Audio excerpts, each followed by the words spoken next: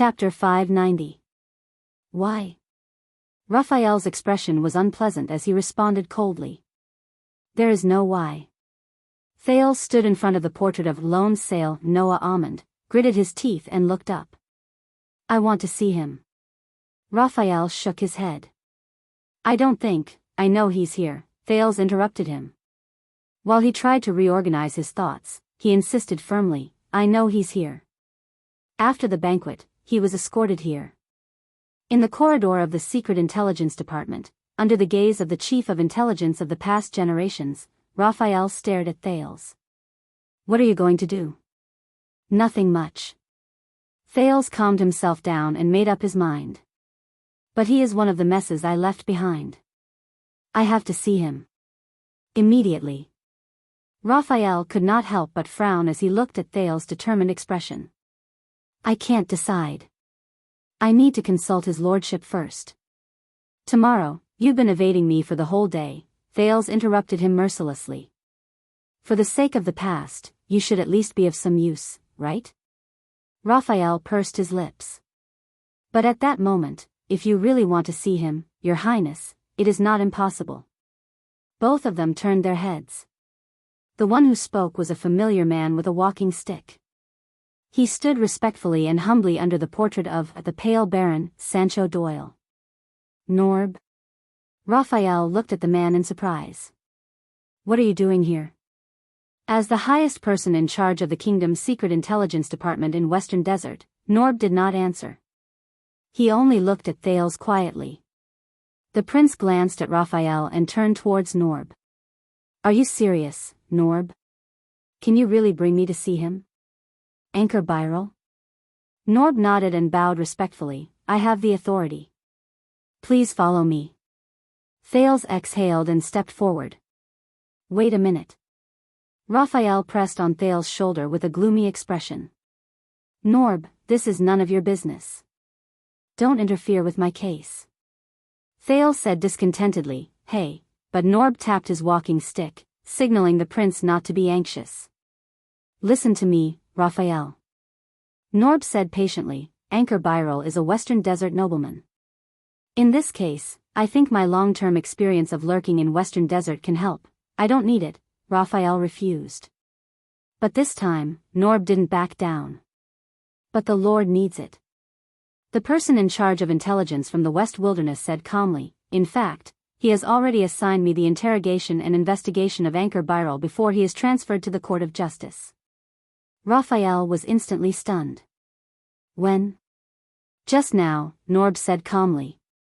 And I think that letting Your Highness meet him may help the progress of the case. At that moment, Raphael frowned at Norb, who looked back at the Baron Bone Man nonchalantly. The two men from the Secret Intelligence Department exchanged glances in the air. Your Highness. Norb gestured with his hand. Shall we go? Thales glanced at Raphael and took a resolute step forward. Seriously, as he walked past the Baron Bone Man, Thales cast a displeased glance at Raphael. What do I need you for? Cohen Caribbean? Raphael stood rooted to the ground. His expression seemed to have sunk into an icehouse. Norb smiled faintly and turned to lead the way. If you're worried, Raphael, you're welcome to accompany us. He became friendly and humble again. Raphael said nothing and remained expressionless. The figures of the prince and Norb gradually disappeared into the distance. The Baron Bone Man looked coldly at the portrait of a black messenger, Mason Johnvold.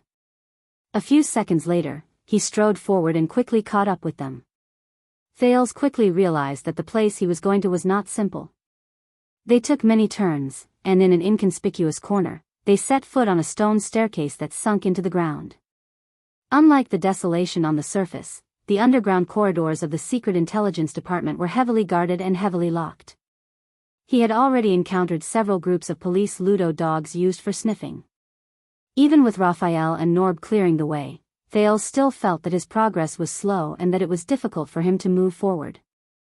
It's a necessary security check, Norb explained patiently as he was inspected by a guard. Especially since you're here. This is even more important. Thales forced a smile and glared at a Ludo that was sniffing at him until it whimpered and backed away. When the guards pulled open a heavy iron gate and brought them into another damp and foul-smelling corridor, there was a commotion in the darkness on both sides. This point again, can't you leave some leeway for people who want to sleep? What, we've lost the fortress, lost the Northern Territory, and now even my dignity as a diplomat? Your Highness. Your Highness Midier. Why your legs have recovered? That's great.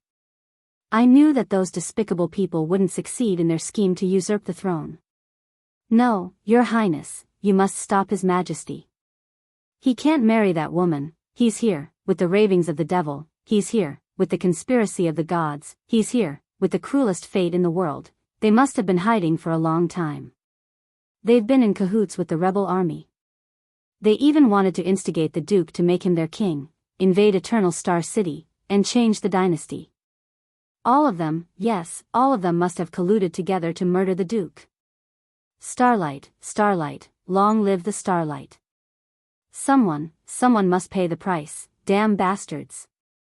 I knew there was something wrong with the battle at the altar. Bulsh * T conquerors of the desert gods altar. Bulsh * T. Listen to me, it's Sylvia, Princess Sylvia, it must be her. She has relatives in Vine City, the people there specialize in making herbs, they know this the best. And those profiteers from Fragrance Merchant Group, they've always been dissatisfied with Prince Banker's policies, they colluded with Blood Bottle Gang to stir up trouble. In the darkness, the figures in the cells on both sides could not be seen clearly, but the screams and cries mixed together, making Thales feel uneasy. This is a special cell of the Secret Intelligence Department. It's a little dark and complicated. Norb turned a deaf ear to Thales, his expression unchanged. Please forgive us. Thales coughed softly. These people, they were convicted by the court a long time ago. Raphael took over the conversation. They should have been imprisoned for life in the prison of bones. But some people have special identities, some still have some value, and some are not suitable to serve their sentences in places other than the kingdom's secret intelligence department. Norb sighed. In Blade Fang's camp, if Stake did not die, he should be here now. Raphael glared at him. As you can see, many people are abnormal. They have ulterior motives, and naturally, their willpower is not strong. Norb shook his head. They are just immersed in the past, unable to extricate themselves. Raphael's gaze on him became even more hostile. Immersed in the past. Thales' expression darkened slightly. The magical journey known as the Black Track in the mountainside of Dragon Cloud City appeared in his mind. Norb sighed. I still remember what Lord Hansen told everyone, being able to forget is the greatest happiness. Raphael snorted softly. Why don't I remember? When did he say that? Norb twitched the corner of his mouth. 30 years ago. 30 years ago. Raphael immediately fell silent. Thales could not help but ask, how old are you this year? Norb nodded respectfully amid the endless cries. 42. Thales pursed his lips and did not say anything. They passed through another iron gate and shut the cries behind them. What appeared in front of them were sealed cells with iron doors and thick locks. There was only a small hatch on each door that led to the outside world. Here, Thales was stopped. I knew you would come. A faint, deep voice came from behind one of the cells. Thales felt like he had heard it before. I just didn't expect it to be so soon. The prince frowned and turned around. A weathered face appeared at the hatch. By the way, boy, last night's wine was terrible. It was a man with a sloppy face but unwavering determination. He held the iron bar on the hatch and glared at Thales. I've been hungover ever since. Raphael and Norb looked at each other. They wanted to say something, but did not. Thales was silent for a while before he snorted coldly. Of course not as good as the wine here. Sir Arund. The prince continued forward, leaving Val Arund behind. Norb followed closely behind. I told you, he will be a big problem. The imprisoned guardian duke of the Northern Territory stared at Thales's figure quietly. He is older than you, little Baron Breed. When he heard this form of address, Raphael, who was the last to leave, stopped and looked at Val behind the iron door with a complicated gaze. Eat more in the future, Your Grace. Raphael stared at him for a while before he slowly said, Don't just drink. Once he finished speaking, the Baron Bone Man turned around and left. Wait. Raphael turned around. Val pressed his elbow against the iron door. After a few seconds of silence, he slowly passed a folded letter out of the hatch. Raphael frowned. You know, she won't reply to your letter. Val's gaze dimmed. I know. The Duke's gaze fell on Raphael's hands. The latter subconsciously put his hands behind his back. But at least, you can see her once, child, Val said absent-mindedly. Raphael looked at him for a long time before he finally sighed. He walked to the hatch, took the letter, and put it away carefully. All right. Val forced a smile. Thank you. But in the next second, the Baron Bone Man's expression returned to indifference. But we will only use messenger crows. Once he finished speaking, Raphael roughly closed the hatch. He shut Val's face in the darkness. Under Norb's guidance, Thales finally arrived at his destination, a spacious room. There was a young girl, beautiful and kind. Fate was not good. She lost her mother at a young age. But before they could step into the room, they heard an awful ballad. Here came an old pervert, drunk and groping the bed. The girl's eyes turned. There was meat soup on the stove. The song came from a man. He sounded smug and interested. That was my subordinate, Norb apologized to the prince awkwardly. I asked him to scout out the place first. Thales nodded. They entered the room amidst the man's humming ballad. The place was dark, damp, and depressing. The first things that entered his sight were all sorts of terrifying machines. Torture racks, head crushers, stretching wheels, skinning beds, spiked chairs, blood cradles. These were just the ones that Thales could recognize. When he was young, there were similar places in the Black Gold Casino beside Black Street. As for the ones that he could not name, there were even more small tools and gadgets placed on carts. Thales' heart sank. The figure of a fat man appeared in the middle of the room. His back was to the door, his upper body bare, wearing an apron, gloves, and a hood. He hummed a song and shook his shoulders as he rhythmically arranged the various tools on the cart.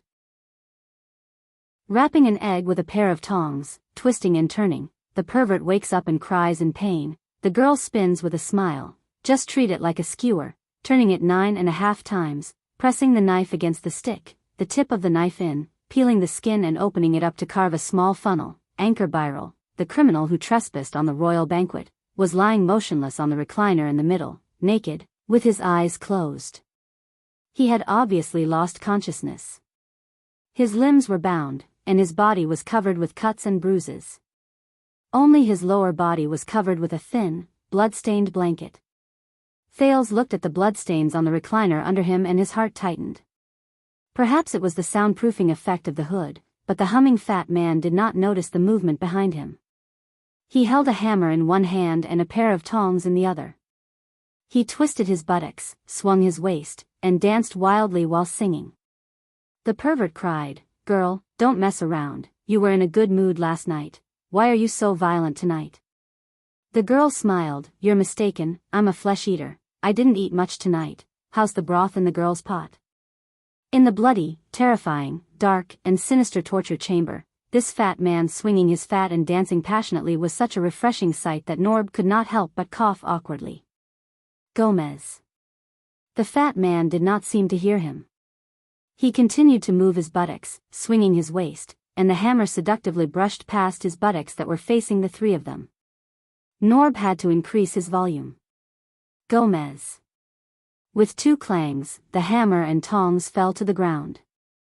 The fat man froze in place, maintaining his posture of stroking his buttocks. The song stopped. The room fell silent. The fat man named Gomez trembled as he took off his hood and stumbled around. He was the first to see Thales and was startled. Wow! Gomez breathed a sigh of relief. He wiped away the sweat on his face from his vigorous dance. Where did you come from, little brat? Don't you know it's wrong to scare people like this? Norb appeared from the darkness. Gomez.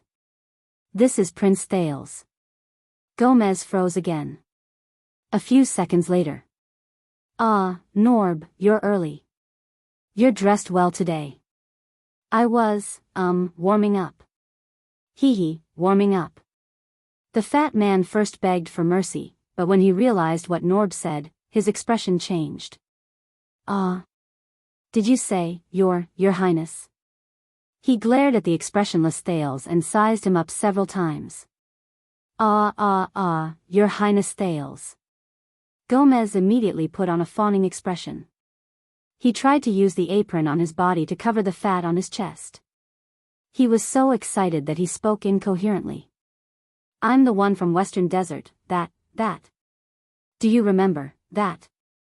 Unfortunately, his naked, ferocious, sweaty, and blood-stained appearance reduced his fawning effect by half. Thales had no choice but to smile at him. Wake up the prisoner. Norb felt humiliated and helplessly covered his face. Gomez smiled obsequiously and said, all right. He turned around and picked up a pair of bloody tongs before walking excitedly towards Anchor, who was lying on the recliner. Thales' expression changed. Wait a minute. Norb stopped him in time and glanced at Thales. Be friendly. Gomez lowered his head in embarrassment, dropped the tongs, changed a bucket of cold water, and splashed it on Anchor. Cough cough, Tina, cough cough cough. Anchor, who was lying on the recliner, was splashed with cold water. He struggled up from the recliner agitatedly, as if he had just woken up from a nightmare. Tina, cough cough. He coughed out the water in his mouth in pain and looked around weakly. It was only when he saw the bandages on his hands and feet that he realized he was still in a nightmare. Didn't we agree to rest for a quarter of an hour? Anchor fell weakly back onto the recliner, barely breathing. It's the middle of the night, I'm not tired. You guys.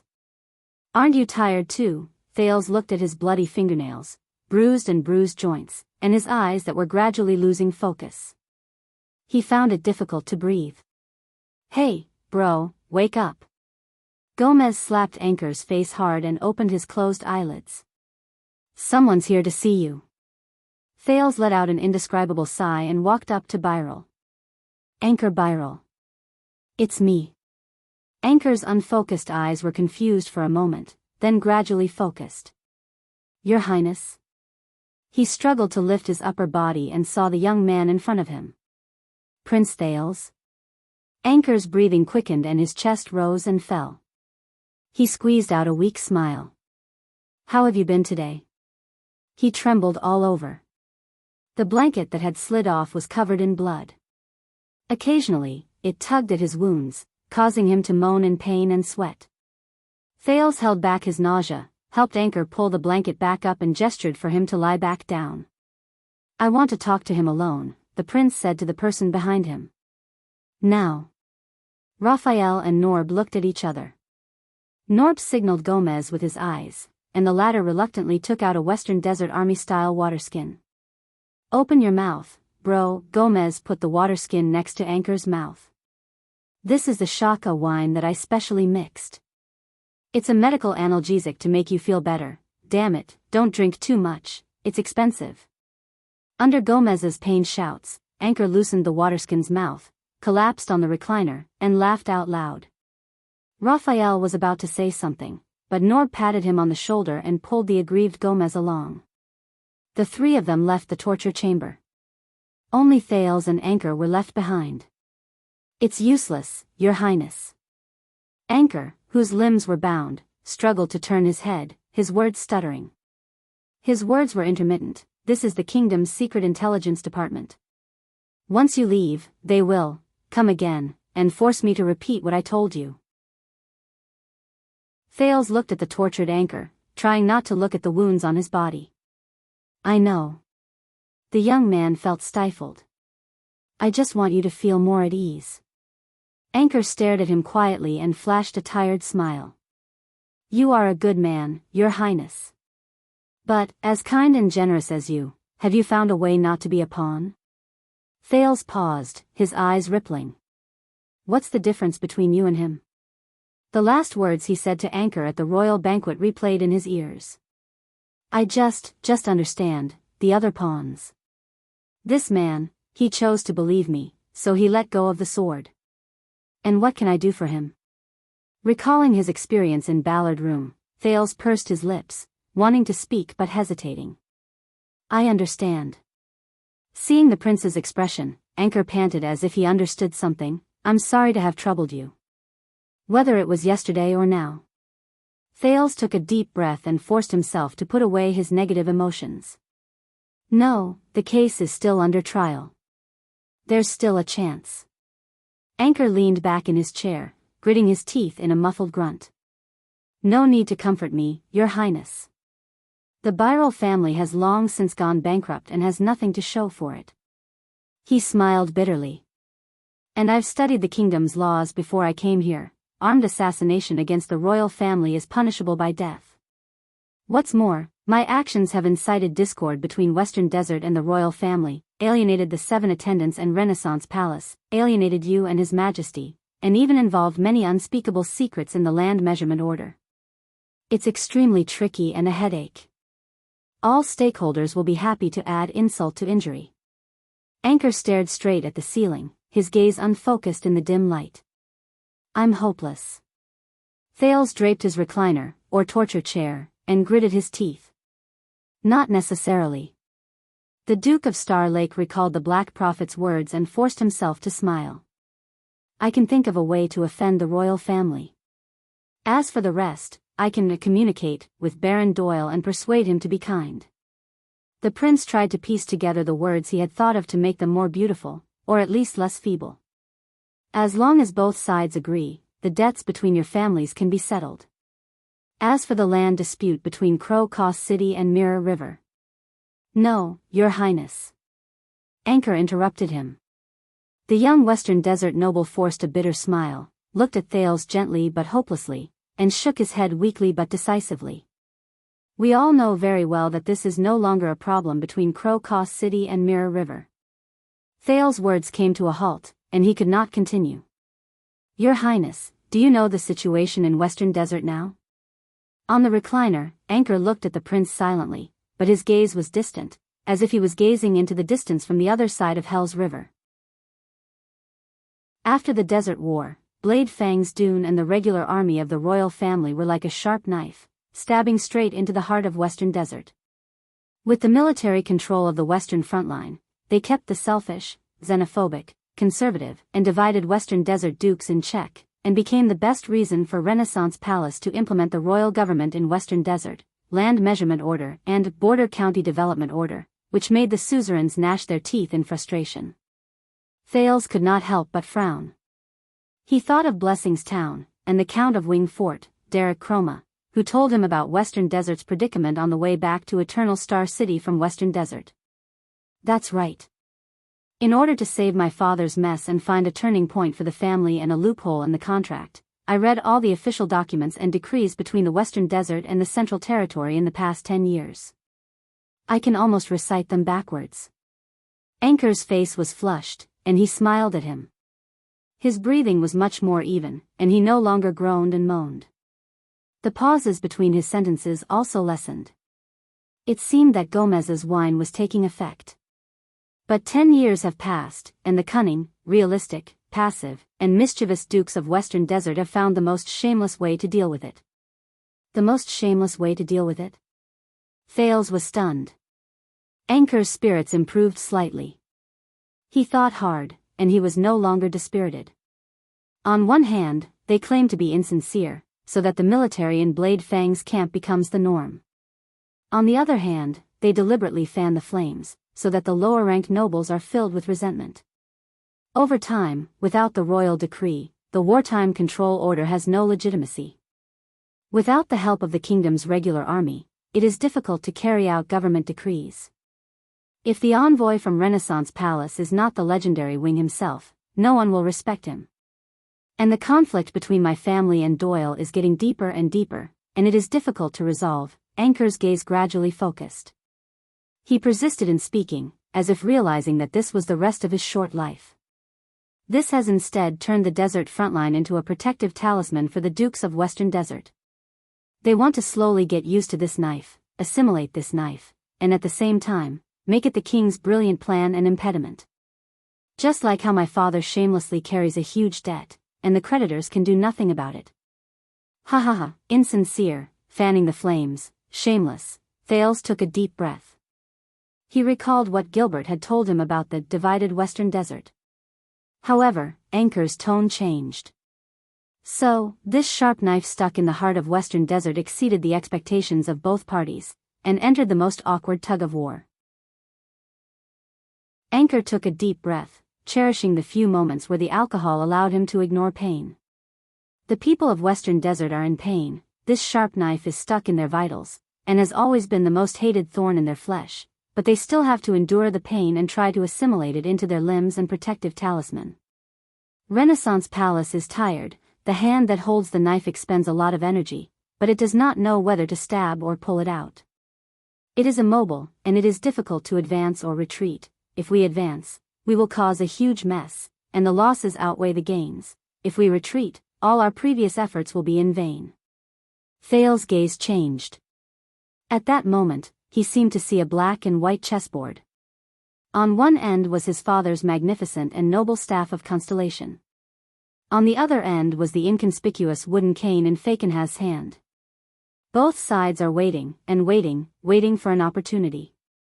Perhaps it is a foreign war, a crisis, a major event.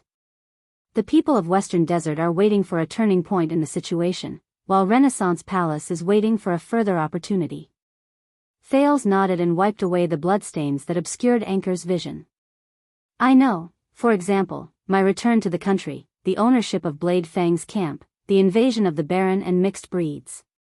Both sides are going back and forth, dealing with each other as they see fit. For example, Thales did not continue, but looked at Anchor quietly. Anchor forced a smile and nodded weakly.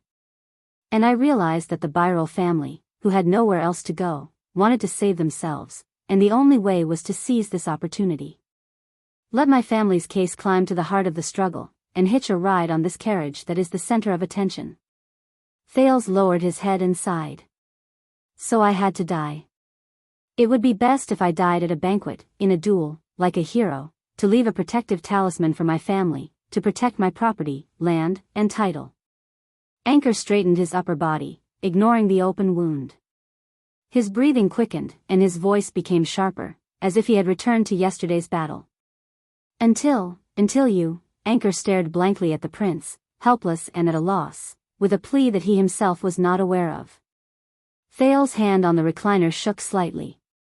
So, Anchor realized something. He lay back on the chair and fell silent. No one can save me, Your Highness. Not even you. You. Thales was stunned and speechless. He was right. He could not save him. He could not even face his father's interrogation in Ballard Room. There was a moment of silence in the torture chamber. I'm sorry, Thales said with difficulty, feeling that his tone was dry, and meaningless. No. Anchor turned his head and curled the corners of his lips. His eyes were gloomy. Thank you, Your Highness. Thank you for facing the injustice of others, facing the pleas of desperation, facing the suffering of others. You did not respond with indifference, but turned around and waved your sleeves. Even if you could. Thank you for your mercy at the banquet. Mercy. Thales could not help but recall Zayn's words. You used your power to cut off this hope, regardless of victory or defeat in the duel, life or death, whether you killed the prince or never overturned the case. His family would be doomed eternally. You took advantage of his humanity, forced him to give up the duel, and even forced him to live. You were so stingy that you were not even willing to grant him the mercy of death. Now, who is the heartless one? The prince shuddered slightly. Anchor said in a daze, thank you for being willing to come here and listen to my voice, or my last words. Thank you for being as tolerant, just, kind, and wise as you are rumored to be.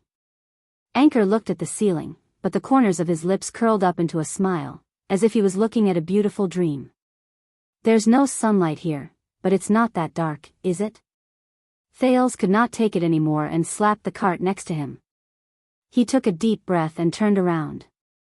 Anchor, I promise you, about your father and the Doyle family, it doesn't matter anymore. Anchor shook his head, his eyes lifeless. I know my father, Your Highness. He's just a damned bastard. He's obstinate and self-opinionated. He's extravagant and self-righteous. His expression was disgusted and contemptuous. Thales stared at him blankly. Anchor, marrying him was my mother's greatest misfortune in her life. Marrying her was my father's greatest fortune. Anchor snorted. Yes, in order to catch people's attention, what I said at the banquet was insincere and untruthful. My father brought this upon himself. He smiled apologetically at Thales. I know, I've always known. Even if Doyle's scheme didn't make him squander his fortune, he would have fallen into the hands of others. It was just a matter of time. It has nothing to do with anyone. And it has nothing to do with you. Thales did not speak. He only lowered his head and held Anchor's hand, feeling him squeeze it even harder as he continued to listen to his confession. Just like in the prison of bones. Anchor was lost in thought as he recounted his troubles like a child. In fact, ever since I was young, my father was best at whipping his wife and children, just like most fathers in Western Desert. In the Tower of Eradication, Teacher Curatle said that I was very perceptive and sensitive to the enemy's attacks, very suitable for the Rose Line. Anchor was contemptuous at first, then broke into laughter. I could only tell him that this was the result of my training since I was young, a family tradition. A family tradition, ha ha ha ha, whether you believe it or not, Thales said in a low voice, being good at taking beatings is also a family tradition. Anchor glanced at him, and the two smiled at each other. Maybe we should have known each other earlier, and exchanged insights, but the young man's smile became more bitter, and heavy. Thales listened quietly. Like it was the last thing he could do. Biyao exhaled. I was never close to my father, and I don't want to pay for the mess he left behind. Anchor shook his head, the conflict in his eyes slowly turning into relief. But we have no choice, right? Especially our origins. I was never close to my father. We have no choice. Especially our origins. At that moment, Thales, who was in a trance, felt his hand tighten, and the sin of Hell's River jumped slightly. Anchor. The prince endured the pain and gently patted the back of Anchor's hand to make him relax. But Anchor Biyao just stared blankly at the void. But my brothers and sisters, they are innocent, just like our mother. They should not be like me, burdened by their father's shadow. They should walk out of Western Desert and see the world outside, just like I promised them. Anchor came back to his senses, full of disappointment. But I can't see it. Thales closed his eyes. My father's shadow, at that moment, he seemed to see the figure at the end of the long table and Ballard room, or the throne at the end of the long corridor in the council chamber. They will be fine. The prince opened his eyes and tried his best to comfort Anchor. Your sisters-in-law, I swear. I'll do my best. Anchor looked at him and nodded laboriously. It's impossible to count on Biyao to keep his title, land, and provide them with adequate food and clothing. Anchor seemed to recall something and tried his best to explain. But my mother, she deposited a sum of money in the royal bank when she was alive. The proof is in the hands of our maid, Tina. After I die, that might be enough to raise my younger siblings until they become adults, not necessarily. Before I came, I really didn't expect the prices in the capital city to be so expensive. Anchor smiled bitterly. I just need your help not to let others find out, especially my father's creditors. The Doyles are not the only family, especially after Crow Caw City's land has been reclaimed. Thales exhaled, trying his best to calm his voice and instill confidence. I will get someone to look after it, Thales said seriously. In Western Desert, Duke Fakenhaz will give me face, and Derek Chroma of Wing Fort is also my friend. The truth was, he did not know if they were his friends. But he had to say it. He had to. But in the next second, Thales's palms trembled. He quickly looked at Anchor, who was agitated, his chest heaving up and down. Anchor, don't be agitated, maintain your strength. It took Anchor a few seconds to recover. It's all right, Your Highness. He was sweating profusely and tried his best to smile. Even if I'm someone's pawn, it's still my choice. Thales looked at him, all sorts of feelings welling up in his heart. But he had a thought. Speaking of pawns, the prince said slowly, there's still one more thing I can't figure out, Anchor. Anchor turned his head slowly and looked at him in confusion. Zayn Covendier, as the instigator of the conspiracy, he specifically told me yesterday, Thales said in a low voice, trying not to let his emotions affect his judgment. He asked me to come and see you in prison when I'm free. Anchor's palms froze. The Duke of Star Lake said solemnly, he also said, His Majesty will be very happy. Why? Why did he say that? Anchor Biyao? End of this chapter. Chapter 591. In that second, Anchor was stunned. He stared blankly at Thales. His Majesty will be very, very happy. The Western Desert man turned his head absent-mindedly and muttered to himself. Is that so, is that so? Thales frowned. You know, this morning, Zayn gave in to my father. He cut a big chunk of his flesh for this, then ran back to Jade City, as if it was planned. What's in it? Thales stared at Anchor. What's in it for Zayn Covendier and his South Coast Hill to help you create this big news? Just to embarrass me? And then watch you being executed? Anchor was still in a daze and did not speak for a long time. Anchor? Thales had to raise his voice. Biyao trembled slightly and came to his senses. He looked at Thales blankly. His lips trembled as if he wanted to say something. Do you know, Your Highness, Anchor finally spoke a few seconds later, but what he said had nothing to do with Thales' question. If I die in a duel, or at the hands of the guards, it's my own doing. It's no one's fault. Anchor said blankly, but you said you wanted to give me a chance. But do you know that when you stopped me, you stopped the weight of a life? He looked at Thales like a walking corpse. That was brave. But also very stupid. In the next second, Anchor's expression kept changing, his facial muscles contorted. As if he was having an intense mental struggle. Something was wrong. Thales frowned. Anchor's behavior was not right. How interesting. Thales' tone was calm as he continued to speak. You know, more than one person has said I'm stupid, and it was after I made them suffer. Thales recalled the people who had said that, Nuven, Chapman, Kessel, but Biyao ignored the prince's words. But why did I agree at the time? Why should I give you the sword? He was immersed in his own world, his words flowing like pearls. I'm just a pawn. Why should I overthink? The more Anchor spoke, the more agitated he became, until he sobbed bitterly. Perhaps I still have a hint of foolishness left in me. The Western Desert noble gritted his teeth, but he could not stop the tears on his cheeks. A trace of weakness, a trace of luck. I want to believe.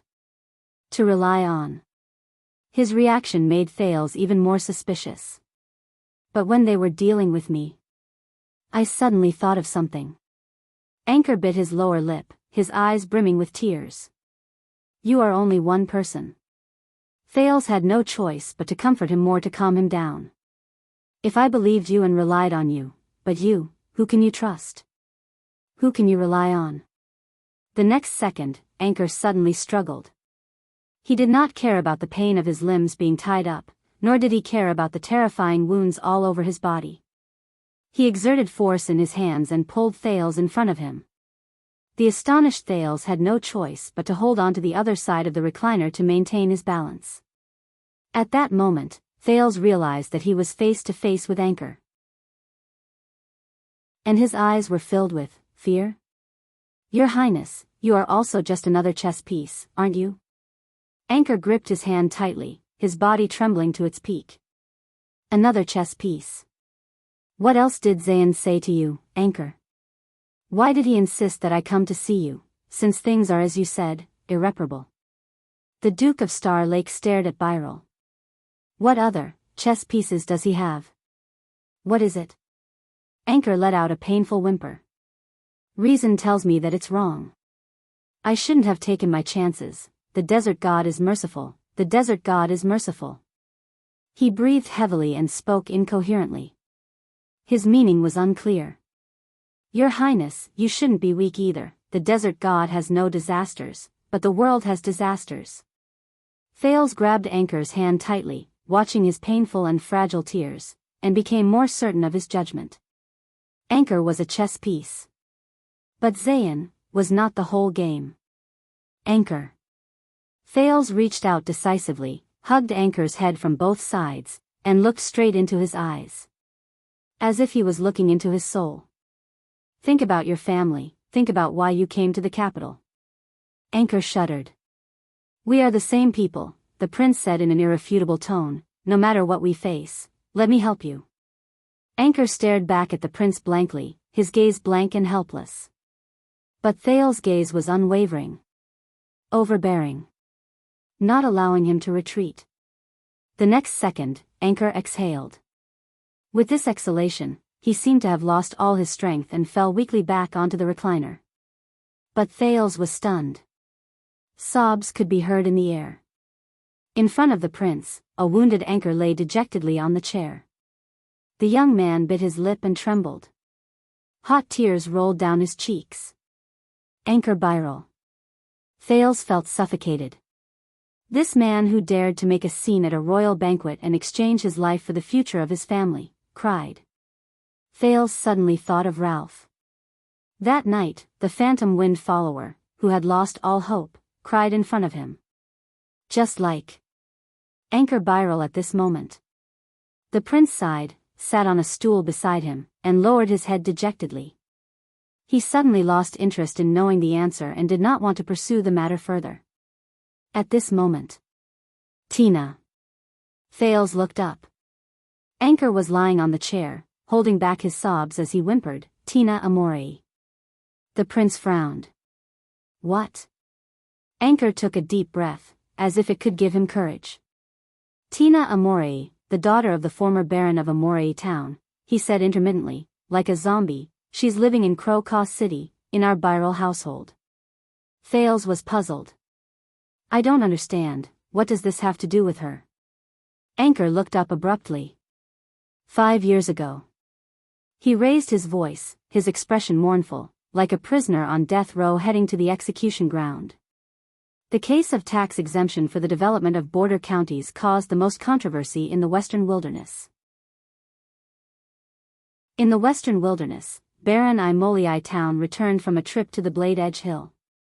However, he was infected with the mist plague and his entire family died. Thales was stunned. But Tina didn't. Anchor widened his eyes and stared at the prince. For 5 years, she tried to forget the past, hid her identity, and lived with us as a maid, after I left my father's castle with my sister-in-law. Amore Town, the entire family died. Thales felt a jolt in his memory. It was familiar. But, as long as you go to my house and find Tina, Anchor panted, fear and pain entangled in his voice. She is the most convincing living proof. Her bloodline, her survival, her existence, her testimony can prove that 5 years ago, Baron Amore's entire family did not die of a plague. In the next second, Anchor's voice became extremely cold and full of resentment. Instead, it was a few important figures in Western Desert who conspired together to silence them. At that moment, Thales' heart stirred. He remembered. After the incident, Amore Town was given over to someone else to suppress the situation. Those in the know include the 3 most powerful families, Brave Souls Fort, Wing Fort, and even Fakenhaz. He had heard of this. Thales thought in a daze. On the way back to Eternal Star City from Blade Fang's camp. According to Cohen's cousin, the Count of Wing Fort, Derek Chroma. But, why? Thales reacted and asked anxiously. Why? Anchor was sweating profusely as he panted. He let out an ambiguous sneer.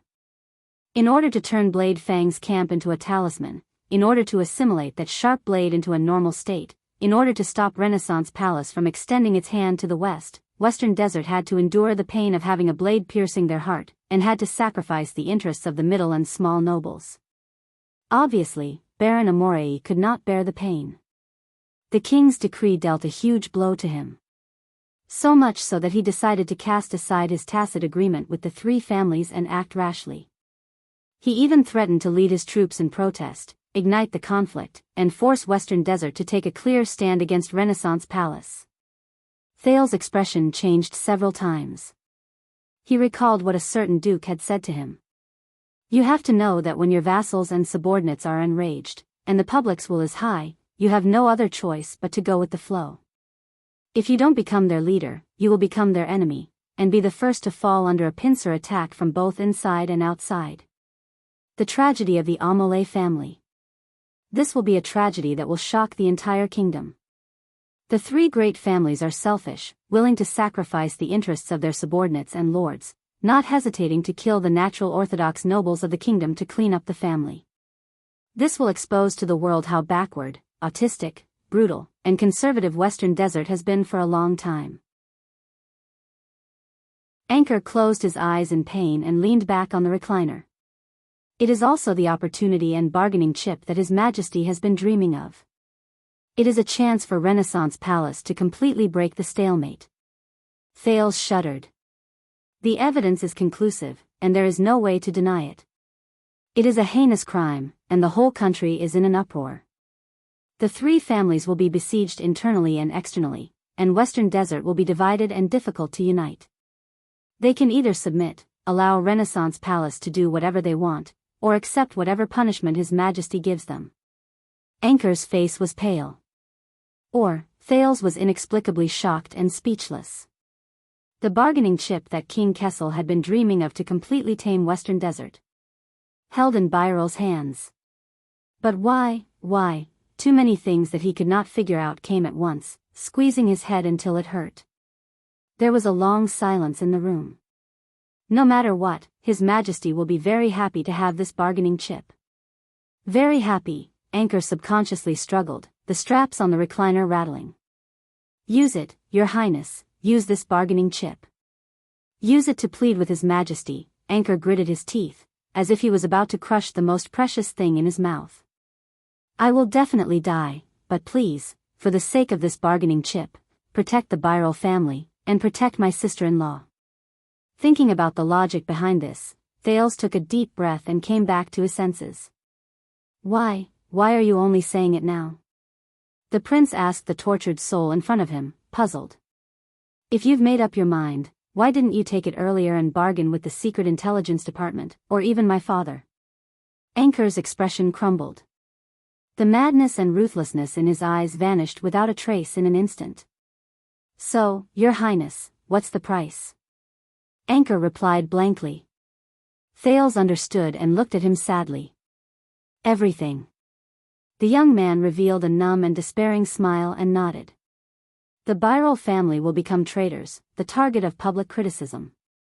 In the chess game of Western Desert, we will no longer have a choice, no longer have freedom, no longer have a future. Thales pressed on his shoulder. In the next second, Anchor's eyes were slightly dazed. Endless pain and remorse seeped out of his voice. And Tina, she will never forgive me. As Byral's voice faded, he stared blankly at the void, motionless. Like a walking corpse. Dead silence. That girl called Tina. After a while, Thales spoke with difficulty. Who is she to you? Anchor did not answer. He only glanced at Thales with bloodshot eyes, slammed back against the back of the chair, and whimpered painfully between his teeth. In that instant, Thales seemed to have returned to the cramped Ballard room. She's good? The prince asked in a daze. Anchor panted in a daze. The best. But now, it doesn't matter. Anchor no longer looked at him and said numbly, it doesn't matter anymore. There was silence in the torture chamber. But Thales's mind was in a mess. Does Zayn know about this? Or does Zayn know that Anchor has a bargaining chip? Is this what Zayn asked you to tell me? An irresistible bargaining chip, an opportunity for the royal family to completely crush Western Desert? Anchor nodded absent-mindedly. Yes. But it's not. Thales frowned. What do you mean? Anchor raised his head and looked at Thales bitterly. In order to save my family, I did ask Duke Covendier for help, and asked him to facilitate my intrusion into the banquet. But it wasn't him. Anchor said faintly, he was just another chess piece. Zayn was just another chess piece? Thales was stunned. I don't understand. Anchor panted for a few seconds, his expression pained, as if the effects of Shaka wine were gradually fading. But Thales could not care less. Long before that, when I was searching everywhere, I asked another person for help. Another person. He was the one who reminded me of the plan to bring a sword to the banquet and duel in front of everyone to protect my family. Anchor's words were intermittent, with the double sorrow of heartbreak and despair. What? Thales suddenly felt that he had touched the back of this chess game. Bring a sword to the banquet. Duel. Who? The prince pressed down on Anchor's shoulder in shock, shaking him and asking, who was that? Anchor hissed in pain, but he still smiled bitterly and said, but he was indifferent. But he was indifferent. He refused to help me. I even used this bargaining chip to threaten him. But he just laughed. He finally said that my only chance to save the Biyao family can only be found in the capital, in one person. Anchor's bloodshot eyes were fixed on Thales. He also said, in case I fail, in case I have to use this bargaining chip, I must hand it to you. And I can only hand it to you. Zayn was just a chess piece, someone. The one who set up this chess game, someone else. Thales could no longer hold it in. His grip on Anchor's shoulder tightened. Who? The one who drove Anchor to his death, the one who sneered and moved the chess piece, the one who drove himself and Doyle into a dead end. In his anger, the prince's eyes burned. Who is the person behind this banquet farce? Thales made quite a commotion. Norb and Raphael's footsteps sounded urgently from behind. Your Highness? What happened? But Thales did not care. He only pressed down on Anchor and waited for his answer.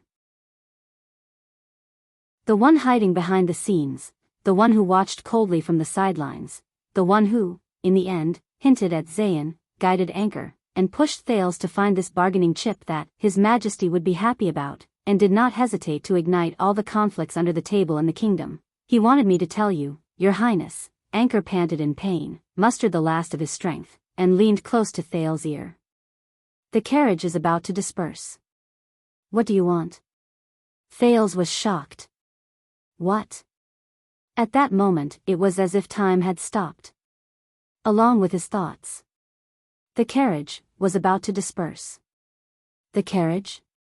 But, Thales stared at the dying Anchor in shock. That's not right. That's impossible. How could it be? It's too dangerous, Your Highness, stay away from him. The footsteps behind him were getting closer. Anchor Byril gave a pale and numb smile. He also said, since I've given it to you, then hold on tight. In that second, Thales' eye socket suddenly widened. Before he completely passed out, Anchor laboriously pressed himself against Thales' ear and hissed out the last few words. Hold on, your sword. Western Desert Hill, ruins, floating sand palace. In a quaint and solemn room, Derek Chroma put down his teacup and glanced at the chessboard on the table. Are you going to take this step or not? He asked the person across the chessboard respectfully and politely, Your Grace? Humph. Across from him, the master of the ruins, Cyril Fakenhas stared at the chessboard leisurely, deep in thought, but his expression was even more ferocious and terrifying. Patience, young man, patience. A good game of chess is never won in one move. The Duke of Western Desert changed his sitting position without a care. He held his teacup confidently. Derek was silent for a second. His face was expressionless. But the young Count of Wingfort was very honest. He pointed at the lonely black king on the chessboard, which was tightly surrounded by white chess pieces. You only have this one piece left. Fakenhaz's hand that was holding his teacup froze. Derek pointed out the truth calmly and even more ruthlessly. No matter which way I go, my next move is going to be a checkmate. Fakenhaz's eyebrows twitched slightly. What do you know? Looking at the overwhelming situation of 10 white and 1 black on the chessboard, the Duke calmly coughed at the right time to hide his slightly red face. The situation on the chessboard is only superficial. What's more important is the chess player. He extended his finger and pointed meaningfully at Derek, then at himself. As the saying goes, even chess is evenly matched. Little Derek, remember, we're playing chess with a person, not chess pieces. Chess player. Derek narrowed his eyes. Fakenhaz smiled coldly and gently placed a chess piece. The king moved. His demeanor was profound. Full of vigor. Derek cast a sidelong glance at him as he placed his chess piece. He breathed a sigh of relief and extended his hand to take his next move. Wait! Fakenhaz shouted loudly. Derek's hand stopped in midair. The Duke of Western Desert bent down and observed the chessboard with a profound expression. Let me think again, under Derek's incredulous gaze. In the next second, Fakenhaz calmly extended his hand and placed the only king back to its original position. Let me think again, let me think again. Derek's hand fell to his side in disappointment. Sir, there's only this move left. You keep going back and forth, the young Count Chroma sighed heavily. Or else, we can just consider this game as invalid. Hey! How can we do that? Fakenhaz slapped his thigh. We have a stake.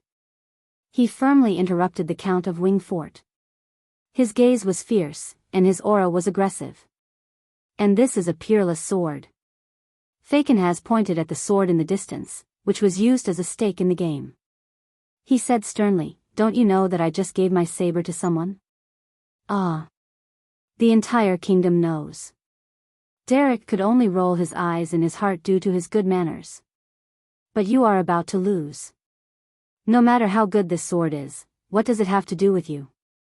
He smiled elegantly and used vulgar words to pierce the Duke's heart mercilessly. But unexpectedly, Fakenhaz only smiled sinisterly. He stroked his walking stick gently and resumed the manner of an expert. The situation on the chessboard is only a superficial representation. What's important is the player, as the saying goes, we are evenly matched.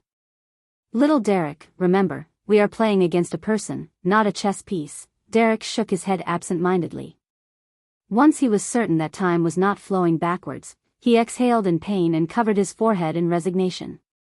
Fakenhaz saw his movements, narrowed his eyes, and seized the chance to extend his hand. It's useless to touch my chess piece secretly, Your Grace. The Count of Wingfort buried his head in his hands. He did not even look, but he seemed to have predicted what would happen. You only have one king left. Fakenhaz's expression did not change when he was caught. He naturally and smoothly withdrew his hand that had been secretly touching the other person's chess piece. His expression was calm. There was no guilt. Derek raised his head. His expression was stern. Seriously. The Count of Wingfort no longer looked at the chessboard. You should really be glad that I have a good temper to give away such a huge bargaining chip just like that. If Count Bosdorf was here, he would definitely lead his soldiers to Crow Cause City and burn that orphan girl from the Amoli family to ashes. Fakenhaz did not seem to have heard him. He only stared at the chessboard carefully. He stared at the only king he had left. It was as if he could create a miracle with his stare. You seem to have a large army pressing down on us, and I seem to have no chance at all. The Duke focused on the chessboard and muttered to himself, but where is the turning point? Derek glanced at him and said tentatively, of course, if Black Lion knew about this now, he would also lead his soldiers to the ruins and break your other leg. Fakenhaz was still immersed in his own chessboard. He scratched his chin and thought hard. No matter what you do, you will die. You bastard, as expected of someone who was taught by Caribbean, Derek snorted in disdain. Are you sure you are taking the right step? What if His Majesty announces to the world tomorrow that he will list our crimes and force us to, for example, disband the army, raise the tax rate, and hand over the right to appoint and dismiss government officials? What if Count Bosdorf cannot bear the humiliation and leads the people to revolt? The Count of Wingfort stared at Falkenhays coldly. But the Duke still ignored him. It's fine. Chess skills are not the key. Not the key. Falkenhays pretended to be deep in thought. He rubbed his palm as if he wanted to rub a chess piece from it. The key is the person playing the chess. Think, Cyril, think again. There must be a way, but in the next second, Derek's aura changed. But let me say this first, Your Grace.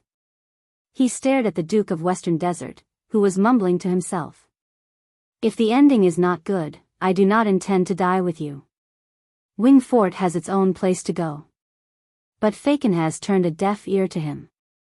He only stared at his bald king's chessboard. It's fine. Continue thinking, continue thinking. When the sky turns dark or the sky turns bright, there must be a way to break the stalemate. The sky turns dark, the sky turns bright. Derek raised his head and looked at the position of the sun. He felt a chill run down his spine. Enough, Sir Cyril. Derek, who had long since lost his mood, pointed at the White King who pushed him down and said impatiently, It's just a game of chess. I admit defeat. At that moment, slap. Falkenhays slapped his thigh fiercely. Look. The Duke, who was immersed in the world of the chessboard, suddenly came back to life and returned to reality. Look, he pointed at the White King who was pushed down by Derek. He grabbed his own Black King and laughed excitedly. Didn't I win just like that? As he stared at the Duke of Western Desert, who could not stop laughing, Derek's expression twitched. Win, my foot, Falkenhays put down his chess piece. Filled with emotions, he heaved a long sigh. It can be seen that perseverance will eventually pay off, and hard work is the way of the king. The twitching on Derek's face became even more extreme. Falkenhays stared at the cold and merciless scenery of the ruins outside Floating Sand Palace, as if it had been plowed by nature's razor blade. He suddenly felt a surge of heroic spirit, and he slapped the table. In this situation, in this game, when I won, should give a big white. The Count of Wingfort could no longer hold on. He sighed in resignation and buried his face in his palms again. Chess, chess. As expected, we are not playing a game of chess, and neither are we playing chess pieces. Falkenhays chuckled. We are playing a chess player. Derek gave him a polite and resigned smile. Chess player, my foot. Just like you, young Derek. You are still too young and too eager to admit defeat. Derek could no longer hold it in. That's right. The entire game took 2 hours, and you wasted 1.5 hours just on the last move. He stood up and left swiftly. He did not forget to swear. Who the hell can win against you? As he stared at Derek's retreating figure, Falkenhays smiled softly. He turned his head around and stared at the Black King standing tall on his chessboard. My uncle can, the Duke said softly with a sigh. So can Midier. When he thought of this, the Duke of Western Desert's expression changed. He stood up in a fluster and shouted hastily, Hey, leave that sword behind. It was not easy for me to win the bet. He extended his hand expressionlessly. Monthly votes, rewards, and comments praising Swordless Sword for being diligent in updating. End of this chapter. Chapter 592. Thales walked out of the cell where Anchor was being interrogated numbly. He was in a daze. In front of Raphael and Norb, he still instinctively maintained his dignity and bearing as the Duke of Star Lake. His every move was elegant and steady. He still remembered everything that happened in the interrogation room. He remembered how his words and actions had far-reaching effects and were difficult to reverse because of his power and status, not the content of his words. This was his luck, but also his curse. But when the two men from the Secret Intelligence Department came forward and respectfully asked the prince, "What did he say to you?" "Nothing." Thales only remembered that his voice was calm and composed, as always. He was just unwilling and begged to live. Raphael and Norb did not say anything. But the Baron Bone Man's gaze lingered on him a little longer. Norb's expression became more serious as he sized up his surroundings. But that was no longer important. "The carriage is about to disperse. What does the prince wish to do?" "Hold on to your sword." The dying anchor used all his strength to tear the words out of his throat. They lingered in his mind like maggots, echoing and deafening. "Please follow me, Your Highness. The exit is this way." In front of the absent-minded Thales, Norb bowed respectfully in a humble and low-key manner. "According to the rules, we cannot return the way we came." But Raphael appeared in front of him and Thales, and glanced at Norb indifferently. "I'll just send him out." Norb smiled and nodded without refuting. Behind him, Gomez looked back at the two men, and occasionally stole glances at Thales. But Thales did not care. The teenager could only remember that he politely and humbly thanked Norb and Gomez, and under their respectful and submissive gazes, he left mechanically. "You said that you're only in charge of the interrogation today?" Raphael scrutinized the calm Norb. "Indeed." Looking at the prince's back, Norb smiled and nodded. Raphael glanced at the unconscious anchor. "How lucky." The Baron Bone Man said coldly and turned to follow the prince. "What a coincidence." Norb bowed respectfully and sent Raphael off. Only when the other man disappeared did his gaze become profound and strange. "Very good, the troublesome prince is finally gone." Wiping his sweat, Fatty Gomez tugged at his apron as if he had just finished a big exam, causing his fat to jiggle. He turned to look at the naked anchor and happily picked up a pair of pliers. "Now we can return to the main topic. See if I don't squeeze him dry, Gomez." "Yes?" Norb turned around, his face expressionless. "Stop." Gomez walked towards anchor with the vice in his hand, but his smile froze halfway. "Okay, I'll go now, huh?" With an indifferent expression, Norb walked towards the unconscious anchor with his cane. "From now on, don't use hard torture on him, and don't use soft torture like sleep deprivation. If necessary, give him pain relief." Gomez looked puzzled. "Then, how should I ask?" Norb shook his head. "Let's just pretend that we're police officers now. We'll stop the interrogation at the verbal level." "That's enough." Having worked together for a long time, Gomez could read Norb's calm but determined tone. He hesitated for a moment. "But it wasn't easy for us to return to the capital, and it wasn't easy for us to encounter this major case of the Western Desert. If we don't take this opportunity to render meritorious service, we've already rendered meritorious service." Norb looked at the darkness outside the door, then leaned over to observe their prisoner. His eyes flickered. "Just now. Rendered meritorious service?" Gomez blinked. Unwilling to give up, he still wanted to fight for it. "But didn't you say that this guy must be holding back or hiding something? Maybe he has something big?" The previous interrogators almost broke him. "We have to get something out of him before he's completely broken or sent to the gallows, and let Lord Hanson..." "No," Norb interrupted him again, straightening his back with his cane. "Trust me. He won't die." Under Gomez's puzzled gaze, Norb glanced at Anchor, who was covered in bruises and had almost no unscathed skin. "Not today." Thales walked expressionlessly in the dark underground corridor of the Secret Intelligence Department. But he felt like he was standing on Ghost Prince Tower in Blade Fang's camp, enduring the cold wind and the assault of flying sand. His palms were cold. "He told me that if I have to use this bargaining chip." Raphael walked in front of him, leading the way. His back was dark. "I have to give it to you, they did not return the way they came." Instead, they walked through one checkpoint after another, shuttling through the maze-like underground corridor. But Thales no longer cared. "I can only give it to you." Thales clenched his fists. "Why?" His gaze pierced through the darkness of the corridor, and vaguely projected thousands of miles away in the western desert, at that hateful, maverick noble who often laughed maliciously. Just a few months ago, he was still talking and giving pointers in front of him. He appeared to be unique and concerned about the country and its people. But why? He's the mastermind behind Anchor. He handed me the bargaining chip that could suppress the vassals of the western desert and destroy the Great Wall. And into the hands of a jade star. Thales clenched his teeth. He did not understand at first, and his whole body was anxious.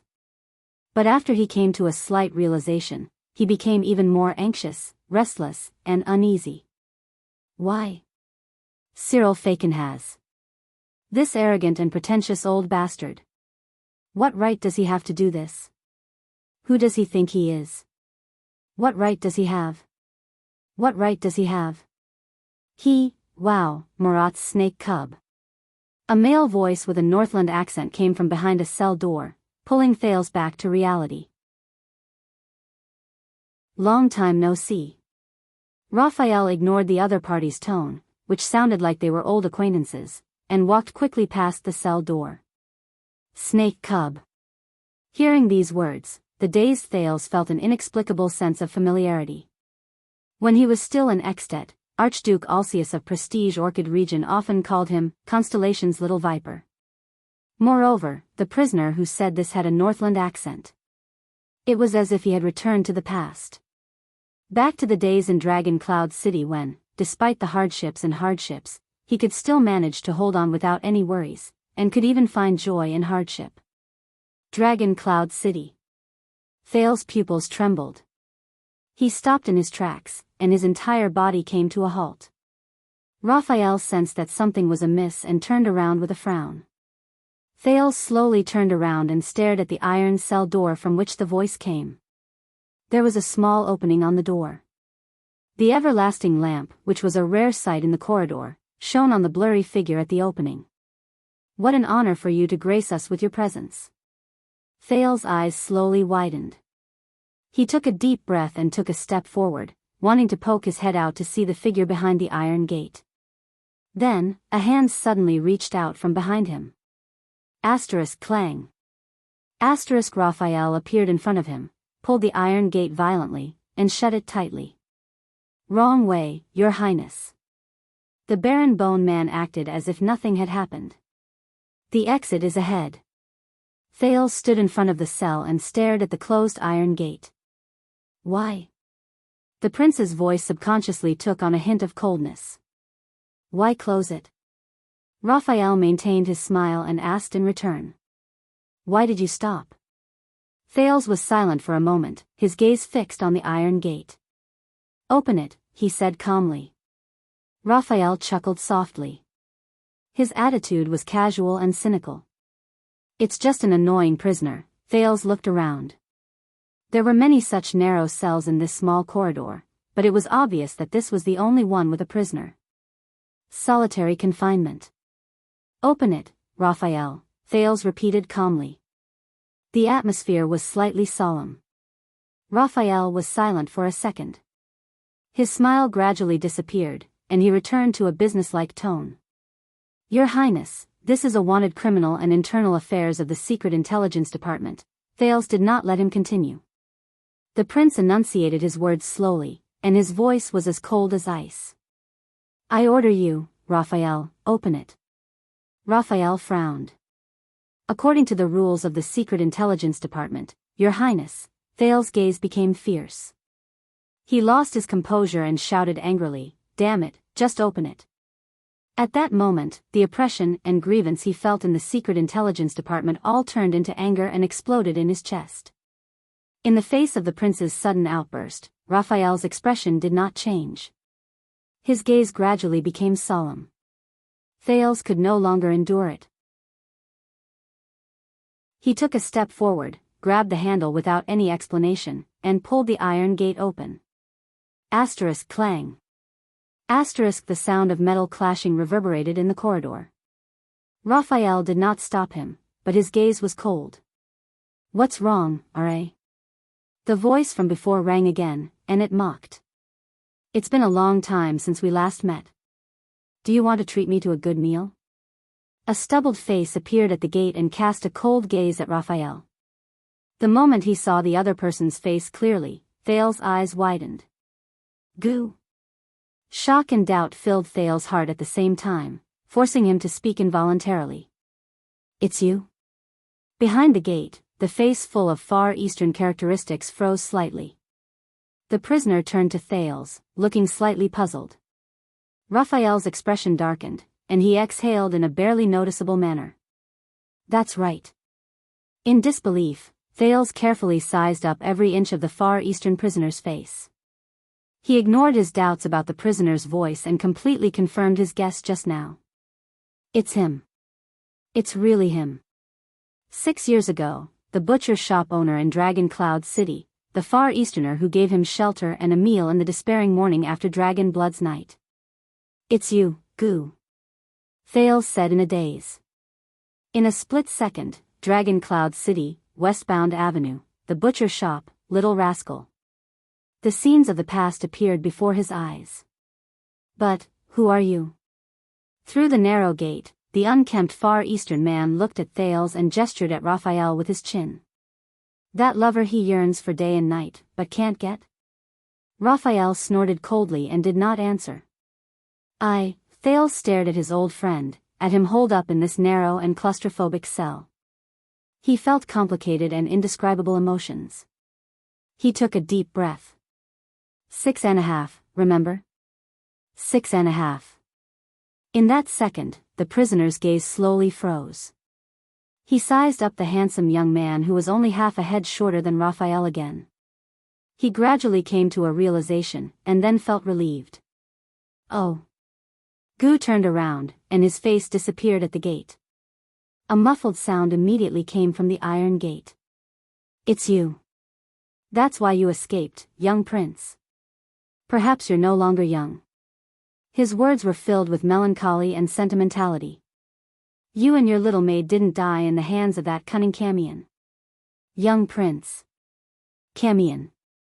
Gu's words evoked Thales's memories. It was as if he was sitting in the butcher's shop 6 years ago again, sitting on the table with Little Rascal, holding bowls, and drinking meat soup with a heavy heart. Raphael exhaled through his nose.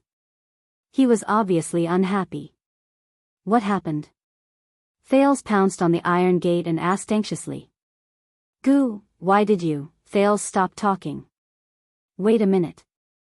Gu's impression of himself was still at the moment when Marquis Shiles took the prince and Little Rascal away 6 years ago. Thales's pupils dilated slowly. He did not know what happened to him after that night. He did not know the story of the second prince of Constellation that was later spread among the people. That means, Thales furrowed his brows tightly and stared at the darkness behind the gate. Gu's disdainful laughter came from behind the iron gate. Thales took a deep breath and suppressed his anger. He tried to calm down and asked Raphael, who was beside him. He was imprisoned here 6 years ago. The prince spoke with difficulty. Why? Raphael crossed his arms. His expression was slightly dark. 6 years? Gu's voice rose. There was surprise and self-deprecation in it. Damn it. Without the sun as a reference, the time I calculated is indeed inaccurate. Thales's heart sank when he heard that. He remembered the guards and prisoners in the prison of bones. He remembered the laments they had when they found out how long they had been imprisoned. Your task is complete, Your Highness, Raphael said coldly. There is no need to complicate matters. Gu's sneer came again. Thales suppressed the strange feeling in his heart and tried to think calmly and rationally. 6 years ago, something must have happened to Gu after they parted ways. It caused him to wander about and be imprisoned. The sin of Hell's River came uninvited. It filled Thales's brain and washed away his memories, washing away an old scene. Your Highness, do you remember what happened in Dragon Cloud City 6 years ago? On the day he fled Dragon Cloud City, Putre's words in the secret tunnel rang in his ears. No, it's not just that. On that day 6 years ago, in a dark place we cannot see, outside Heroic Spirit Palace and Shield District, something else happened. Thales raised his head swiftly. That night, Raphael. He looked at Raphael and stared into his dark red eyes. Dragon Cloud City, the night of dragon blood. The prince gritted his teeth and went straight to the point. Aside from the calamities, Lampard, and what happened in Heroic Spirit Palace, what else did you do? What does it have to do with him and Gu? But Raphael did not move. His expression was dark. What did they do? The one who answered the teenager was still the Far Easterner with a Northland accent. His voice was full of mockery. What else could they have done? As always, they followed the fine tradition of the Secret Intelligence Department. They wouldn't even let go of the leftovers. Thales and Raphael turned their heads to look at the prison at the same time. The former was surprised and bewildered, while the latter was gloomy.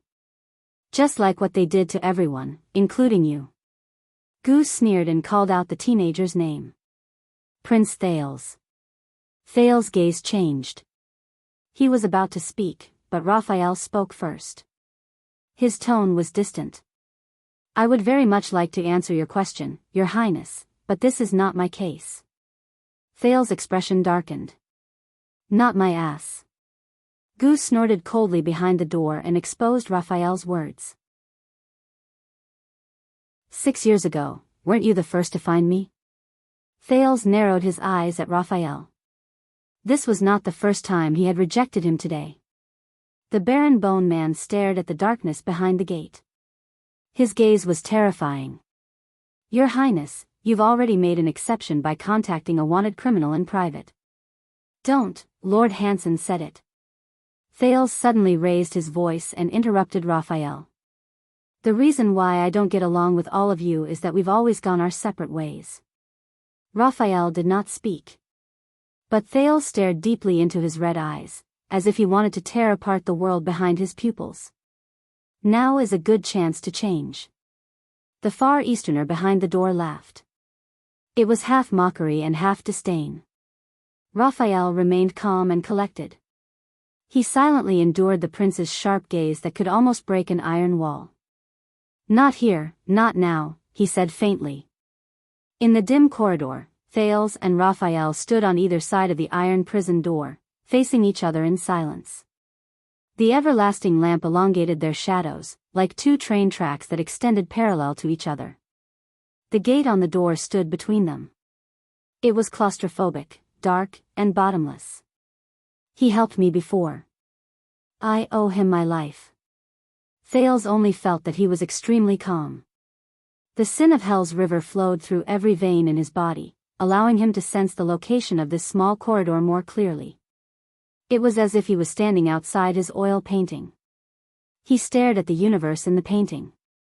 If he's locked up, I must know why. Thales' tone was cold, but it contained a tone that allowed no refusal. That night. That crucial night.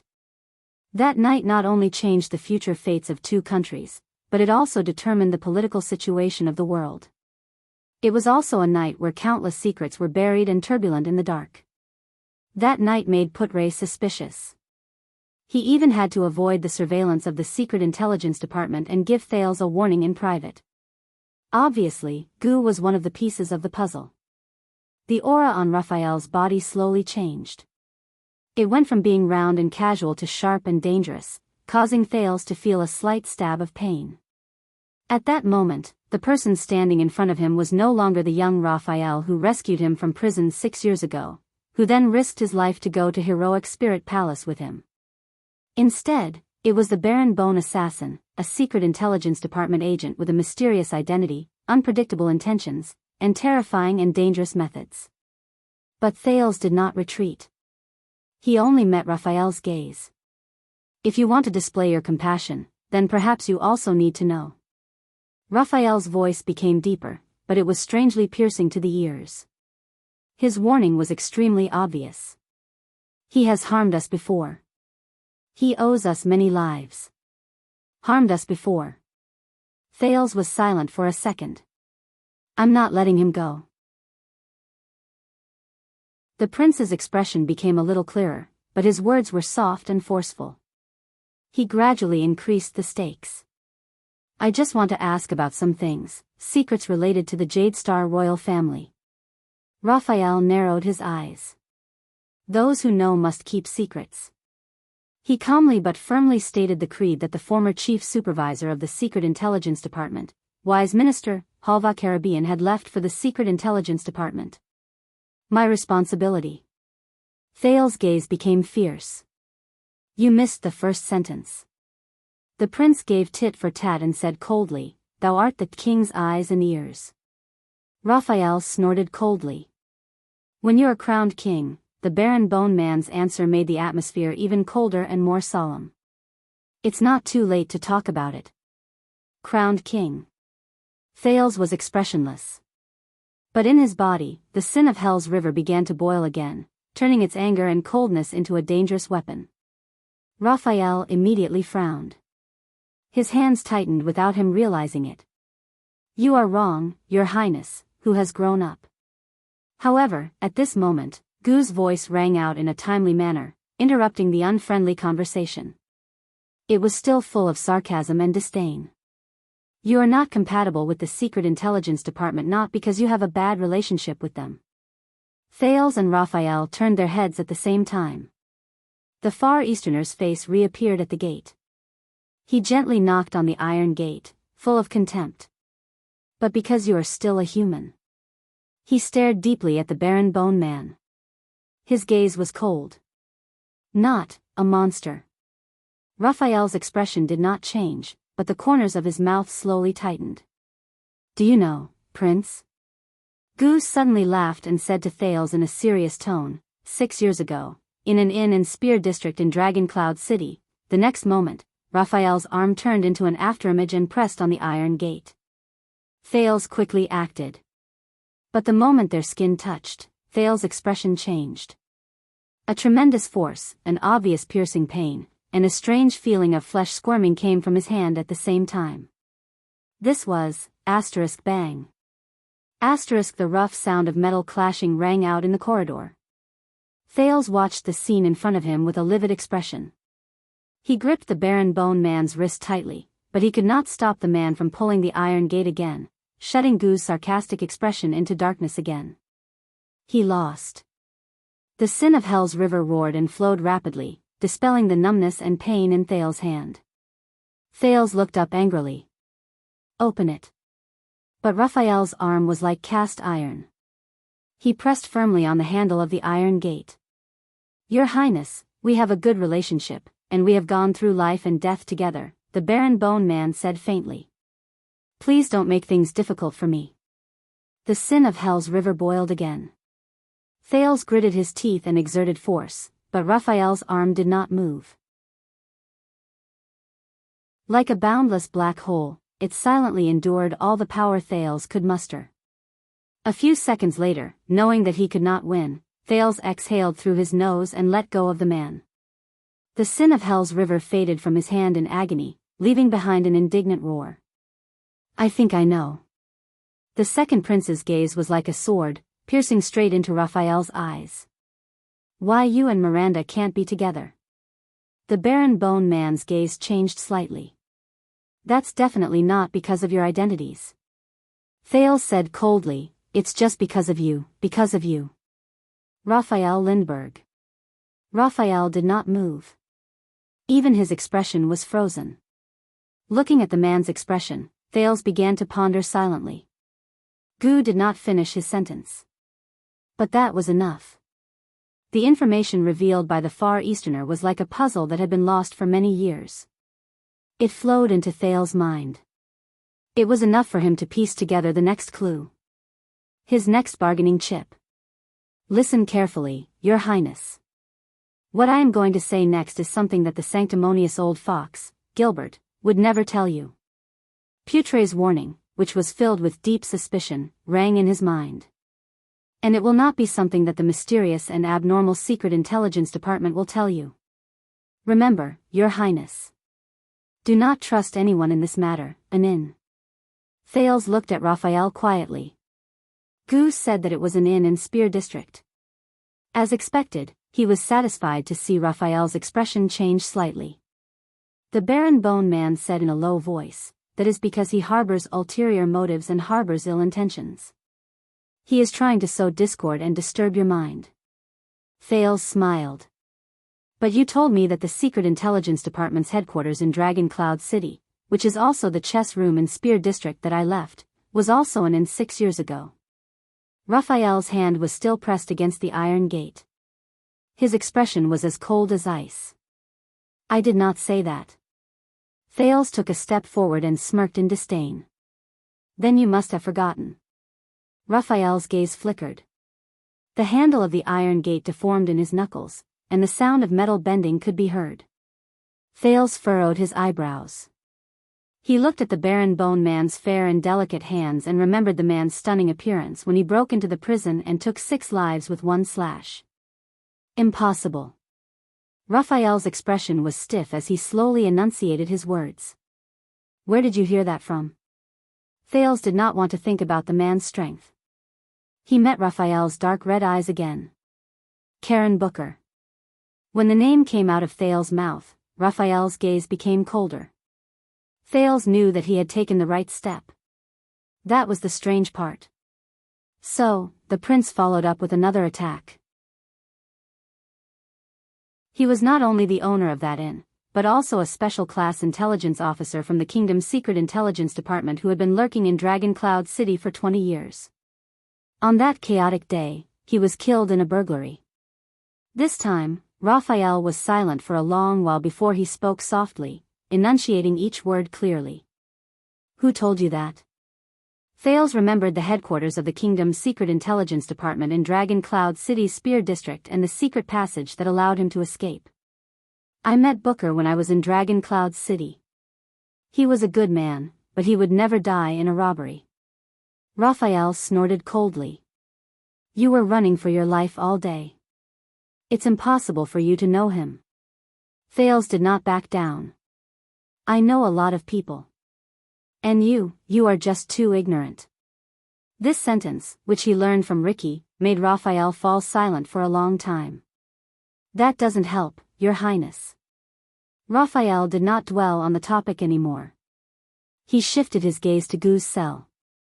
Forgive me for not being able to comply with your excessive request. Thales became more and more irritated as he looked at the stubborn barren bone man. He would not cooperate. Just like the kingdom's secret intelligence department, they had never liked the prince, let alone obeyed him. The prince came to this conclusion. But at this moment, Thales remembered the Black Prophet's words. Whether you like me or not is not important. What's important is whether the fact that you don't like me can surpass the established position between you and me, and bring about real results under your control. At that moment, Thales stared at the unfriendly barren bone man. He clenched his fists, then slowly relaxed them. Yes, you're right. You can't do it. The Duke of Star Lake lifted his chin slightly, as if he did not care about Thales' behavior. Maybe I should go find Norb. After saying that, Thales turned around without hesitation and went back the way he came. Raphael, who was left behind, stared at the teenager's back. His frown deepened. Thales' movements remained the same, but he deliberately increased his pace. The sound of his footsteps echoed in the dark and depressing corridor. One step after another, it sounded like the beating of war drums. Raphael's gaze froze. 1 second, 2 seconds. The prince's figure slowly blurred in the darkness. In fact, Thales knew that what Raphael was unwilling or unable to do for him, Norb, who had been away from the kingdom's secret intelligence department for many years and had just returned to the capital, might not be able to do it. But the prince shook off the unnecessary baggage in his mind and strode forward. He remembered the most effective way of bargaining that he saw on the streets when he was a beggar. Finally, when Thales counted to the 10th step, Your Highness. Thales' footsteps stopped just in time. With his back facing Raphael, the corners of his lips curled up slightly. Thales turned his head around. His expression was still dark. Raphael released his hand from the iron gate, but did not open it. Instead, he walked towards Thales step by step. No matter who you look for, it will be useless. The barren bone man said faintly, even if it is His Majesty. Thail's heart sank. His Majesty. Damn it. Your Highness, you must do this, and you should do this. The truth about the bloody year, about your own birth, can only be unearthed, investigated, and verified by yourself. Remembering Putre's warning, Thales took a deep breath and tried hard not to think about the figure on the throne. Then I will be happy to try and see what my father has to say. Thales turned around and was about to leave again. At this moment, Charlton. Raphael's words floated around the walls and successfully stopped Thales in his tracks. Charlton. Charlton. The name he had not heard for a long time rang again. Thales' expression changed slightly. Whether it was the beautiful figure in Sunset Pub or the horror of jumping off the cliff of the sky, they all came to his mind at this moment. What do you mean? As if time had slowed down, the second prince slowly turned around and spoke in a low voice. Raphael stood in front of him and took a deep breath. He seemed to have made up his mind with great willpower. The Far Easterner you care about, Gu, the Baron Bone Man said softly, he is a solid ally of the Charlton family.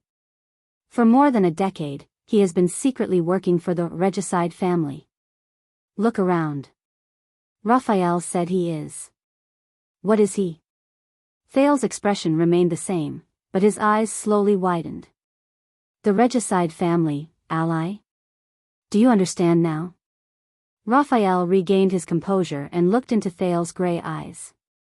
In this matter, no matter who you look for, it will be useless.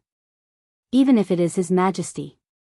The Baron Bone Man narrowed his eyes and enunciated his words like steel. His words were like knives. Especially His Majesty. Typing will be slower when you are outside. End of this chapter.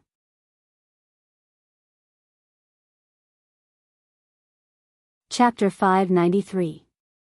Gu. Charlton. Thales repeated in disbelief. He looked back and forth between Raphael and Gu's prison cells, trying to find a thread of clarity in his jumbled memories and thoughts. Explain. The prince restrained his emotions and stared at Raphael seriously. Now. Raphael was silent for a while. He tightened his grip unnaturally. Your Highness, even if you are from the royal family, the Secret Intelligence Department has not been clear about your intelligence rank for a long time. Explain. Thales interrupted him rudely. I am explaining, Raphael cut him off coldly. But I have to make it clear, Your Highness, that I can only reveal information that is not higher than Madman's level without breaking the rules. Madman's level, Thales shook his head impatiently. You don't have to explain the rules of the Secret Intelligence Department to me, just explain. Raphael sneered. I'm not saying it for you to hear. The Baron Bone Man raised his arm slowly. A black crack had appeared on his forearm at some point in time. The muscle lines inside squirmed gently, hiding a strange shadow. Just like 6 years ago. Thales was immediately stunned. The prince retracted his gaze from the man's arm with difficulty and tried to return to the current topic. As you can see, this person's surname is Gu, and his name is Tang, at least on the surface. Raphael stared at Gu's prison cell gloomily. He was born in a family of officials in Mainyi of the Eastern Nation. He fell behind in his family and entered the Mainyi Royal Intelligence Department, the Dark Robe Guards. Gu Tang. Black Robe Guards. Thales' gaze changed. You mean, he is a secret agent of Mainyi? Raphael nodded, but shook his head. He is a former secret agent, at least according to the information we obtained. Former? Thales looked at Gu's prison cell. He suddenly realized that he knew nothing about this prisoner who gave him shelter and a meal 6 years ago. Raphael's forearm tightened unnaturally, but his expression did not change. He continued to speak tirelessly. 19 years ago in Qilan City, a member of the Qin royal family launched a coup in an attempt to suppress King Yaohao, who had just ascended to the throne. During this period, the Dark Guard was split into 2 factions. The commander Lin Do, who was loyal to King Yao, won the battle. He took over as the commander of the Dark Guard and cleaned up the mess, killing all the traitors in the guard. Yao Wanghao. Lieutenant Qin. The unfamiliar and distant term crossed the ocean and entered Thales's mind. He could not help but frown. But Raphael obviously had no intention of stopping to explain for the prince. Gu belonged to the faction that stood on the wrong side. He concealed his identity and fled to the Western Peninsula. He worked as a peddler, craftsman, mercenary, and other jobs. After the Bloody Year, he took root in Dragon Cloud City. He took advantage of the ruins and gaps left after the consecutive wars between Extet and Constellation to wander around and work as an intelligence peddler. Thales took a deep breath and averted his gaze from the metal door of the prison cell. "What's that to you, to us?" Raphael's lips curled up into a cold smile. Later on, we found out that during the years he was in Dragon Cloud City, Gu did more than just his old profession. The Baron Bone Man stared at the iron bars on the cell door. Aside from buying and selling information, this Far Easterner's business also included acting as an intermediary for various major forces and mediating conflicts. And for some conflicts that could not be mediated, but could not be ignored, when he said this, Raphael's gaze turned cold. He would find an assassin. An assassin. Thales tensed up. Wait. Dragon Cloud City, Gu, intelligence peddler, assassin, 6 years ago. The teenager slowly connected the clues from many years ago. His expression gradually changed. That's right. Raphael sneered as he observed Thales's expression. 6 years ago, in Dragon Cloud City, under King Nuven's power, the underground forces were in a state of disunity. Gleeward controlled the streets, Vlad ran amok in the black market, Camus Union profited from the people's lives, and there were countless other factions. Their relationships were complicated, tangled, and chaotic. And he. Raphael raised his chin at Gu's cell door. Your friend from the Far East used 10 years to gradually take over the dirtiest and most dangerous business. He became the biggest and most convenient contact for assassins in Dragon Cloud City. Thales's eyes slowly widened. From street thugs and fugitives to Shadow Shield and Assassin's Flower, he had connections and was familiar with all of them. He bought lives with one hand and sold them with the other. He could be said to have hidden his abilities well and had eyes and ears all over the world. Shadow Shield. Assassin's Flower. Thales stared fixedly at Gu's cell. His gaze never wavered. But his gaze had changed. If Gu is the biggest intermediary for assassins in Dragon Cloud City, then 6 years ago, in the next second, Raphael expressionlessly stated what Thales was worried about. Chapman Lampard. Back then, the Archduke of Black Sand region found Shadow Shield through Gu. Both sides colluded and formed a partnership. Thales turned his head around stiffly. The partnership between Chapman Lampard and Shadow Shield. Their middleman is Gu. He could not help but recall when he was young.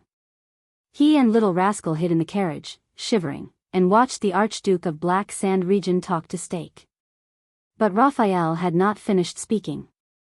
In the end, due to how troublesome the target was, Gu used his trump card and contacted the most powerful and terrifying assassin in the world. He relied on his sinister and dangerous killing blade to break through the heavy defenses of the White Blade Guards in the chaos brought by the calamities, and took the head of the Born King. At that moment, Thales froze on the spot. Raphael narrowed his eyes slightly. And do you know who that is? The corridor fell into a dead silence. After a long while, Thales exhaled laboriously. Yes. Raphael sneered. He did not care about the prince's extremely unpleasant expression. He knows how to contact the regicide family that fled without a trace after the Bloody Year. This alone is enough for us to imprison him until he dies of old age or confess. Thales did not speak. He just clenched his left fist. His fingertips swept past the scars on his palm, which had been cut by the police countless times. But this is not the first time. Raphael continued. At least, in Gu's account book, Flying Locust Blade is not the first business that you're involved with. Thales tried hard to digest the new information and looked up. In the next second, Raphael's gaze turned cold. 6 years ago, Your Highness, when you went to the north as an envoy, you and the kingdom's wrath were surrounded by Lampard's Black Sand Region army under Broken Dragon Fortress, and you were bombarded by the Mystic Gun Unit. Who do you think used a variety of communication channels to help Archduke Concré Poffert of Beacon Illumination City find an assassin who could even instigate the Mystic Gun Instructor, so that he could get what he wanted and watch you die in Lampard's army? Mystic Gun. Thales frowned. He felt as if he had returned to the time he was under the fortress 6 years ago, when he faced countless blades.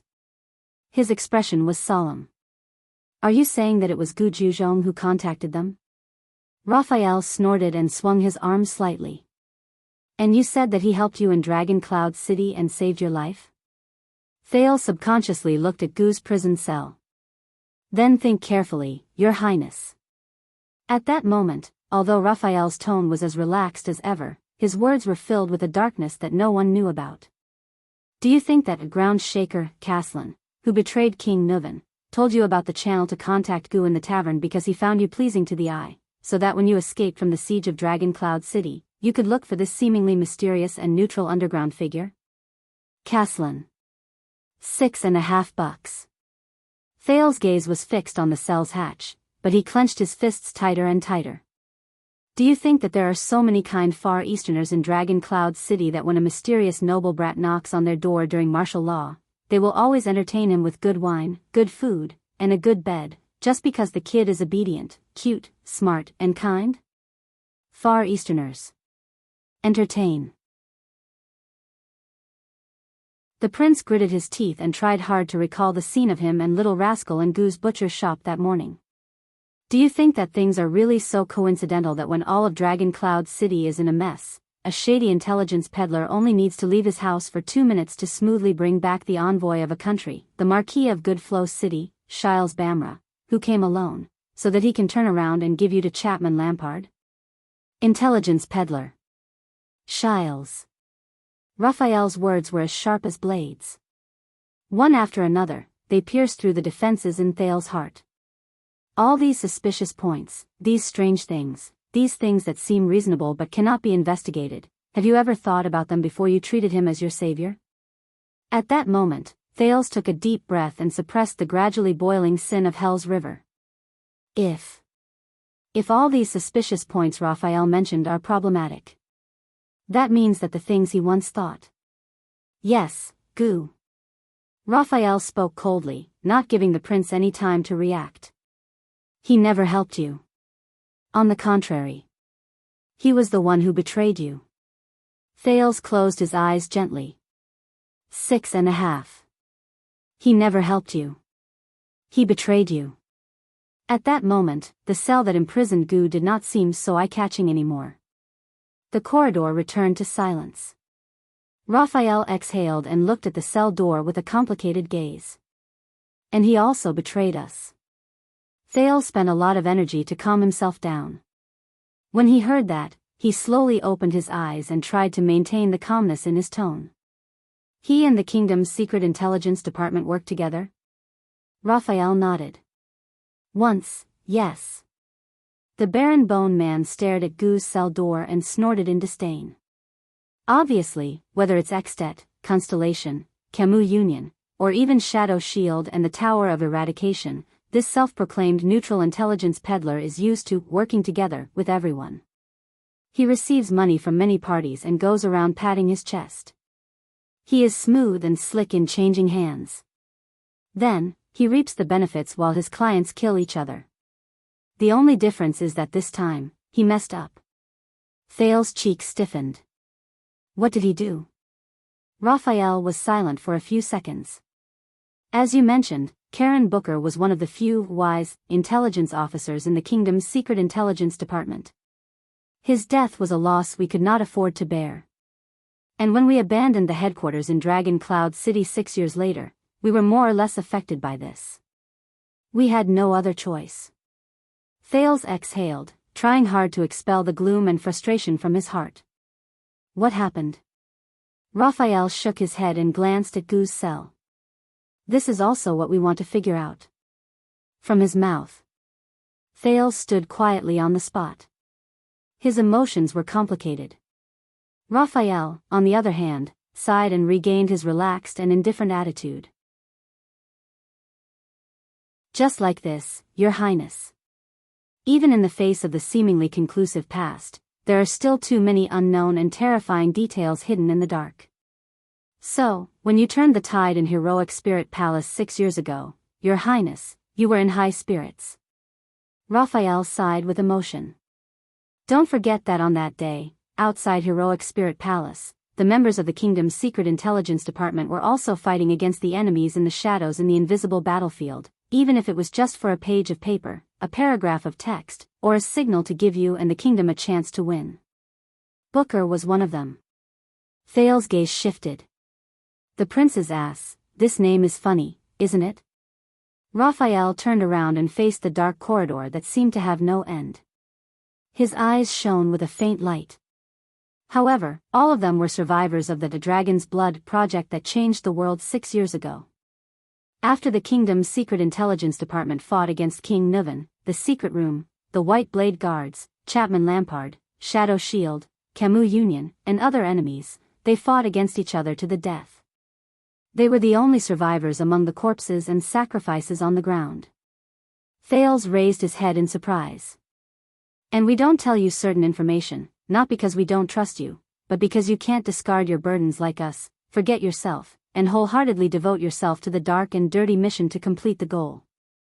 Raphael narrowed his eyes and gestured at Gu's cell. Even if you think you owe your target your life. In this case, if you insist on knowing only a little, you will only stray further and further, lose the ability to distinguish the truth, and be led by the nose by others. Discard your burdens and forget yourself. Thales frowned slightly. You are not us, Thales. You should live under the sun and the blue sky. Raphael sighed. It was rare that he did not use honorifics, but called the Duke by his name. Let us face the boundless hell. At that moment, his dark red eyes were incomparably sincere. But what Thales remembered was the different faces Raphael showed to the wine merchant Degori, the blacksmith Gibbon, the nobles of Blade Edge Hill, and Belisha in the interrogation room. There was a long silence in the corridor. Until the prince spoke again. His voice was hoarse. Then how do I know that the people who lead me by the nose are not you? Raphael froze for a moment. When you truly sit on that seat, Your Highness. Raphael's smile faded. When you truly can decide everything in the world with a word, when you can decide everything in the world with a finger, when you have full control over the goals, missions, operations, budgets, development, and future of the kingdom's secret intelligence department, you will know. Thales listened to this seemingly familiar sentence expressionlessly. But unlike in the past, this time, he did not refute it. In a gloomy mood, Thales followed Raphael out of the maze-like underground corridor, passed through many checkpoints, and left the main residence of the secret intelligence department's manor through the main gate, returning to the place where they first got off the carriage. But Raphael frowned. You called for someone to pick you up. Thales, who was in a daze, snapped out of it. What? But the prince was also stunned. There were 2 carriages parked in front of them. One was the carriage they used to come from Renaissance Palace, but the other, Your Highness. As a familiar shout rose, a short and strong man dressed in the uniform of the royal guards jumped down from the driver's seat of the carriage. It was Commodore, the protector who had once sparred with Thales in Mindy's Hall. Your Highness Thales, you are indeed here. Commodore was drenched in sweat, but when he saw Thales, he still perked up and bowed to greet him. I am here on orders from Officer Mallows to serve you. Thales was a little puzzled, but Raphael and the coachman from the secret intelligence department in the other carriage stared coldly at Commodore, who appeared before them. Their expressions were hostile. It's fine, Thales said when he saw this. He is one of my men, a member of the Star Lake Guards. Raphael snorted softly. Are you sure? Thales pursed his lips and walked forward. Commodore? The prince sorted out his terrible mood. Shouldn't you be in Mindy's Hall? Why are you here? Commodore moved his wary gaze away from Raphael. Officer Mallows gave me an order before I entered the palace, Your Highness. He asked me to keep an eye on one thing. If there is an accident, I am to slip out of Mindy's hall, gather my men, and come here to receive you. To avoid inconvenience to you. Mallows? Inconvenience. Thales seemed to have realized something. He turned around and cast a glance at Raphael behind him. The Baron Bone Man was silent for a second. In the end, he tactfully retreated. Thales turned his head around and asked for the main point. You said, an accident? Not long after you and the officer entered the palace, Your Highness. Commodore hesitated a little, but he still told Thales the truth. The people from the Flag-Bearer Division came. Flag-Bearer Division. Is it one of the 6 divisions led by Vice Guard Captain Vogel Talon at the banquet? What are they doing here? Thales was slightly puzzled. What do you mean? Commodore carefully observed Thales' reaction. You know, the person leading the team is the 2nd flag-bearer Gaetan. They did not allow any explanation and immediately sealed off Mindy's hall. They detained everyone and said that they want to conduct a full investigation. Thales was shocked. What? Sealed off Mindy's hall? Why? Commodore forced a smile. Gaetan said that it was because of the accident at the banquet yesterday. Thales exhaled stiffly and painfully. As expected. This again. They said that our dereliction of duty meant that there was a loophole in the security, or even a mole. This might endanger the prince's safety, so they needed to conduct a thorough investigation and audit from top to bottom. Commodore sighed. He was a little dispirited. The investigation by the Flag-Bearer Division was very. Jonvold was interrogated for 2 hours before he came out. He did not look too good. And Morgan was practically tied up before he went in. Kursto was even suspected to be a foreign spy. Stone told us to obey and not resist, but Ness almost fought with them. Penal Officer Patterson wanted to use his status to plead for mercy, but Gaetan was famous for being shrewd and ruthless in his work. He did not give face to anyone. Thales' eyebrows furrowed even tighter. In any case, it was a huge operation. The Jade Star Private Army, the Nobles' Affairs Office, and the Inner City Police Station were also there. I suspect that there were even people from the kingdom's secret intelligence department among them. The team was mighty, and I reckon that many people saw it. As Thales listened to Commodore's narration, he slowly widened his eyes. What does he mean? Mindy's Hall. The residence in the capital given to the Duke of Star Lake by the king. Locked down and investigated? Thales exhaled and tried his best to unclench his fists. He tried to understand the current situation. How did you sneak out? I used to work in the Inner City Police Station, Your Highness. Commodore's gaze was a little evasive, as if he was not too willing to talk about these few relationships. There were a few police officers who were in charge of locking down the perimeter. I was acquainted with them. Praka could have sneaked out as well, but Gaetan had an old grudge against him when he was young. He kept a close eye on him, and I reckoned that he would not let him have an easy time. Commodore looked behind the carriage. The only person I could find was Glover. He left in the morning because he was punished to recuperate. The people from the Flag-Bearer Division were very unhappy about this. Thales frowned a little. Glover? Right after he finished speaking, a familiar figure appeared from the other side of the carriage. Your Highness. First-class vanguard of the Star Lake Guards, the strong zombie Glover came before Thales in full armor. His expression was stern. We should immediately return to the city. I keep feeling that there is something on the other side of the carriage staring at us from the forest. It harbors ill intentions. When he saw the vanguard he was the most familiar with, Thales was completely at ease. But he immediately frowned and looked at Glover's back. But your injuries, Glover shook his head. He pulled open his collar and revealed the bandages inside. It's fine. My power of eradication can alleviate pain, and, Glover swung his arms, and his eyebrows furrowed in a barely noticeable manner. Lord Mallows, he was merciful when he whipped me. It's as if he knew that this would happen, and he still needed me. Thales was slightly stunned, but he immediately remembered what Mallow said to him in the morning before he explained the temple and imperial style. Has no one from Renaissance Palace come yet? I guarantee you that they will definitely come, sooner or later. Thales suppressed his terrible mood. He understood something and asked, what about Doyle? Was he also whipped by Mallows on purpose so that he could be released from Mindy's Hall to avoid trouble? Glover shook his head. No, I've seen it. Doyle's injuries should be real. He was beaten badly. Firstly, after what happened yesterday, the Doyle family is at the heart of the storm, Glover thought quietly. Secondly, Lord Mallows is probably very vengeful. Especially after Doyle called him Tormund Jr. during the banquet while he was drunk. So, Mallows knew that this would happen. Thales' words interrupted Glover's thoughts. He entered Renaissance Palace with me. Where is he now? Commodore, who was by the side, answered, Will, an acquaintance of the flag-bearer division owes me a favor. He just sent me a message to tell me that Lord Mallows is still in Renaissance Palace. He hesitated for a second. He is, with Vice Captain Talon. Thales exhaled. I understand now.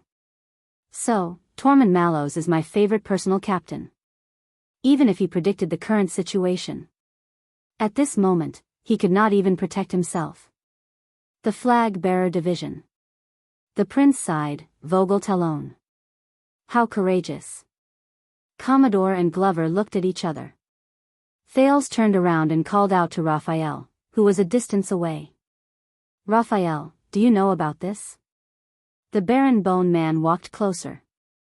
Thales noticed that his eyes had been disguised into another color. Under the hostile gazes of the two royal guards, Raphael revealed a friendly smile. What is it? Thales glanced at him and snorted coldly. Nothing. If it is inconvenient for you, Your Highness, Raphael was obviously very good at reading people's expressions. He saw some clues from the trio's expressions. The Secret Intelligence Department welcomes you to stay for a few more hours. Thank you, but there's no need, Thales refused decisively. I think you don't mind if I go back with my personal guards? Raphael looked at Thales for a few seconds. Go ahead. The Baron Bone Man smiled widely and called out the other two people's names and backgrounds as if he was reciting his family's treasures. Caleb Glover from the Glover family and Gianluca Commodore from the police station. They are famous members of the Royal Guards. Of course we can trust them. Glover and Commodore frowned at the same time, but Raphael had already bowed, turned around, and walked away. That's. Glover watched Raphael's back as he left. Only then did he slowly loosen his grip on the hilt of his sword. The person who cleans up my mess, Thales said gloomily. The prince was about to board the carriage without any explanation.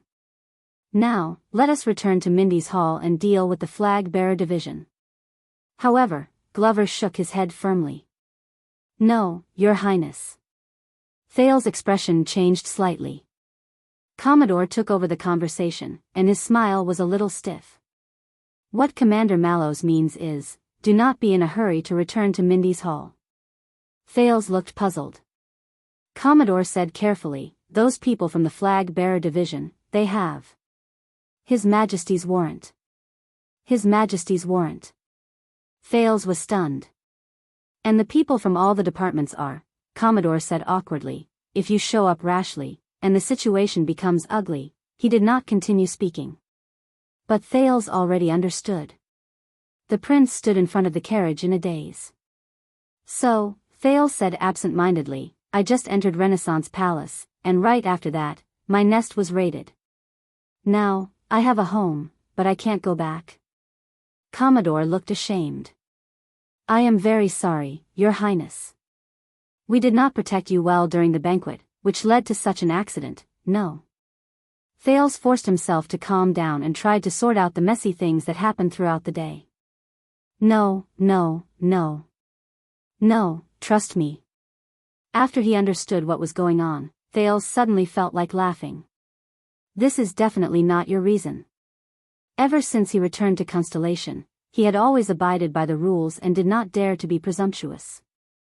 Last night was the first time he made a decision of freedom after he returned to the kingdom, and it might also be a risky choice. Then, he paid the price. Thales could not help but laugh, causing the two guards to look at each other at a loss. As punishment, he had just sat in on an imperial conference while trembling with fear, then was mercilessly reprimanded by the king. After that, he was brought to the Secret Intelligence Department and enjoyed the company of the Black Prophet throughout the entire process. Even his Mindy's Hall and the Star Lake guards were severely punished. As for now, Glover interrupted in a low voice. In fact, Lord Mallow suggested that we return to Xing Palace. Return to Xing Palace? Thales sneered, and there was a hint of mockery in his voice that he did not even notice. Look for my father? No, look for Madame Gines. Commodore stared at Thales' expression carefully. The commander said that only she can protect you. Commodore kept the rest of his words in his heart. Thales fell silent. Look for Gines. Is that so? Then, I'm back to 6 years ago, when I just arrived at Mindy's Hall. I faced countless known and unknown threats, but I could only drift along with the waves. I sought protection from others. 6 years ago. The prince held on to the carriage. His face was expressionless, and he did not move. A long time had passed. Finally, after Commodore gave Glover a signal with his eyes for the third time, the Duke of Star Lake closed his eyes, sucked in a deep breath, and exhaled slowly. No, we are not returning to Xing Palace. We are not looking for Madame Gines either. Commodore and Glover frowned at the same time. Thales opened his eyes. We are going to Red Street Market in Western District. At that moment, the two guards were stunned. What? Thales held the carriage's axle tightly and gritted his teeth softly. There is a club called One Night's Romance over there. Commodore widened his eyes, while Glover's expression was solemn. Your Highness, why, are we going there? Commodore asked tentatively. What are we doing? Of course. Thales let go of the wheel and cast him a glance. His tone was calm. We are going to look for women. Commodore first understood what Thales meant, then he felt incredibly troubled. But Your Highness, your identity, Thales snorted. Who said that I am going there as a prince? The prince boarded the carriage and pointed at the duo. Lead the way, Commodore. We will go and change our attire first. Then, you will lead the way, Glover. The zombie shuddered. But Thales interrupted him rudely. Remember, Glover, after we reach there, your name will be. At that moment, Thales' smile disappeared, and his voice was incredibly cold. Raphael Lindbergh.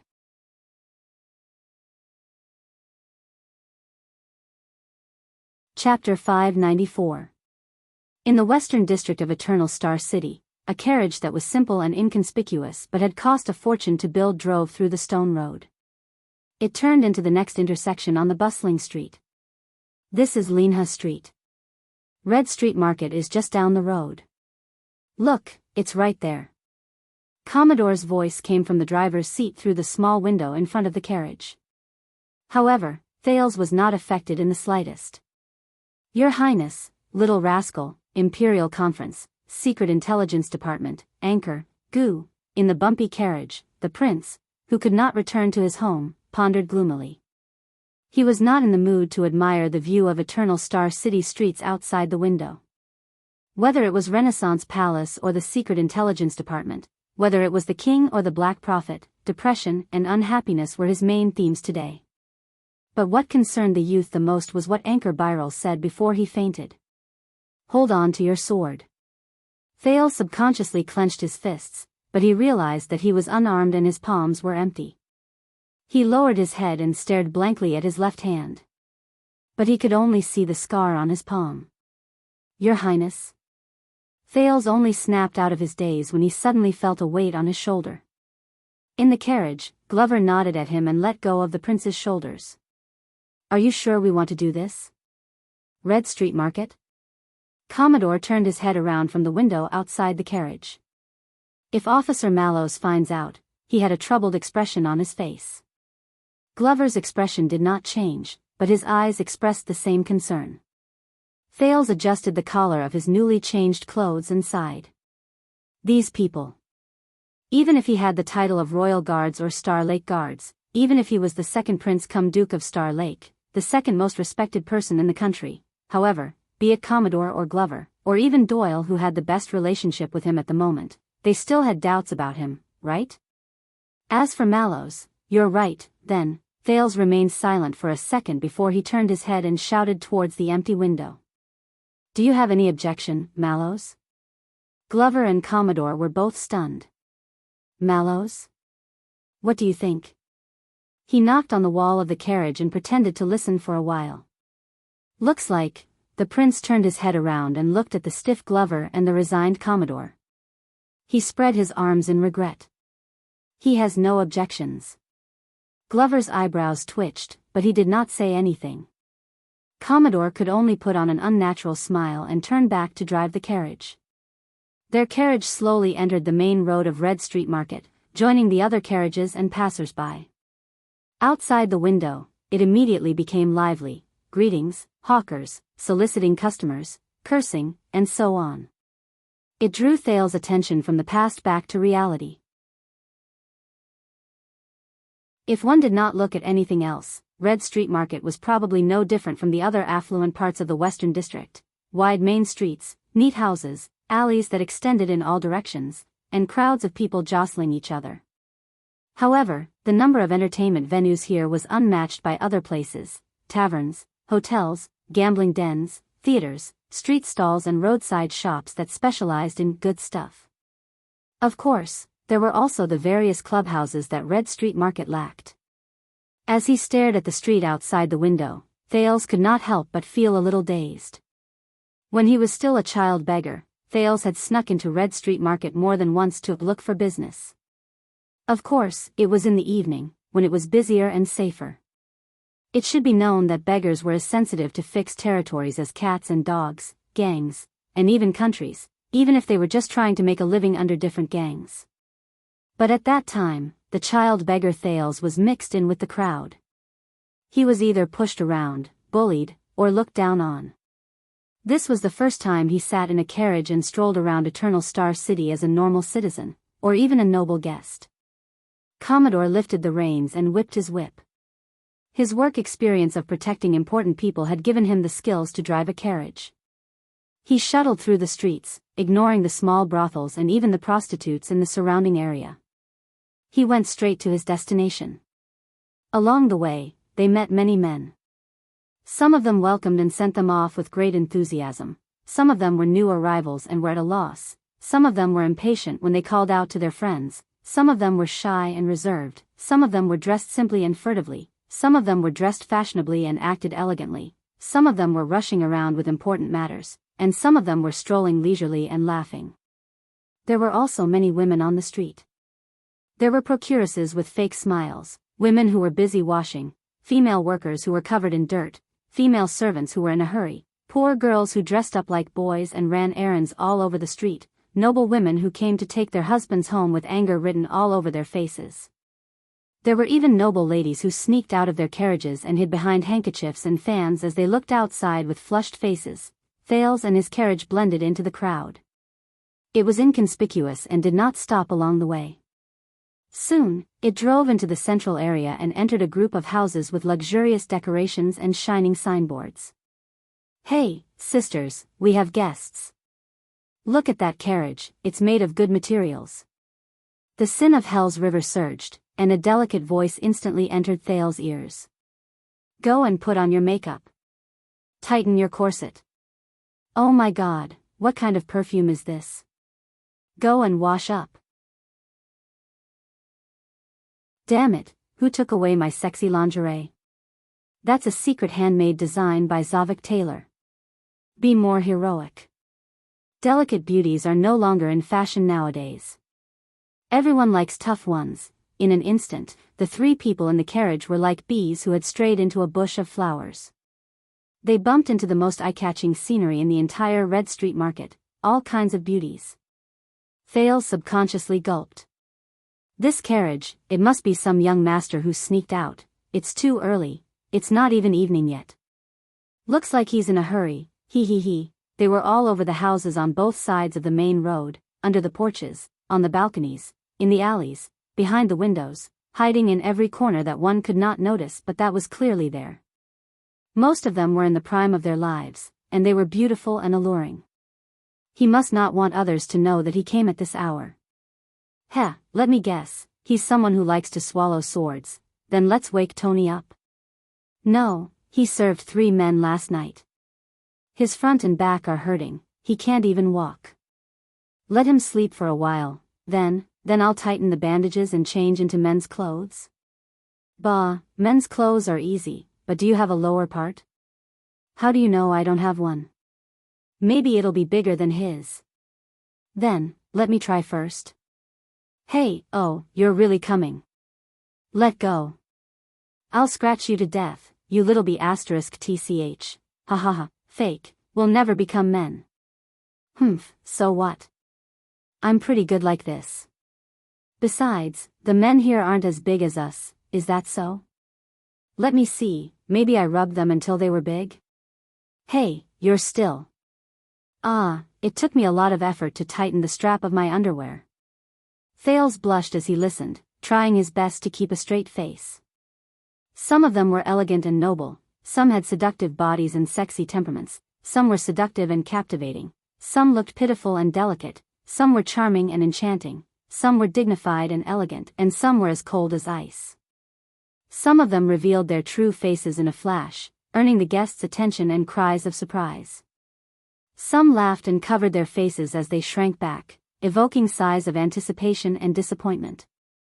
Some wantonly hooked their fingers lightly, stirring up the fervor and madness of the men. Maybe it's that lover of yours? The one who gave you the family emblem and said he's coming to marry you?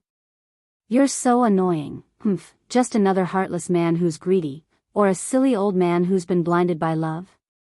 They were like the beautiful elves in the forest in fairy tales, hiding here and there, appearing and disappearing.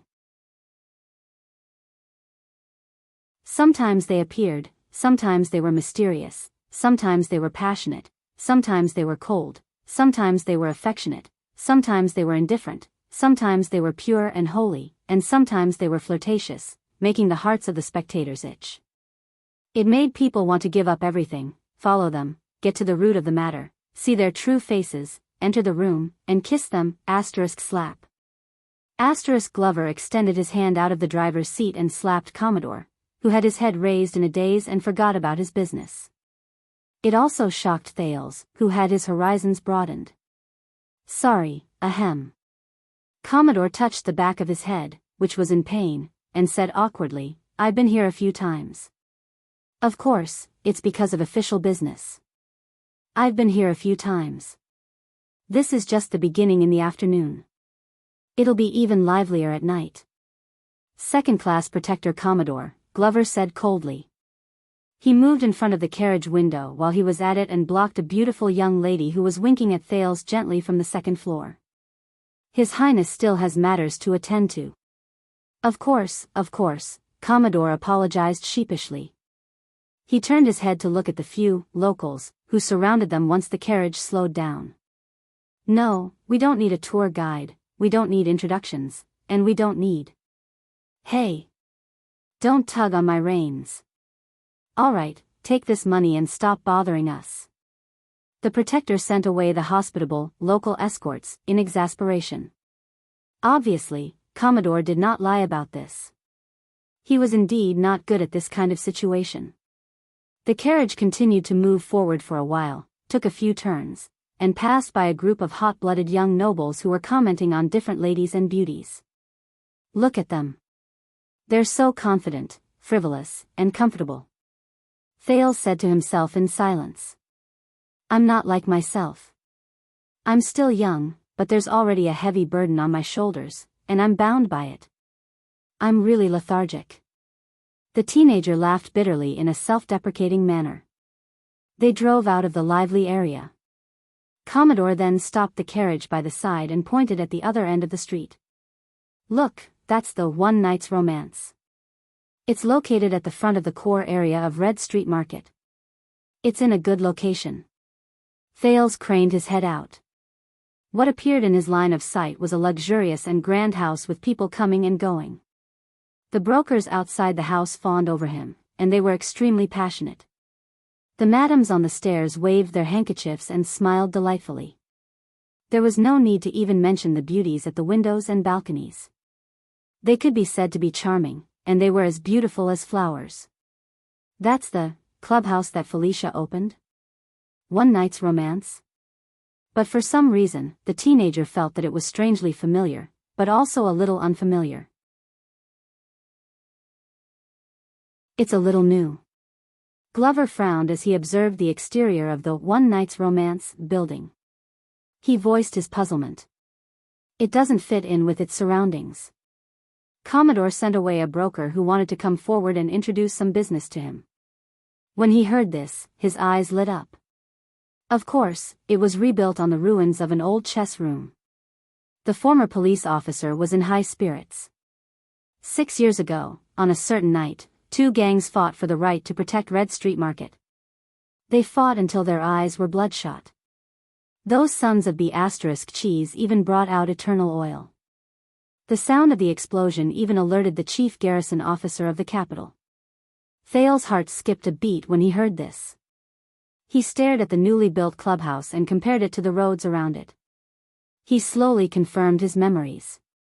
No, 6 years ago, it was not the explosion caused by eternal oil that caused this building to be rebuilt. He supported himself against the wall of the carriage and told himself in his heart.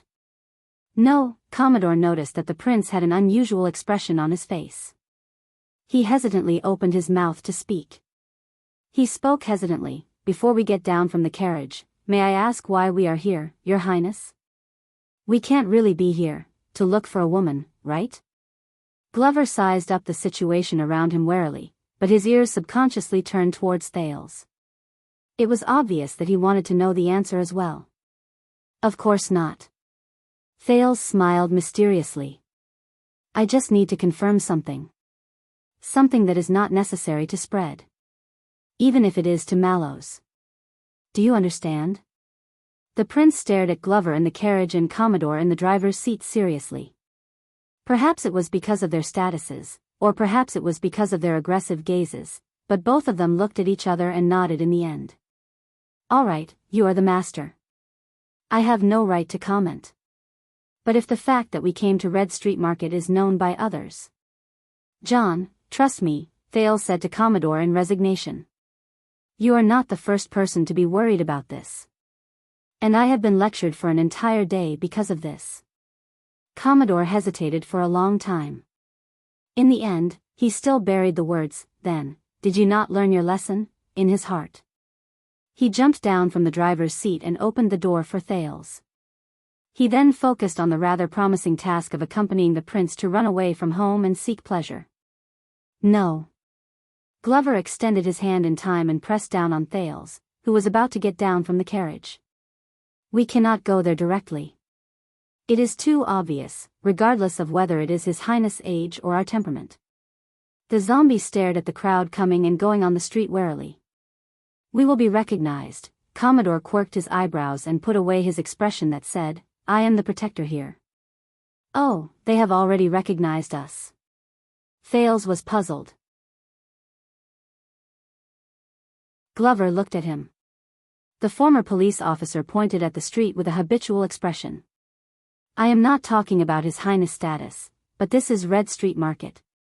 All the people on the street, regardless of whether they are child beggars on the street, doormen of clubhouses, coachmen, or helpers in pastry shops, have been living in Red Street Market for a long time. Their eyes are sharp, and they have long recognized that this is a carriage from a wealthy family. Glover's expression was solemn as he thought quietly.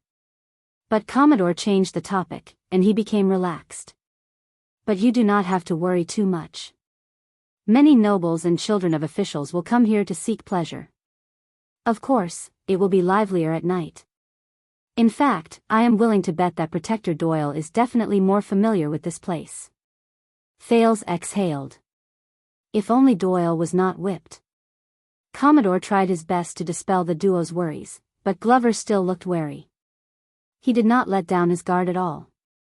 It was as if after he entered Red Street Market, he turned into a suspicious beast. Thales looked at their expressions, quirked an eyebrow, and nodded. All right, but we might as well keep a low profile. The prince stuck his head out of the carriage and pointed at the One Night's Romance, which was located diagonally across the street.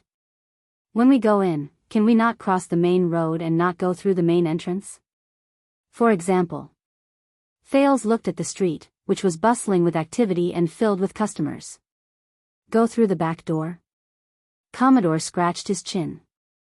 Theoretically, we can go around to Lower City District and enter Red Street Market from another direction. Then, we can go through the back door. This way, we can avoid the crowd, but I strongly suggest that we do not do this. Lower City District. Thales frowned, while Glover's face was filled with suspicion. Even though the security of Western District and Lower City District is under the responsibility of the Western District Police Station, forgive me for being straightforward, but their jurisdiction and authority only goes as far as Red Street Market. Among the 5 police stations in Eternal Star City, Western District has always been the worst. There are scum everywhere, and they collude with each other. Every year, a few corrupt police officers and patrol members will be caught. Commodore put on a disgusted and disdainful expression. Especially Lower City District. I am not doubting our ability to protect His Highness, but that place is not safe, and it is easy to cause trouble. At this moment, Glover suddenly raised his head. His eyes shone brilliantly, and he stared outside the carriage. Be on guard. The zombie's entire body tensed up, as if he was facing a great enemy. It shocked Thales and Commodore. What's wrong? Both of them followed Glover's gaze and looked at the clubhouse across the street. One Night's Romance.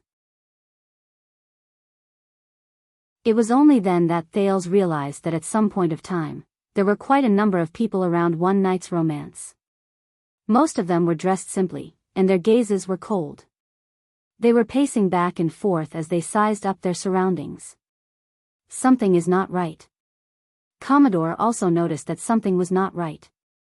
He instinctively closed the carriage door from the outside, leaving only the window open. These people are not customers, Thales slowly gathered at the center of his brows. They are thugs. Glover's expression was dark, and he stated the truth in a concise and clear manner. They are people who specialize in violence in the gangs. Before Commodore could be surprised by his colleague's judgment, he heard the prince add in an equally serious tone, they are Black Street Brotherhood. They are their thugs. A thug stopped a customer who wanted to enter the clubhouse. While the customer protested in dissatisfaction, the thug searched the person's entire body violently while he interrogated him in detail. Something happened. Thales cautiously stared at the crowd outside the clubhouse, whom he was once very familiar with. The people inside and outside the carriage were silent for a while. Commodore gulped. Maybe they are here to watch over the business? Honestly, this is normal. Not just that, Thales' voice rose. Glover and Commodore turned to him at the same time. Thales' gaze moved to the surroundings of the clubhouse, and he became even more serious. They are not just thugs. Look at the surroundings. The helpers and apprentices in the various shops, the runners and child beggars on the streets, and even the hawkers and peddlers by the roadside. They are not in a normal state. Under Thales' reminder, Glover and Commodore did what they were supposed to do. They carefully observed the situation at the end of the street, and their expressions slowly changed. Commodore returned to the driver's seat and asked with uncertainty, are they frightened by the gangs? No. Thales shook his head, and he became even more certain of his thoughts. Because they are also from the Brotherhood. Commodore turned his head around in puzzlement. What? Thales searched through his past experience on the streets and made a guess. Out of interest or habit, these people are actually the Brotherhood spies, and they are happy to pass information for them. Obviously, they have also been instructed and reminded to pay attention to the movements around them. Commodore said solemnly, were they deliberately trained by the Brotherhood to be like this? No. Thales shook his head. Because this is their original appearance. The Black Street Brotherhood was not born in the void. Instead, it originated from desperate people who had nowhere else to go. From the very first day, they were deeply rooted in the communities of the people at the bottom of society. Under Commodore and Glover's puzzled gazes, Thales said airily, "In the worst places, if you are in a difficult situation, unable to continue living, miserable, and struggling to survive, the Brotherhood is one of the ways out for you. There is no need for disguise or cover-up. Everyone lives their own lives. When there is a need, you will consciously and tacitly inform the members with the black ribbon tied around their arms and provide them with convenience." When he thought of the past, Thales became slightly absent-minded. Glover and Commodore exchanged a surprised glance. They were rather surprised by the prince's knowledge.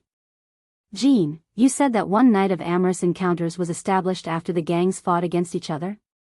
Thales asked cautiously. "Yes. 6 years ago, the scumbags from the Brotherhood and Blood Bottle Gang fought each other. They brought disaster to Red Street Market, causing the important people to not be able to visit the brothel." Commodore suppressed his questions and vigilantly observed the thugs who were gradually increasing in number. "I heard that the Western City Police Station intervened and forced them to stop fighting." 6 years ago. Red Street Market. The Brotherhood and Blood Bottle Gang. Stop fighting. Thales' frown deepened. "Your Highness, what should we do? Are we still going?" Thales raised a finger and gestured for them to be quiet. "Let's wait and see." While the two were puzzled, the teenager took a deep breath, closed his eyes, and summoned the sin of Hell's River. He instantly activated Hell's senses, especially focusing on his ears and hearing. Soon, footsteps, collisions, friction, moans, coquettish laughter, curses. Messy and disorderly noises came from the opposite corner of the street. At the same time, they assaulted Thales' senses. But after experiencing the journey in the desert, Thales, who had grown a lot, skillfully adjusted the range of the sin of Hell's River. Like calming an untamed beast, he did not let his overly sensitive senses hinder him. At the same time, he filtered out useless noises. Only the most crucial conversations were left. Did Blood Bottle Gang do this? The voice of a thug from the Brotherhood traveled into his ears. There was indignation and eagerness in his voice. "I don't know, but if Leorc finds out, I really want to see his expression. I heard that all the sleepless have been transferred here." Thales turned his head slightly and searched for other focal points. Very soon, he found the truth. "Who dares to kidnap people in our territory? Is it a cop?" "It's possible, but I heard that the big cop in Western City has an agreement with us. Boss Morris is back. I heard that he is very angry. He personally brought people to Fantasy Blade and Red Viper to ask for the person. No, Blood Bottle Gang refuses to admit it. The situation is very ugly. Damn it, are they going to fight again?" "How long has it been since the ceasefire?" Thales slowly grasped the key information. "It could also be done by foreigners who don't know the ropes. You know, bandits and whatnot." After the prince returned to the country, many foreigners came to the city, from the top to the bottom. Damn prince. Wouldn't it be fine if he just stayed in the north? All he brought back is trouble.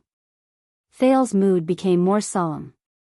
At this moment, another voice entered his senses. "They found her. Felicia, she's still alive."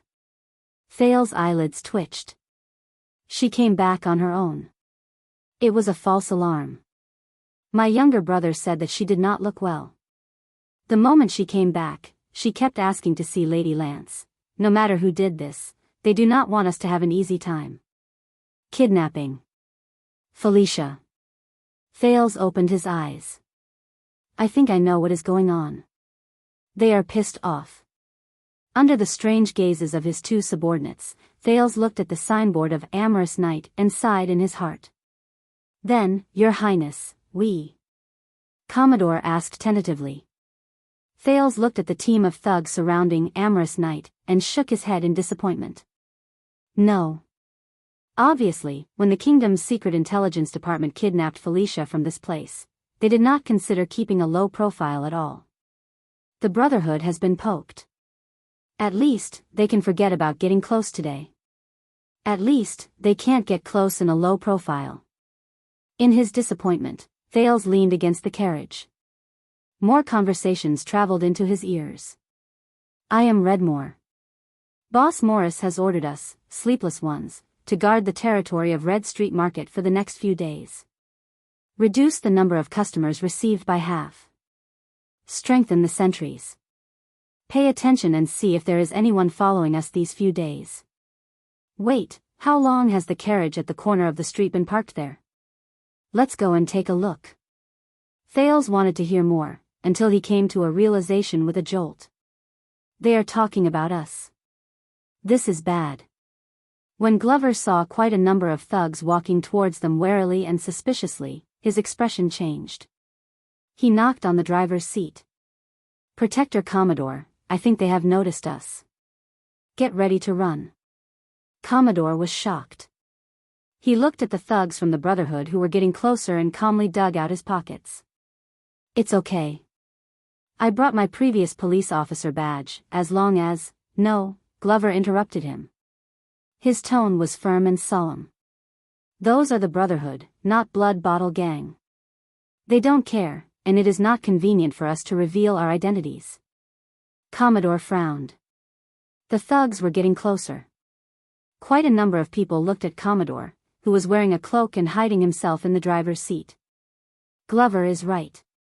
We cannot be held back here. Let's go immediately. Thales made his final decision. We'll talk about it another day. At that moment, hey! At the other end of the street, among the thugs who were getting closer and closer, the leader called Redmore spoke to their carriage. Guests over there, aren't you coming over to play? Commodore and Thales' expressions changed slightly. Do you know that one-night stands are on sale today? As Redmore spoke, he made a gesture. The thugs around them quietly spread out and surrounded them. This is bad. Thales mumbled. In the next second, Glover resolutely opened the door on the other side and climbed out of the carriage. He moved to the driver's seat without touching the ground and squeezed Commodore to the side. Let me do it. Commodore was still hesitating. But Glover pulled the reins without warning and shouted angrily, sit tight. As the horses neighed, the carriage instantly started moving. Asterisk thud, thud, thud, asterisk Thales did not have time to react. He staggered and crashed against the wall behind him. He quickly extended his hands to support himself. Hey! The thugs' pursuit and Redmore's exasperated shouts came from outside the carriage. Stop! Damn, I knew there was something wrong with it. Glover, who was driving the carriage, had a cold expression on his face. He hurriedly urged the horse, and the carriage sped out of the street and continued to accelerate. Vanguard Glover. Ouch, my nose. Slow down, His Highness is still in the carriage. Commodore's pained cry came from the driver's seat. It was obvious that he had hit his nose while he was speeding. The wheels rolled on the stone road and jolted back and forth. Thales trembled in the carriage and felt as if his soul was about to ascend to heaven. The scenery outside the window quickly receded, and the shocked faces of the passers-by were reflected like a trotting horse lantern. It was in the afternoon, and there were not many people on Red Street Market. However, their horse carriage was rampaging without any restraint, causing the passers-by to scream and retreat. Along the way, they even knocked over a hawker's stall, causing a wave of curses. Stop it. Stop it. The Brotherhood will reward you handsomely.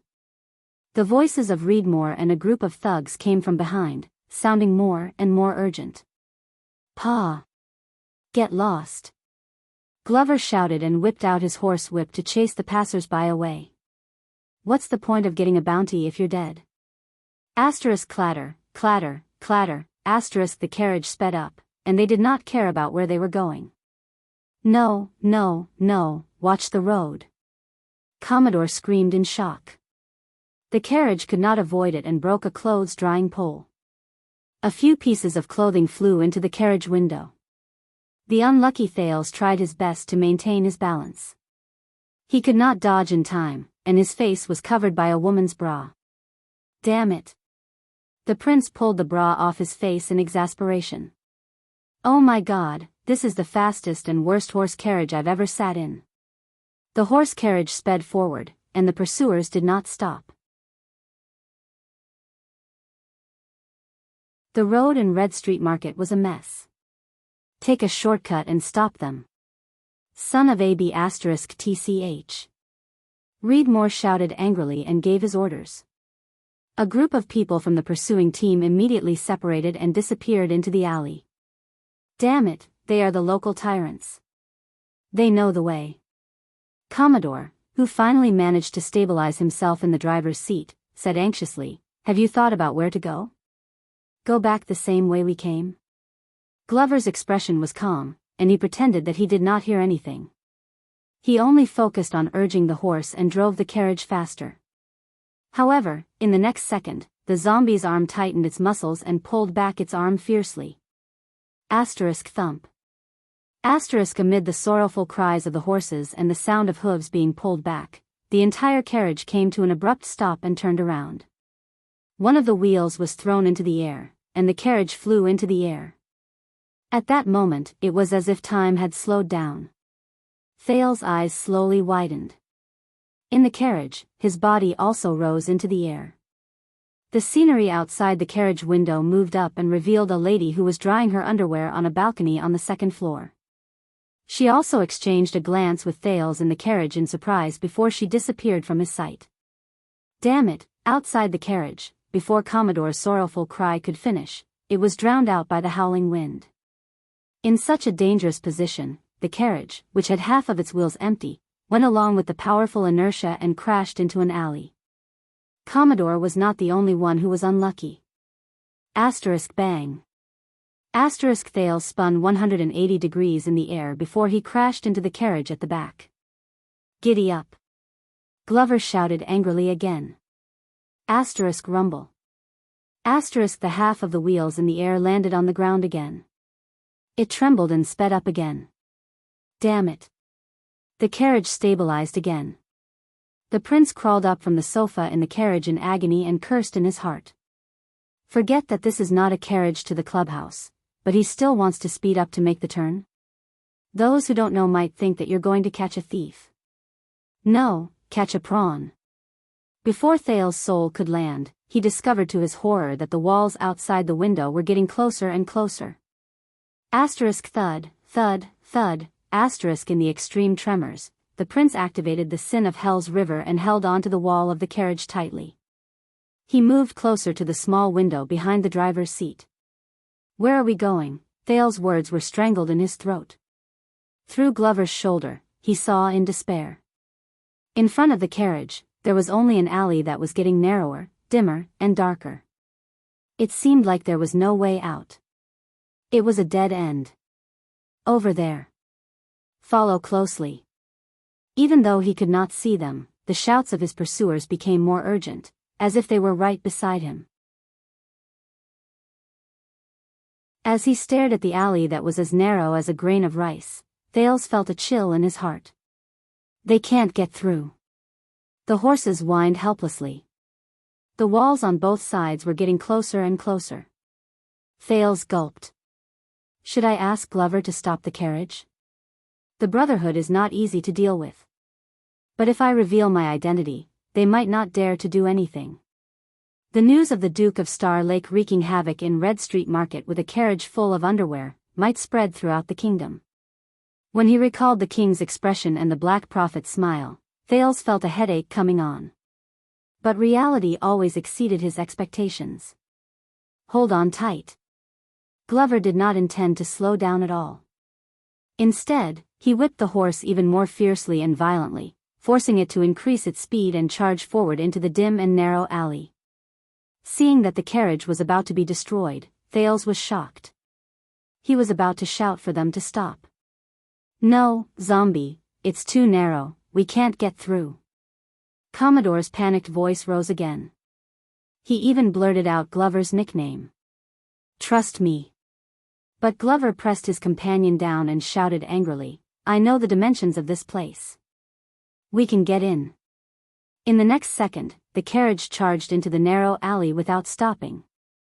The tarpaulin above them blocked the sunlight, and the surroundings were instantly dark. Trust me. Glover's voice was a little distorted. The windows on both sides dimmed at the same time. Asterisk swoosh. Asterisk a terrifying grinding sound rose beside his ears. Thales tried his best to sit in the middle. He closed his eyes and stretched his legs to block the carriage. He swore. If he survived, he would definitely give an order. For the rest of his life, Glover could forget about touching the carriage's reins again. However, asterisk thump, thump, thump, asterisk after a series of uneasy bumps, the prince realized to his surprise that the carriage gradually steadied. In the next second, his eyes lit up. Sunlight appeared outside the window again. The horse panted and pulled the carriage out of the alley in pain. It then drove into the main road. It gave a plaintive cry to its surly master. But it could only receive another merciless whipping. All right, we are safe. Glover's tone became steady. Commodore, who was beside him, was still panting. As he stared at the street outside the window that became clearer, Thales exhaled. He had just calmed down from the shock. The carriage began to slow down. But behind them, the sound of footsteps that were chasing after them approached them rapidly, but they disappeared in an instant. Damn it. Redmore cursed, but he was soon gone with the wind. The sound of pursuit became softer and further away. Commodore held onto the carriage and looked behind him in puzzlement. Why are they not chasing us anymore? This is Blood Bottle Gang's jurisdiction. Glover did not even turn his head. He only held the reins calmly. As you said, the Brotherhood has an agreement with them to divide Red Street Market. No one dares to cross the boundary easily. The carriage regained its normal speed and traveled steadily for a while. The passers-by no longer looked at them in surprise and bewilderment. A few minutes later, they were finally certain that they had broken away from the pursuit. Glover sized up the rear warily for the last time before he returned the reins to Commodore. With different emotions, the three of them exhaled at the same time. But, Vanguard Glover, once he regained his ability to think normally, Commodore was the first to ask a question. I remember D. saying that every time he brought people to Red Street Market to play, you always refused. The former police officer drove the carriage carefully. At the same time, he looked at Glover in puzzlement. But how do you know this place so well? You even travel through the alleys with ease? Just like going home. Commodore suppressed this sentence in his heart. Thales did not say anything, but he also moved closer to the small window and looked at Glover. Glover's expression did not change. But the teenager keenly noticed that the zombie's arm was slowly tightening around him with his hell senses. Because, Glover stared at the street expressionlessly, and his words came to a halt. A few seconds later, the zombie closed his eyes and exhaled, as if he had given up on something. Because I grew up here. At that moment, Thales and Commodore were both stunned. It's here. Glover opened his eyes when he faced their puzzled gazes. His tone was dejected, and his expression was solemn. Red Street Market. At that second, Glover stared at the main road of Red Street Market quietly. His gaze was subtle, and the meaning behind it was difficult for others to understand. The sound of horse hooves continued, and the wheels of the carriage did not stop. Thales and Commodore spent a few seconds before they recovered from this news. They didn't tell me. Commodore coughed. He felt a little awkward. Because no one knows. When I joined the guards, my file was partially sealed. Glover's voice was hoarse and dull, like a bad student who flipped open a book on a subject he was the least skilled in. In Mindy's Hall, the only one who knows about this is Lord Mallows. Thales stared at his back quietly in the carriage.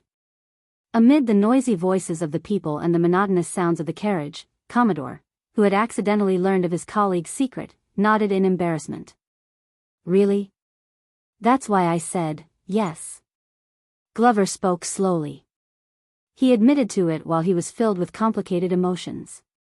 A long, long time ago, I once lived here, on the streets of Red Street Market. I was a member of Blood Bottle Gang. He exuded a rotten and dark presence as he said hoarsely, "Child beggar." At that moment, Thales shuddered. Child beggar. Glover, child beggar? In the carriage, the prince was in a daze and did not speak. Child beggar? Commodore was shocked and bewildered.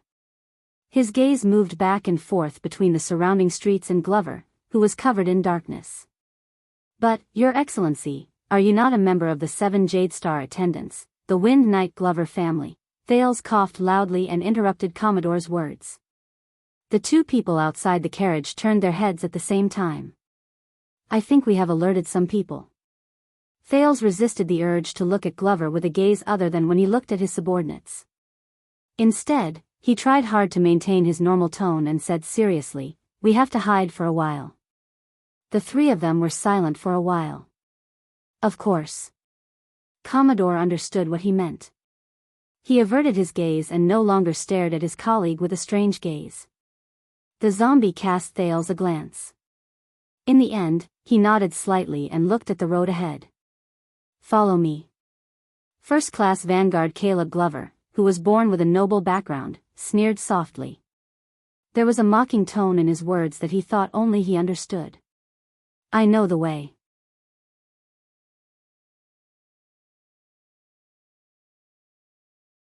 Chapter 595. I can't figure it out either. Let's go to the usual place to read it. This can also be considered as a great promotion for free reading.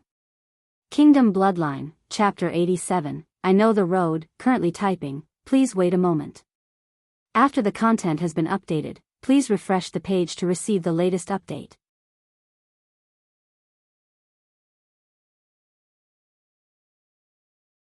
Chapter 596. In a deserted alley, Thales stepped down from the carriage while wearing a cloak. He was sandwiched between Commodore and Glover, who were dressed similarly.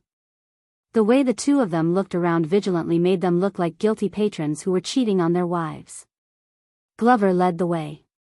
They passed through 2 doorways skillfully, and after making several turns in different alleys and windows, while deftly avoiding the clothes hangers that extended overhead, including the spilled dirty water, they arrived at the back door of a mysterious house. The path was uneven and filthy. Along the way, he even met a few child beggars with wary gazes. It made Thales absent-minded, and he felt like he was dreaming of his childhood. I feel a little dizzy. We just came here to lie low for a while. Commodore rubbed his forehead, which was accidentally hit by a window. He sized up the wooden door in front of him. But where exactly is this place? Don't tell me it's some unruly illegal inn. Obviously, this former police officer who was used to serving the nobles in the inner city was not used to this kind of place. Thales could not help but laugh. The standard of legal and illegal did not really apply here. In fact, almost all the legal shops in Red Street Market, which had been operating for many years, had more or less illegal methods, and most of the illegal businesses had legal cover. It's an old shop, we just came in through the back door. Glover pulled his hood tight and shook his head at them. Then, he pulled open the old, shabby, and stingy back door. He skillfully lifted the crimson curtain and led them into the dimly lit room. Thales and Commodore followed them into the house, and they immediately realized that it did not fit in with the alley outside. The lights here were warm, and the air was filled with a fresh fragrance that made people feel relaxed. The porch of the gatehouse was covered with silk curtains and tulle. The design and arrangement were unique, and the decorative paintings and tapestries were quite artistic. It's just the atmosphere. Thales vaguely heard the laughter of a man and a woman in one of the rooms through Hell's senses. It's a little weird. Glover hid his face under the cloak. He ignored a young girl who was scantily dressed and carrying a wine set as she walked past them. He led them up the creaking wooden stairs and into a corridor filled with rooms on the 2nd floor. Oh, I feel like I have been here before. Commodore scratched his head. A crisp bell rang above their heads, and the three of them looked up at the same time. It was a tall, slender, and beautiful girl wearing a thin veil. Her long hair draped over her shoulders, and her eyebrows were picturesque. She sat contentedly on the stairwell of the third floor, shaking her pair of fair and bare feet as she smiled at them. The young girl skipped down the steps in a lively manner, the bells on her ankles tinkling delightfully. "Welcome to Laurel Club." But as soon as Sheath spoke, the expressions of the three of them changed. Thales could immediately tell from the person's neutral tone that it was not a young girl. Instead, it was a fair-skinned, delicate-looking young man who was so handsome that it was hard to distinguish his gender. In fact, his clothes were thin, and his neck and thighs were wrapped in thin gauze. His movements were gentle and delicate, which made people want to love him. The expressions of the three immediately became strange. "Ah, since you're able to come in from here, I can tell that you're esteemed guests with extraordinary backgrounds." The teenager smiled in a friendly manner. He was a little bashful and shy. "Your humble servant Qianqian is at your service." The young man casually flipped his hair, exuding a wonderful charm. Glover looked around for a while before he frowned. "Where's Aunt Ellie?" The pretty teenager named Qianqian blinked playfully and circled around the three of them. She swayed her hips, and her figure was alluring. "Unfortunately, she passed away a few weeks ago." "Don't worry, it's definitely not syphilis. We are a legitimate club, and we have strict and regular medical checks." Glover's expression became gloomy. Commodore cast a glance at the prince and his colleagues. He knew that he had to be the one to negotiate with them, so he coughed and moved forward. We want to keep a low profile." He habitually took out a few copper coins and stuffed them into Qianqian's hands. Qianqian beamed. He flipped his palm, and the copper coins instantly disappeared without a trace. "Understood. My three bosses, you went through the back door, so there won't be any problems." Thales noticed that there was a strange sense of exquisiteness in his voice. Not only was there no deliberate fake voice, it sounded natural and at ease.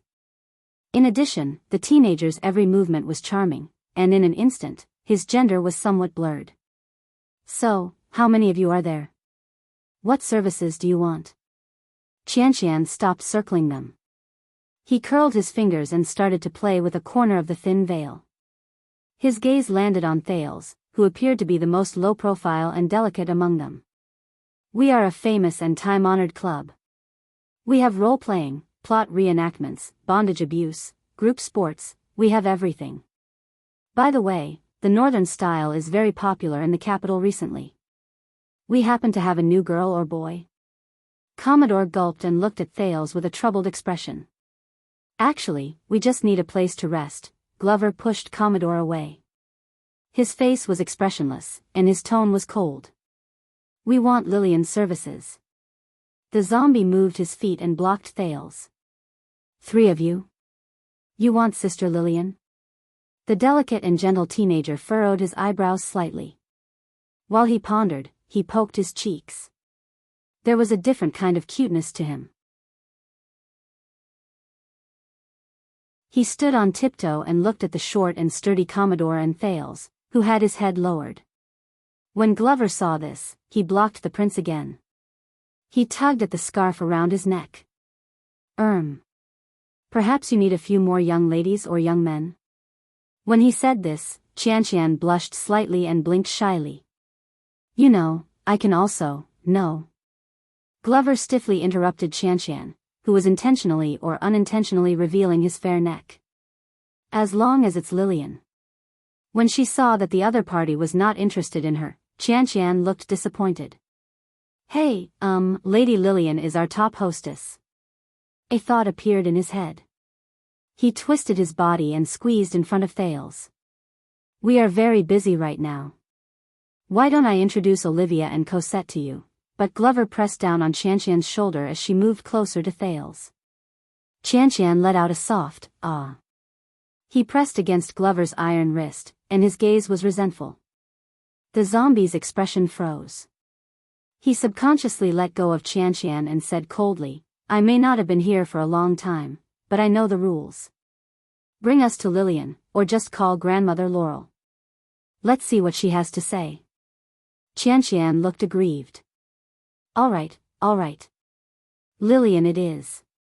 She's so fierce. She keeps mentioning grandmother Laurel. How should I address her?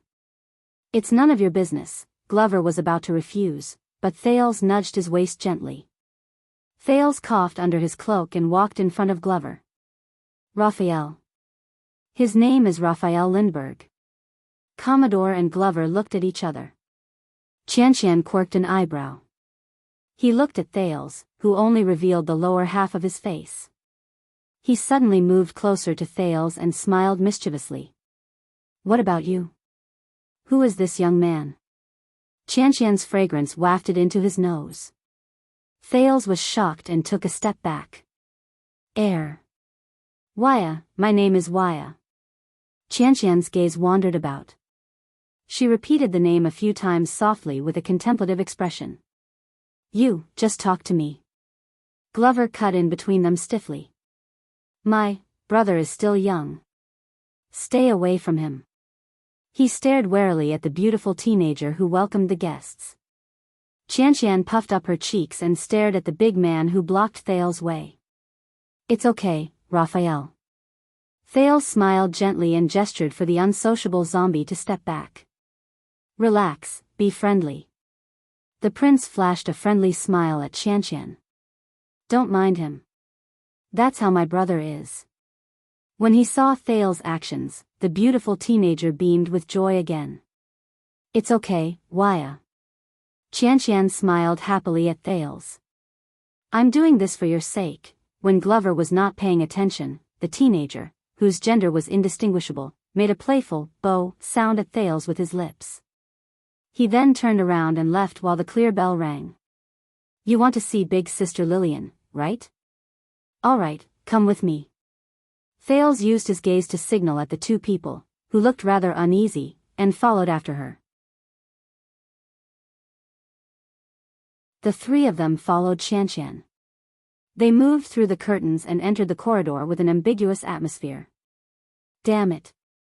Thales stared at Qianqian's graceful figure in front of him. He heard Commodore mumble behind him. This boy is prettier than a girl. That's not a boy, Glover replied softly. He was still wary. He's a eunuch. Commodore was shocked. What? Glover held Commodore tightly and whispered, they go through strict selection and training. They go through strict selection and training. They are castrated when they are very young. Their male organs are removed to prevent them from having Adam's apple, vigorous hair, developed muscles, broad bones, and other masculine features. They enter the palace and serve the nobles. Thales was equally shocked. He stared at Qianqian's slender and delicate back and frowned. Commodore's shock had yet to fade. I know that there were eunuchs in ancient times, but I thought that this kind of people had already gone extinct. They have indeed gone extinct here. They have been out of fashion since the age of the Empire. Glover's tone was still stiff. The ones you see now are basically transported by sea from the eastern peninsula or the outer islands in the west. Commodore's curiosity did not diminish. He continued to ask in a whisper. Eunuchs. Thales lowered his head and pondered. At this moment, a pleasant fragrance entered his nose. How old are you? Thales was shocked. It was only then that he realized that Qianqian had already come to his side without him noticing. She was pressing against his arm. What? Qianqian covered her mouth and laughed. She touched Thales' shoulder. I've seen irresponsible older brothers bringing their younger brothers to have a taste. Thales twitched his eyebrows awkwardly. But at this age, your older sisters will not take you seriously. They will either laugh at you and tease you, or they will drain you dry, whether it be your wallet or your body. Qianqian hugged Thales' arm and leaned her head against his shoulder, whether intentionally or not. Why don't I bring you out for a drink and a walk? When your older brothers are done with their business, you can go back with them? As he felt the softness of her body and the fresh fragrance, Thales' body stiffened. He resisted the urge to shake her off. I can't, let me tell you a secret. Qianqian gently lifted the hood beside Thales' ear. Her hot breath tickled his ear. Actually, things between a man and a woman are not fun at all. What? Thales turned his head stiffly. Qianqian blinked and smiled brightly. Really? Her voice was sweet and gentle. When men come to Red Street Market, Qianqian glanced behind her in disdain and tightened her grip on Thales' arm. It's not because it's comfortable, and it's not because they want to do it. Qianqian snorted softly and pouted. They come here to do it because they can't find anyone else to do it. Or they want to prove something by doing it. They want to create an atmosphere or achieve something, just like your brother brought you here. Thales blinked. So? Qianqian stared into his eyes in a serious manner. That's not fun. What's more, you have to be with 2 other men, even if they are your older brothers. Thales' expression became more and more awkward. Looking at the other party's embarrassed look, the beautiful teenager burst into laughter. How do you know about things between a man and a woman? Thales tried hard to think of a way to escape and retorted casually. You're not. Qianqian's face turned pale. She lowered her head and bit her lip. Thales felt the hand that was holding him tremble. Looking at Qianqian's disappointed expression, the prince reacted. Sorry, I mean no harm, but Qianqian suddenly raised her head and broke into a smile. I know you didn't do it on purpose. The gentle and beautiful teenager revealed a cunning look. You're different from them. Qianqian paused for a second and smugly whispered in his ear. You're still a virgin. Thales was instantly petrified. Qianqian tugged at his arm and continued to move forward. But let me tell you, it's your first time doing it with a woman. That's nothing. The teenager stuck close to Thales, and the fragrance of his body filled Thales' nose. It's your first time doing it with a man, or even someone who isn't a man and a woman. That's what I call interesting. Thales widened his eyes and was momentarily at a loss. Seeing his reaction, Qianqian giggled even more. The teenager, who was prettier than a girl, held Thales' palm and rhythmically tickled the back of the prince's hand. You know, if it were me, I could show you a lot of interesting tricks and ways to play. My body can do a lot of things that you can't imagine, the kind that even big sisters can't do. Believe me, you'll be so happy that you won't be able to find your bearings. Qianqian winked at him in a profound manner. Her voice was filled with charm.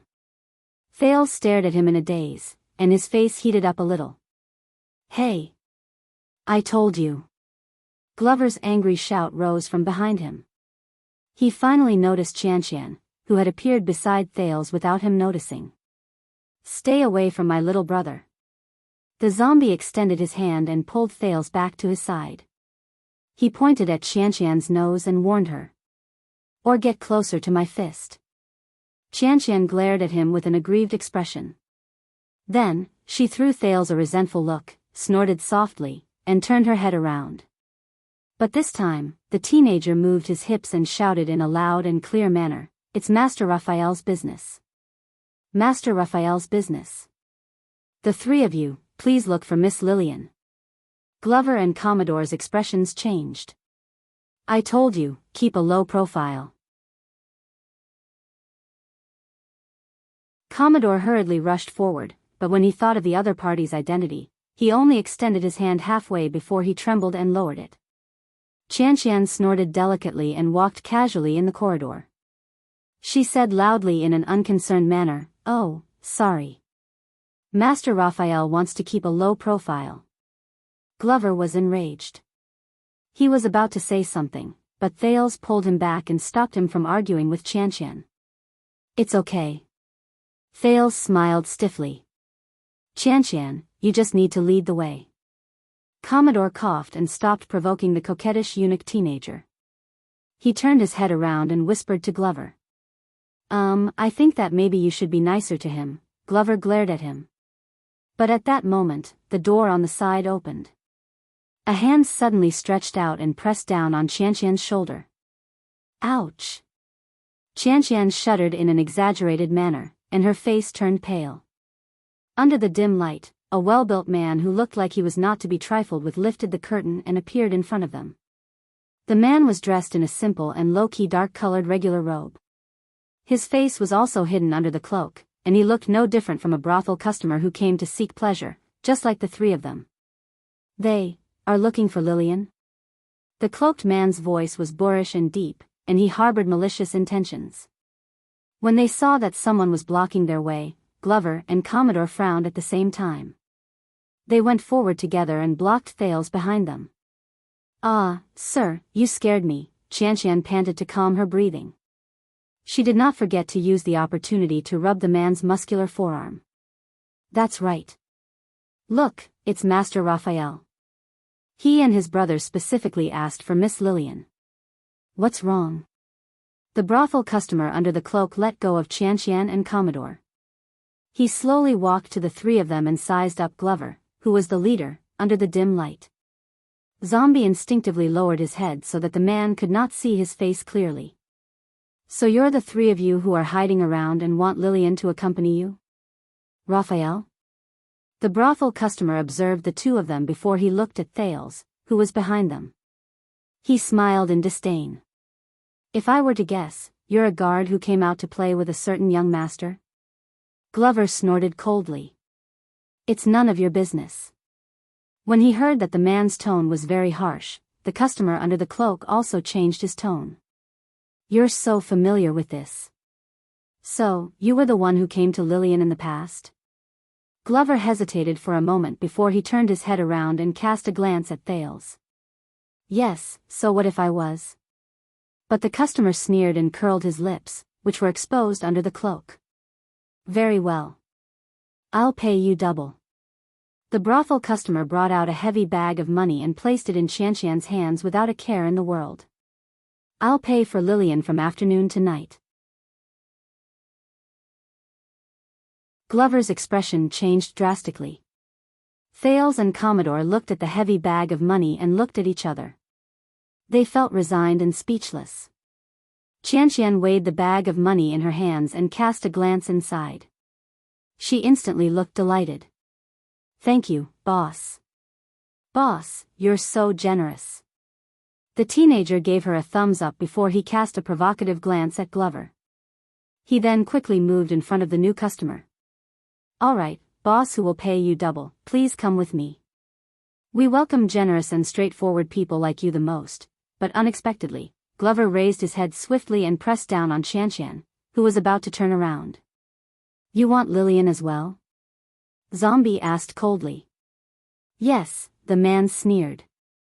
"From today to night, I'm afraid she won't have time to accompany you." Glover was silent for a while. Commodore coughed softly. Why don't we change, Triple?" Zombie ignored Commodore. He suppressed his anger, pulled out his bag of money, and threw it to Qianqian. "We'll pay you triple. You can get lost now." This time, it was Thales and Commodore's turn to be stunned. Raphael?" Commodore hesitantly patted Glover's shoulder. "It's best if we don't, generous." "Generous. Boss, you are even more generous." Qianqian weighed the 2 bags of money in her hands and blinked happily. She immediately stood beside the trio again. She turned her head around and cast a glance at the cloaked brothel customer before she spread her hands in resignation. "Then, customer, since Sir Raphael said so, I can't do anything about it, Triple." The brothel customer sneered under the cloak and took a step forward. "What? So what if you're rich?" Glover clenched his fists and snorted angrily. The man arrived in front of Glover. He was not any weaker than Glover. "Do you know who I am? Do you know that I can make you stay in the jail from tonight until next week with a flick of my finger? I don't *king care who you are." Glover did not take a single step back. His expression was as cold as ice. "Lillian is mine. There's no room for discussion." Glover and the other party exchanged a tit-for-tat glance in the dark. "Very well," the brothel customer clicked his tongue and said. He suppressed his boorish voice and took out another banknote. "Then I'll pay you quadruple. If it's not enough, I'll add more. From today onwards, Lillian is mine. I'll pay you alone." Qianqian's eyebrows twitched. But before she could calculate how much she could get from this, Glover spoke again. It doesn't matter how many times you pay me. Zombie continued to take a step forward. He was almost touching the brothel customer's forehead. The threat in his words was filled with bone-chilling coldness. You get lost immediately. Lillian is mine, and she's mine only. The man said in a deep voice, I dare you to say it again. I'll talk. Glover did not show any signs of weakness. You get lost. Thales had never seen such a persistent side to Glover. He and Commodore looked at each other before they went forward anxiously. Glover. Raphael. We can't do this. But Glover seemed to be in a rage. He turned a deaf ear to them. When Qianqian saw that the situation was about to go out of control, he quickly raised his voice in an attempt to get more people to come over, even though he was used to seeing customers fighting for a man's favor. Hey, this. Mr. Lindbergh? You can't say that. Laurel Club has its rules. All those who come are customers, but he was immediately interrupted. Wait. The brothel customer looked up coldly and revealed a chin that was as sharp as a knife. He said, What's your name? Lindbergh? Glover laughed angrily. Raphael. The zombie exuded an ominous presence, and there was a fierce glare in his eyes. Raphael Lindbergh. Do you have a problem with that? The brothel customer turned his head slightly. His aura also changed. I have no problem with that. It's just that the person with this name happens to be working for a cop. The brothel customer gently unbuttoned his cloak and began to exercise his knuckles. He has a grudge against me. The cloaked man's tone was very ominous. Glover's gaze became even sharper. Even his unsmiling face looked ferocious in contrast. Very well. Glover clenched his fists, and his voice was as cold as ice. Then, I will avenge him. When she saw that both of them had begun to exercise their limbs, Qianqian cleverly took a step back. As Qianqian shouted, the doors in the corridor opened one after another. Curious heads popped out from the gaps between the doors. Most of them were young girls with beautiful bodies and revealing clothes. They watched the conflict that was about to erupt with interest. Wow, it's for Lillian again? Oh my, the life of a top hostess is so good. Well, she's the one who's going to take over as a wet nurse. I think Qianqian is up to no good again. Is she a noble? Is she a noble? The kind who has money and power to keep me as her mistress. Ah, both of them are my type. I can take them both, tsk.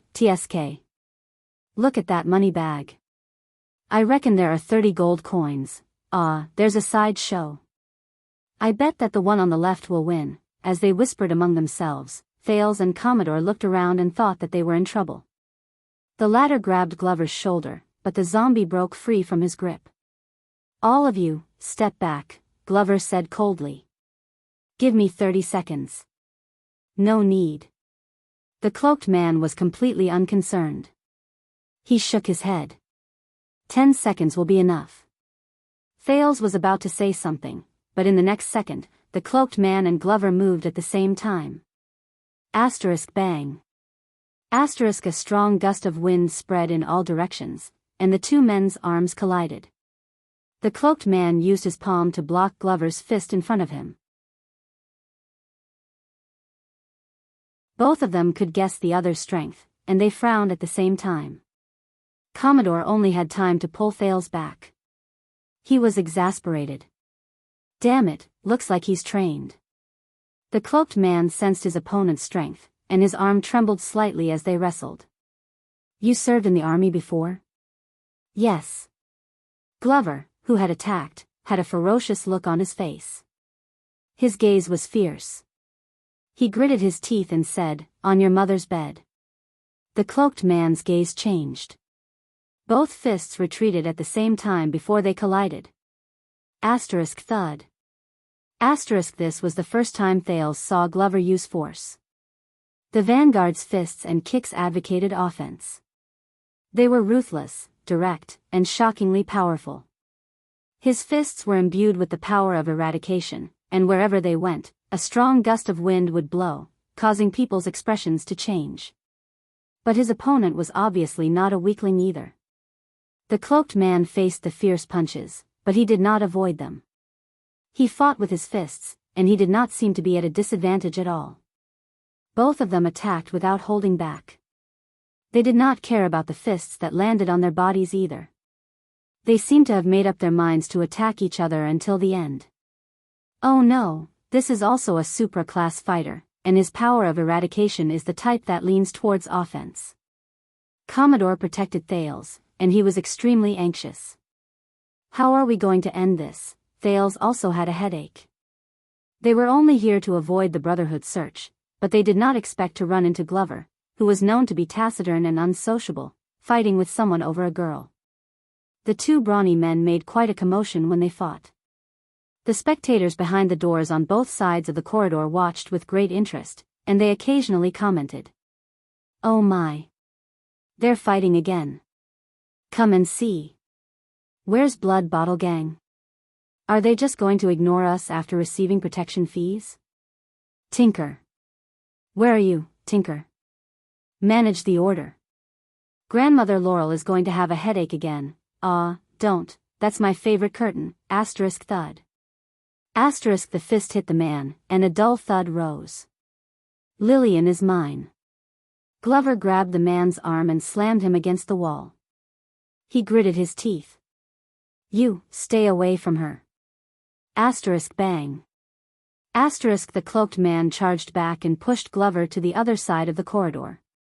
Hee, are you one of those rich nobles who came to look for Lillian? Bah, are you even worthy? Thud. A loud sound rose. Glover threw a hook at the man, and he staggered backwards. He roared in anger. You cannot come and look for her again. The man coughed up a few drops of blood. He turned around and pushed Glover to the ground. Crash. I should be the one saying that. Both of them fell to the ground. The man tried his best to grab Glover's neck, but the latter tried his best not to let him lock his neck. Lillian is free. She can follow whoever she wants. Glover flipped over and counterattacked. He pinned his opponent under his body. Nonsense, are you going to get lost or not? Within a few minutes, both of them were truly enraged, and they completely forgot about themselves. They fought with their fists and kicks to the fight on the ground, and they used their skills to lock hands to wrestle with each other. Thales frowned secretly as he watched. Commodore slapped his thigh while he watched by the side. Damn it, this is not over. He turned around and looked at Thales, who was frowning. Your Highness, stay where you are. I have to handle this. Thales watched the two people who were locked in a stalemate with their fists flying everywhere. He asked in puzzlement, Are you sure? Commodore removed his cloak and smiled in a relaxed manner. It's nothing. You know, when I was still in the police station in the inner city, I had to protect those rich nobles when they went out, and I have seen a lot of this kind of jealousy. Thales still had doubts. But, Commodore exercised his fists, and his face was full of confidence. As long as we separate them and let both of them have a way out, Thales wanted to say something, but Commodore had already rushed into the fight. Are you done? The guard displayed the close-quarters combat skills he displayed when he sparred with Thales. He threw a punch here and a jab there, and he separated Glover and his opponent perfectly. He pushed both of them against the wall. Both of them gasped for breath and got up from the ground. Commodore showed Thales a smile that said, Everything is under my control, and extended his hand to stop the two people who were still fighting. His tone was filled with the awe-inspiring and solemn tone he had when he was in the police station. Listen to me, there is no need for us to be here for a woman, but in the next moment, Thales' expression changed. He saw Glover get up, roar, and throw a punch forward. CKU. The cloaked man supported himself against the wall and turned his head around. With a savage expression, he turned around and delivered an elbow strike. Go. Bang. Thud. Commodore stood in the middle and acted as the mediator. Before his smile disappeared, he was caught off guard. He suffered 2 merciless blows, and he trembled violently. Thales could feel it, and he covered his face in pain. In the next second, Commodore's eyes rolled back, and he fell backward with his back straight.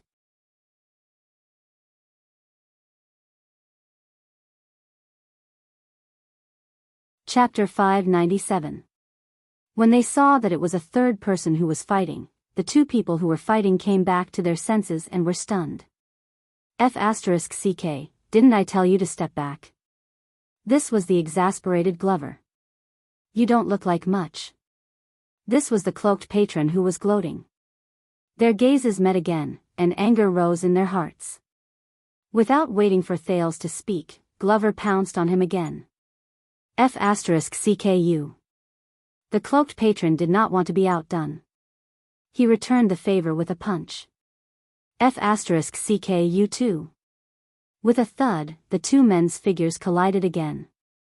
They separated and reunited, and they fought to their heart's content. Listen up, if you dare to touch Lillian with your filthy hands, hiss. Does it hurt? Hee hee, if you harass her again, this is. Arg.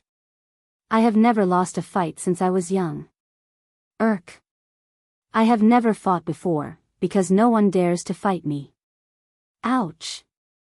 I have killed more people than the girls you have slept with. Wah. The girls I have slept with are. F***ck, no. Ouch. Thales looked at Commodore, who was unconscious on the ground, and the 2 people who were happily fighting with each other. He rubbed his face, feeling a headache coming on. He did not know what to do. Even louder discussions came from the cracks in the doors on both sides of the corridor. At this moment, a loud and stern female voice came from afar. Enough. This is Laurel Club. For some reason, when they heard this voice, the 2 people who were wrestling on the ground shuddered at the same time. Thales turned his head around. A beautiful woman came with a lamp. She had a nice figure, and her eyes were gentle. Behind her was a listless and sickly man, and the obedient and innocent Sissy. When this beauty appeared, not only did Glover and his opponent stop fighting, even the whispers on both sides of the corridor became softer. The beauty's steps were light, and her waist was slender. At that moment, her face was as cold as ice. She walked to Thales' side. The prince quickly lowered his head, and watched the 2 people who were fighting. You, get up. The beauty spoke harshly and glared at the man under the cloak. But her every frown and smile was charming. Even her anger was enchanting. The man looked up and said awkwardly, Miss Lillian. The beautiful woman named Lillian frowned and said angrily, move. The burly man quickly let go of Glover and scrambled to get up in a sorry state. So, this is the star of Laurel Club, Miss Lillian? Thales muttered. Glover panted and stared at Lillian blankly. You.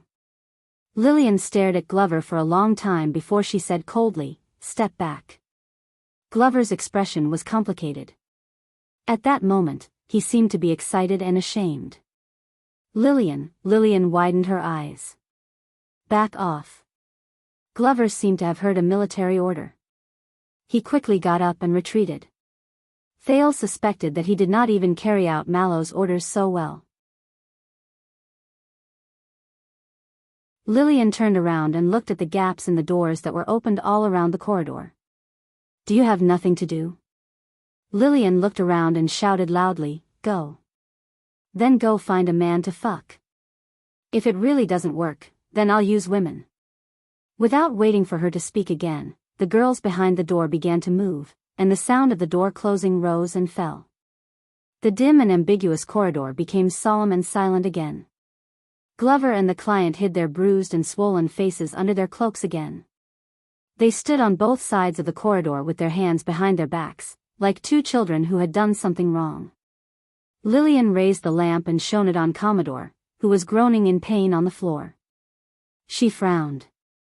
She turned around and ordered the listless man behind her. Tinker, help him up. The man sighed and went forward to help Commodore up.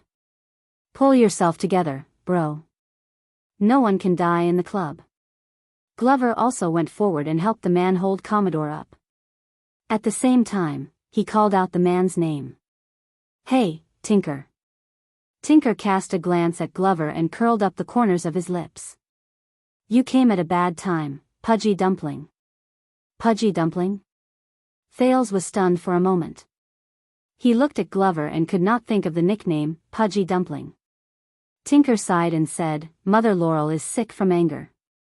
Mother Laurel is sick from anger, the black ribbons just left. Glover frowned and said, black silk robes. You mean the Brotherhood? Are they here to cause trouble? Tinker shook his head and did not want to say more. He stared at Glover with a distant and complicated gaze. After she dealt with the few people, Lillian turned around and looked at the third person who stood with her head lowered, Qianqian. Was it fun? The beautiful woman asked coldly. Huh? Qianqian raised her head. She looked surprised and innocent. I was just trying my best to attract customers. You know, the sales, what the hell are you talking about? Lillian's emotions flared up. She shouted angrily, I shouldn't have asked a spineless person like you to welcome customers. Qianqian trembled violently. She looked like she was about to cry. Sister Lillian, when Lillian saw Qianqian's pitiful look, her heart softened. She sighed and waved her hand. Forget it. Hurry up and do what you need to do. Qianqian instantly smiled through her tears.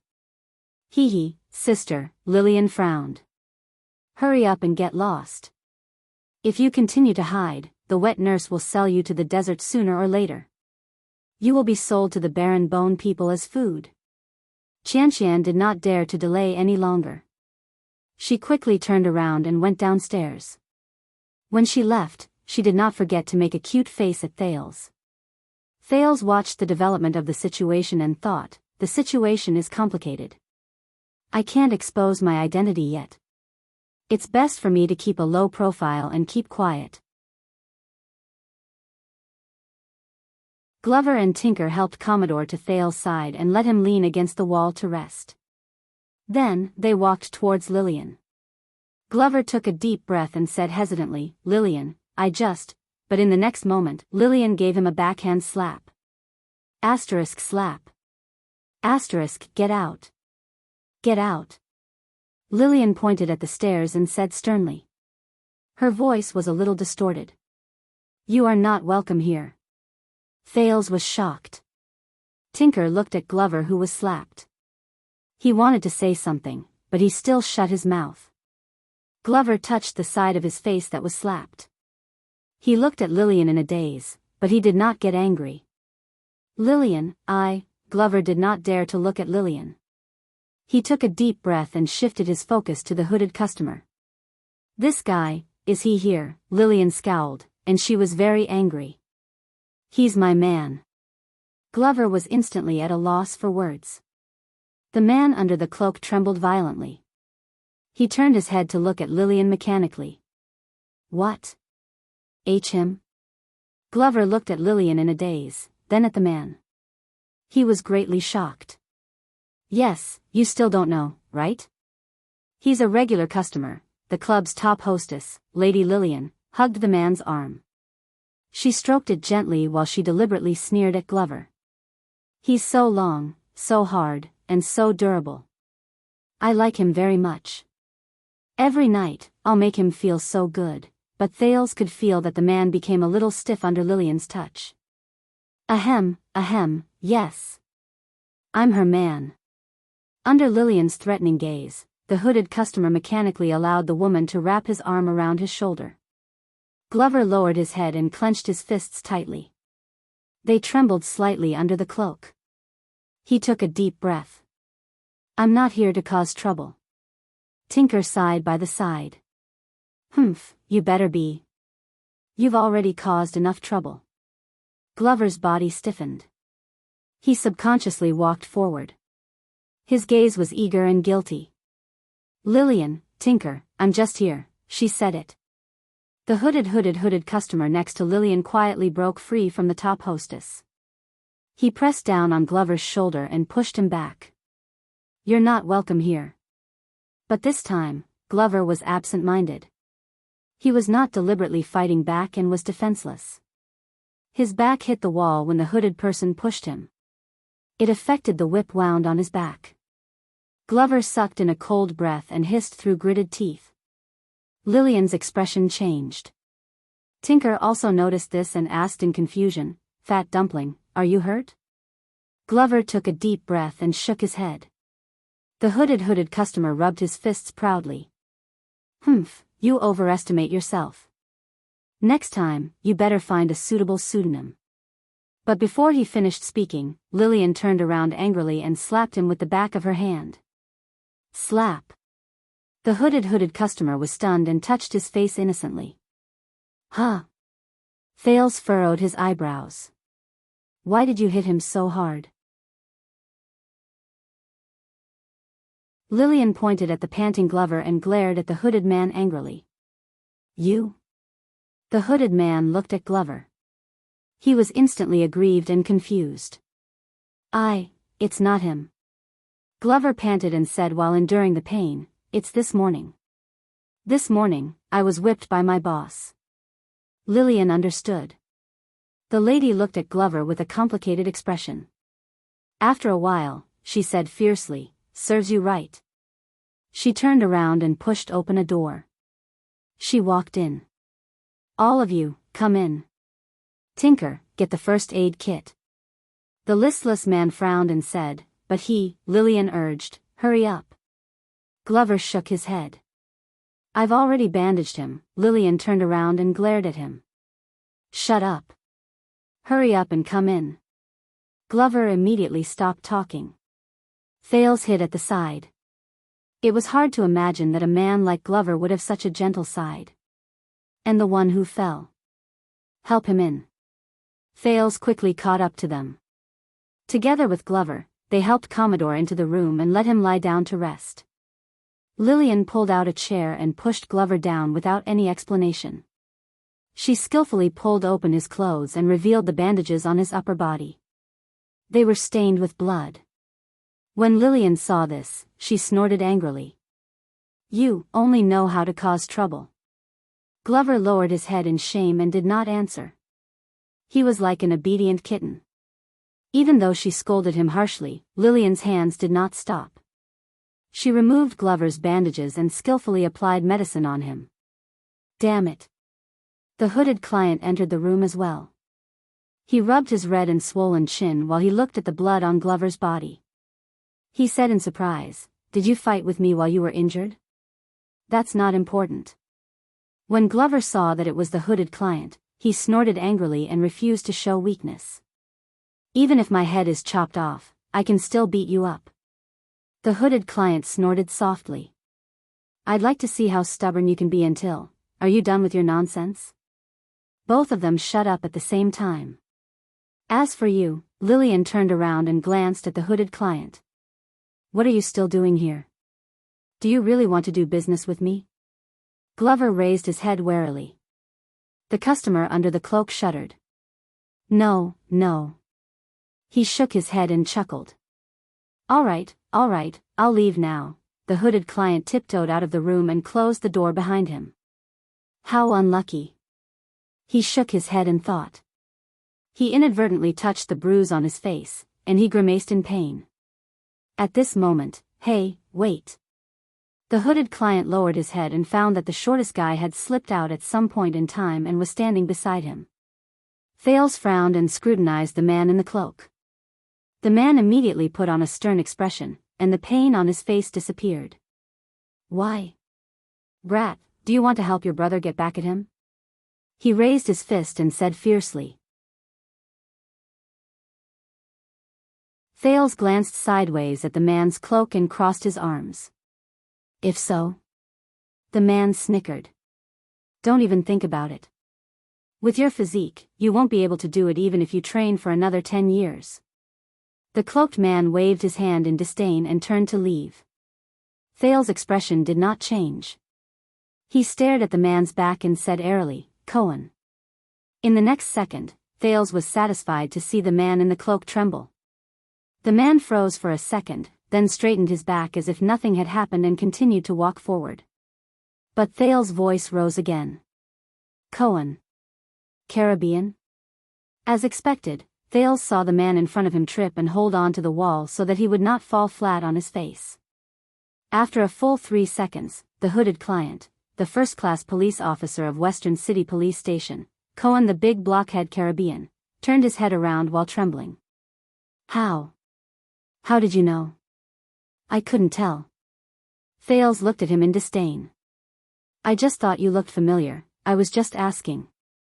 Then you confessed. Cohen was stunned for a few seconds. He pulled back his hood, put on a fierce expression, and walked towards him. You, which noble's brat are you? Thales took a step back and hid his face in the shadows. You don't need to know who I am, you only need to know.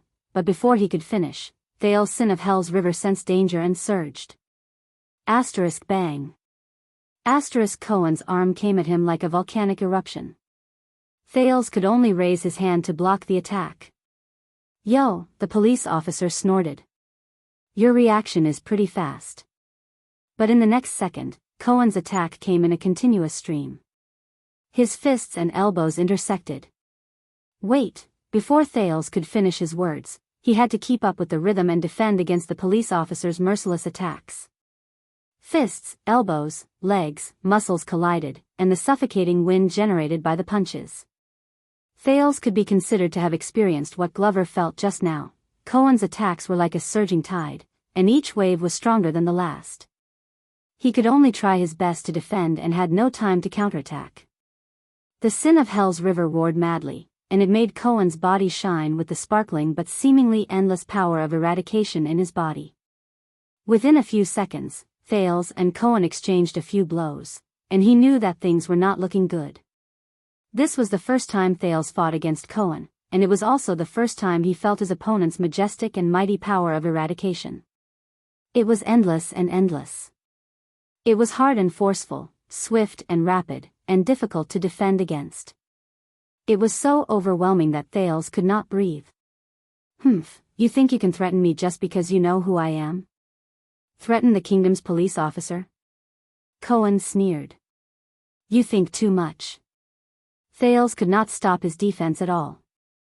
He was practically suffocating. Even though he looked stupid and dazed, Cohen's movements were skillful and his strength was astonishing. He suppressed Thales to the point where he could not fight back, and could only moan in pain after each exchange. If it was before he entered the Great Desert, he would probably have been defeated in 1 or 2 rounds. Strange, Thales thought as he defended painfully. According to Wuxia, wasn't this blockhead always very weak in extet, and the one who was beaten up badly by everyone he met? Why is it not like that at all when we fight? Wuxia, you lied to me. Let me tell you. Cohen watched Thales struggle miserably under his hands. He could not help but say smugly, when I was commanding the Northland and beating up the Northland barbarians, who knows where you were? After receiving a straight punch without any fancy moves, Thales finally could not take it anymore. He lost his footing and crashed into the wall. Coming to a place like this at such a young age? I knew it. You good-for-nothings, your brains are full of women.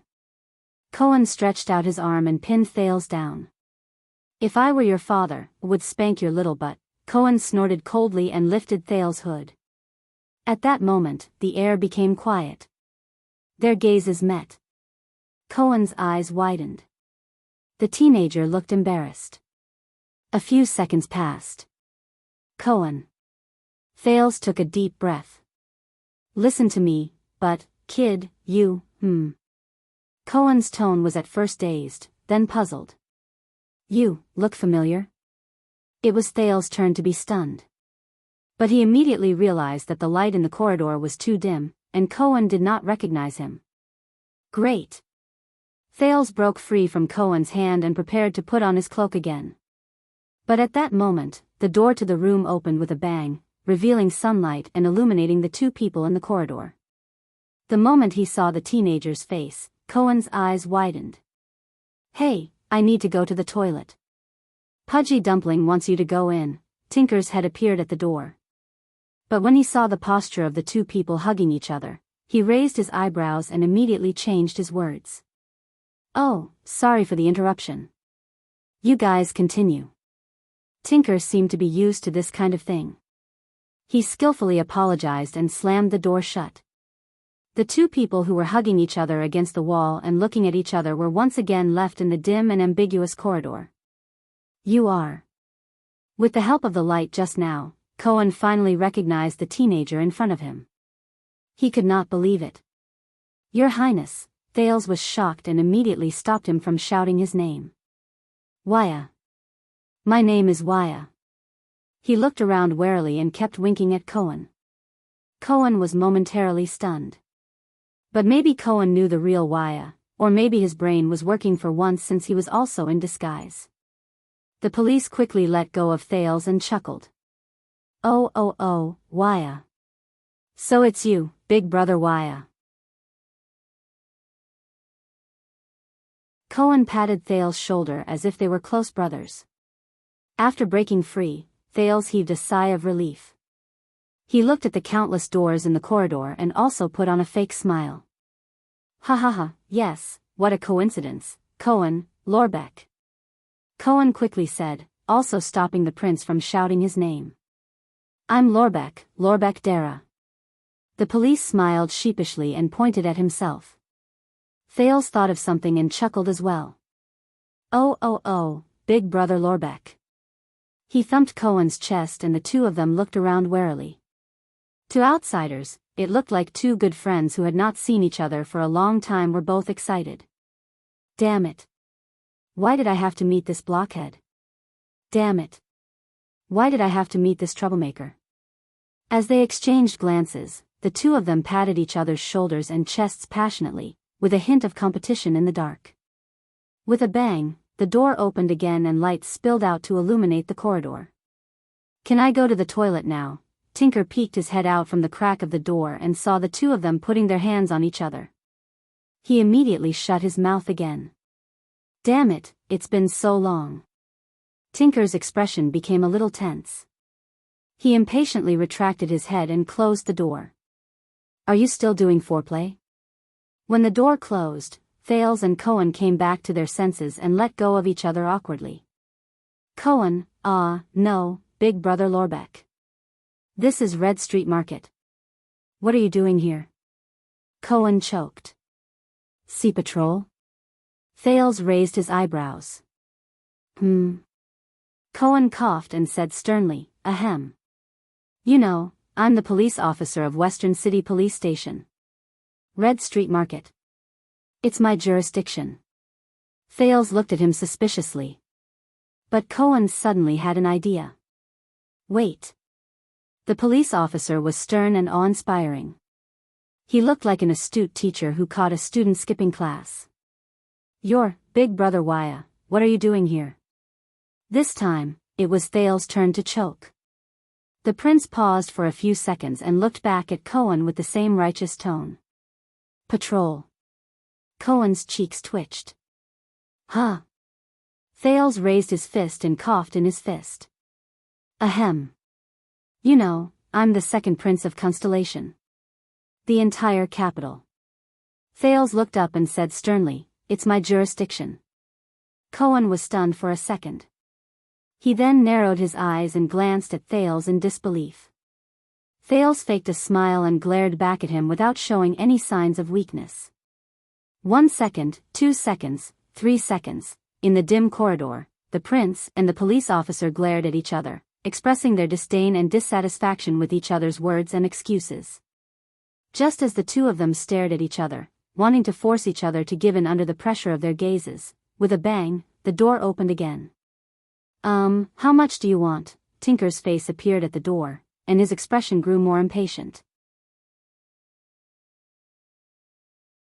But when he saw the two of them standing face to face and looking at each other lovingly, he immediately choked again. F***ck, Tinker looked at the two of them who were too preoccupied to care about anything else. In the end, he swallowed his complaints and closed the door while mumbling. You're even thinking about something. Thales and Cohen snapped out of their daze. They looked away and coughed at the same time. But right after they coughed, the two of them looked up at the same time and explained. You know, the police station occasionally needs to collect information. The prince also needs to inspect the people occasionally. The two of them spoke their own words. Their voices were mixed together, and they basically did not pay attention to what the other was saying. They could only judge the progress of the conversation through each other's expressions. But fortunately, they were particularly in sync in this aspect and stopped at the same point. Then, our meeting this time. Cohen said tentatively. Thales heard him and understood. There's no need to spread it. The air was quiet for a while. A second later, they looked at each other and nodded with a straight face. The two of them held each other's hands and reached a rare consensus. Okay. Bang. This time, the door was violently and mercilessly pushed open. I say, it's not like there aren't any vacant rooms. Tinker's head appeared at the door again. Can you not stand here all the time? This time, he clenched his fists anxiously and felt inexplicably indignant. I really need to pee.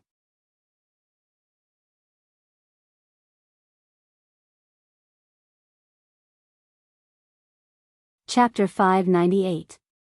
When Thales returned to the room, Lillian had already applied medicine on Glover and wrapped him in bandages again. What is he doing here? Lillian's hands did not stop moving. She frowned at the confused Thales, then looked at Glover. Is this your bodyguard mission again? Take care of some noble young master? Including when he went whoring? Glover glanced at Thales and nodded with a subtle expression. Thales coughed. Nice to meet you, Miss Lillian. I am the second prince. Under Glover's terrified gaze and Lillian's puzzled gaze, Thales added his words in time and said with a smile. My attendant. W.I. Casso. Thales put on a fake smile and rubbed his hands together as he stood in the corner. Glover heaved a sigh of relief and lowered his head to drink some water. Wow, the prince's attendant. Lillian raised her eyebrows and inadvertently exuded 1,000 kinds of flirtatious charm. You seem very powerful. Have you come here to play? Thales waved his hand and squeezed himself into a corner. He tried his best to look harmless. No, I just came over to take a look. Lillian sized up his figure and face, her beautiful eyes sparkling. The prince's attendant, the woman smiled charmingly. So, little brother Wuxia, your daily job is to feed that prince a cock. Puff. Glover spat out a mouthful of water beside the table. Thales' expression froze as well. Chi, ha, ah ha ha ha. Thales' face contorted as he tried his best to ease his embarrassment. Madam, you are so humorous. Lillian arched her eyebrows and glanced at Glover. So, Fat Dumpling brought you here to have sex? Glover's expression froze. Thales waved his hand awkwardly again. Me? No. But Lillian ignored him. She touched her lips seductively and thought for a moment. Let me see. No, at his age and in such a condition, greedy whores like Cosette and Olivia would fuck him to death. Lillian's eyes lit up. There was something else in her eyes as she looked at the young man. Why don't I take the order myself and give you a massage? Thales was stunned. Bang. No. Before Glover could wipe the water from his mouth, he subconsciously slapped the table. No. When he saw Glover's anxious, pained, and indignant, and even slightly warning, gaze, Thales' heart skipped a beat, and he chuckled. You've misunderstood, Miss Lillian. I'm really not here to. Lillian came to a realization and felt a little awkward.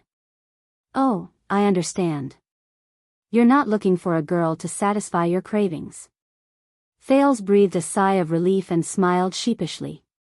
Yes, I'm not, but Lillian rolled her eyes and smiled. Don't worry, we also have male technicians here. Thales' smile froze. Whether you like a muscular man, a haggard young man, a middle-aged eccentric uncle, or an old man, Thales' expression changed again, and he waved his hands madly. No, no, no, I don't want a man either. You don't like men either? Lillian was taken aback and sized him up again. The hostess of the club looked out the door and finally sighed. Trust me, young master. Lillian looked at Thales with a strange expression. Qianqian is beautiful and understands men's needs, but he's not easy to deal with. If you're infatuated with him, you'll suffer. Huh? Qianqian? Thales was stunned at first, then he reacted. Thales' face was flushed red. He tried his best to skip the word prostitute. I'm really not here to do business with you. Glover, who had a strange expression for a long time, reminded Thales in a low voice. Lillian. A few seconds later, the hostess of Laurel Clubhouse giggled when she saw Thales' embarrassment. I know. Lillian crossed her arms. Her upper body swayed in a seductive arc, but she exuded a capable and experienced air. I just wanted to see if you really don't know the ropes, or if you're just shy. Thales froze again and stared at her in a daze. Lillian sized him up again, clicked her tongue, and shook her head. Both. She covered her mouth and laughed. Huh, a fledgling. Thales' face darkened. He really wanted to explain that he really wasn't, but after Lillian was done teasing him, her expression turned cold. Now, if you're done, you can get lost. When Glover heard this, he hesitated. Lillian, I didn't mean to, yes. You didn't mean to. Lillian interrupted him harshly. Once again, she showed her uncompromising manner. You said the same thing last time. Glover's voice froze, and he immediately became listless. Thales gulped. He subconsciously shrank further into the corner to avoid this lovers' quarrel. But Lillian was not done yet. Anger and pain appeared in her eyes. But the burns, cuts, and whip marks on my body, the humiliation, and the marks are still there. Just as they were talking, this gentle and fierce girl actually didn't care about the taboo and lifted up her thin shirt. She exposed her beautiful upper body in front of the two of them. Thales and Glover were so frightened that they turned their heads away and closed their eyes. Do you want to see? Look. Lillian's tone changed a little. She stared at Glover, who had his eyes closed and did not dare to raise his head. She was sad and miserable, but also aggressive. Your achievements? The things you gave me. Although it was just an unintentional glance, Thales could see that even though her form was beautiful, Lillian's upper body, from her neck to her chest, and from her waist to her abdomen, was full of scars. It was a heart-wrenching sight. He could not help but be shocked. What kind of grudge did Glover and his soulmate accumulate for them to have such a strange relationship? The sound of clothes being put on could be heard in the air. Open your eyes, Lillian said coldly. I'm done putting on my clothes. I'm sorry, Lillian. But Glover did not open his eyes. He spoke in pain, and his voice trembled. I really want to, Lillian cut him off. Yes, I'm sorry. Apologize? Lillian's words were filled with hatred and heartache. It was complicated and subtle. This is the only thing you can say in the past and in the future. She put on her clothes, sneered, and looked elsewhere. She was like a lover whose heart had died a long time ago. Every *king time. When she said that, Glover's face instantly turned pale. He swayed violently, as though he had suffered a heavy blow. Thales stood quietly in the corner. He did not dare to say a word. This was not his battlefield. A few seconds later, facing the heartless Lillian, Glover stood up dejectedly. I understand. He pressed the table with difficulty and turned to the door. He even ignored Thales. I'm leaving now. At that moment, wait. Lillian's cold voice traveled into his ears again. Glover's body froze on the spot. Leave after your blood dries up. Lillian stared at the bandages on his body with a complicated expression. They will scare away the guests. Lillian's footsteps rang in the air. She walked towards the door. Glover did not move. He did not even dare to turn his head to look at her, let alone speak. What are you looking at? Lillian noticed Thales watching from the side.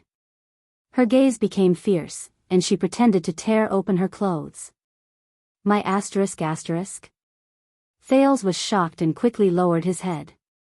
Lillian stared at him for a second before she giggled.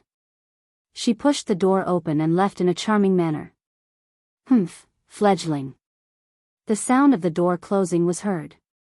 In the room with ambiguous decorations, Thales and Glover breathed a sigh of relief at the same time.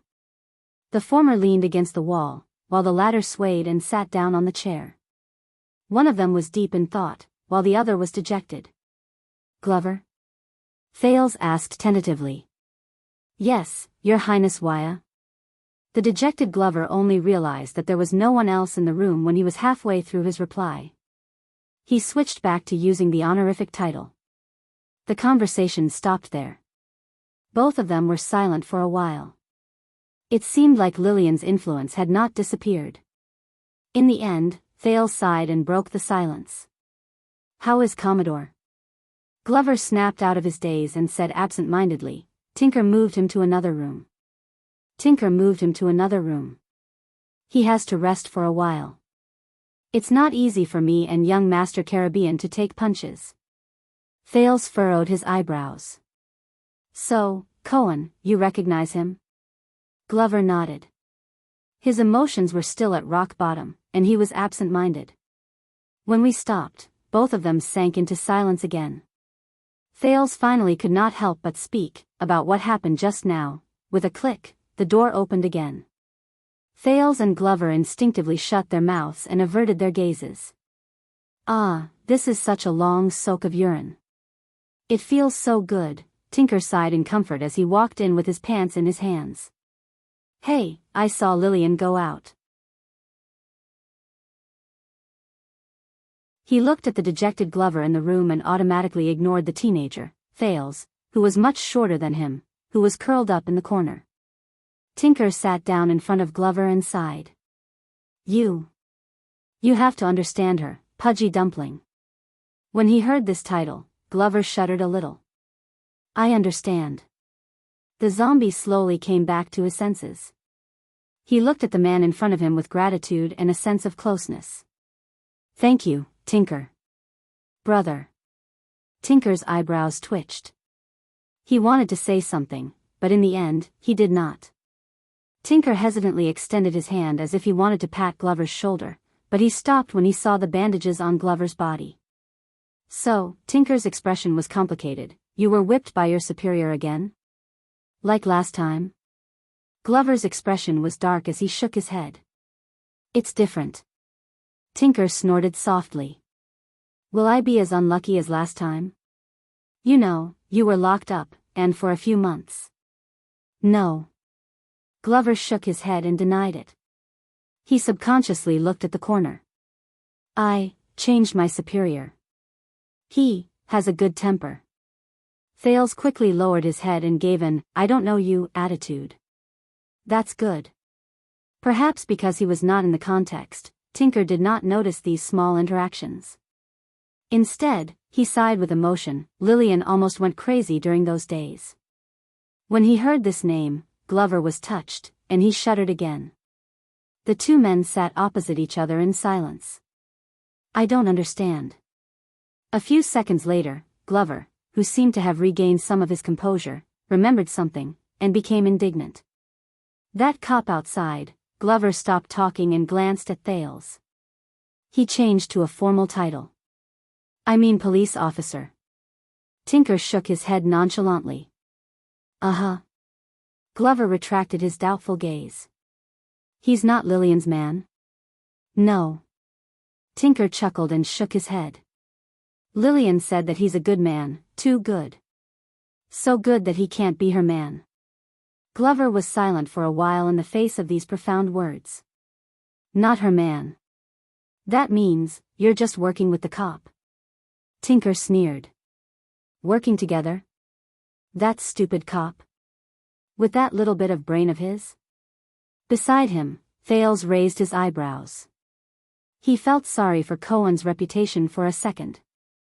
It's because he thinks we're working with him. It makes him feel a sense of accomplishment, so he will protect us. Tinker said sarcastically. Lillian has known him for a long time. I have to say, that guy is quite useful at times. He glanced at Glover for a second. At least it's better than relying on some noble's illegitimate son who has a lot of enemies to protect us, right? When he heard this, Glover was stunned again. As if he had expected Glover's reaction, Tinker waved his hand impatiently. All right, I'm just joking. He exhaled and gestured towards the door with his mouth. That greenhorn, Ka something Yang, came here a few years ago. He's a hothead, just like all the other greenhorns who have just arrived. He's straightforward, inflexible, and has great ideals of fairness and justice. Ever since the one-night war, from Black Street to Underground Street, from Red Street Market to Riverside Street, from the Brotherhood to the Iron Bat Society, he has been jumping up and down. At one point, he caused chaos in Lower City District and the Western District. Everyone hates him. I heard that even in the nests of the Greenskins, many people find him an eyesore. Thales thought about it and digested Cohen's activities over the years. It's fine if he's strong and sturdy. After all, it's not like we've never met a cop like him before. Tinker crossed his arms and smiled sarcastically. But I heard that he's not from an ordinary background. He even served in the Western front line. The big shots in the gang are unwilling to go against him. Otherwise, with his level, how could he still be alive and kicking until now? Glover's eyes focused slightly. So, he's brought about change? Change? Tinker seemed to have heard a ridiculous joke, and the corners of his mouth twitched soundlessly. I admit that it might have been quite refreshing at first. Wow, there's a cop with skills, a backer, and a conscience among the cops' nests in Western District. When he said this, Tinker sneered disdainfully. But as everyone, be it us or the Black Silk Gang, gradually figured out how to deal with this idiot, we bribed the people around him, figured out his principles, saw his habit of enforcing the law, and acted according to the situation. We even cut off his enthusiasm from both ends.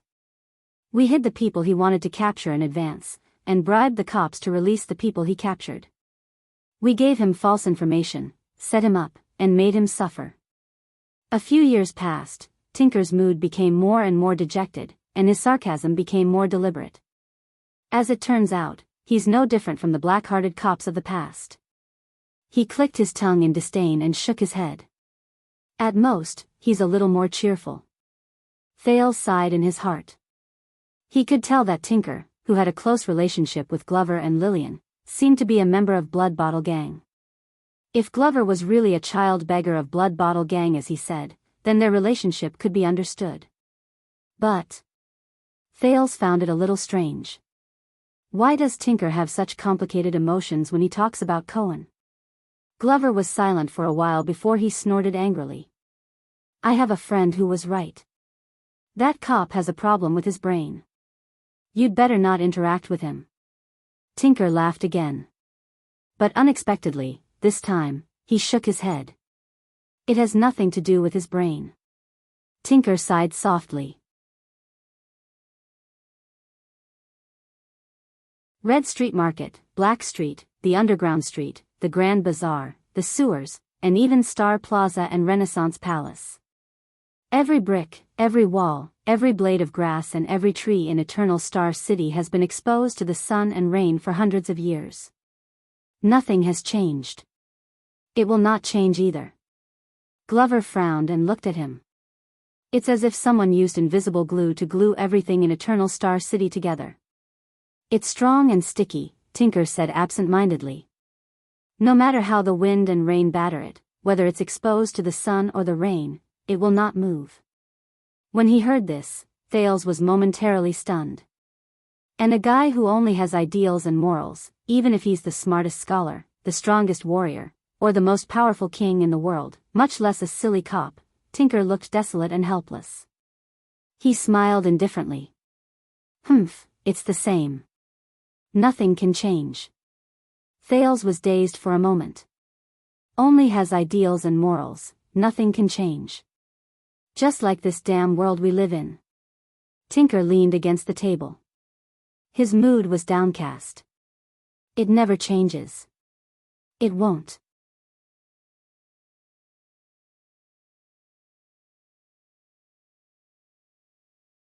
Chapter 599.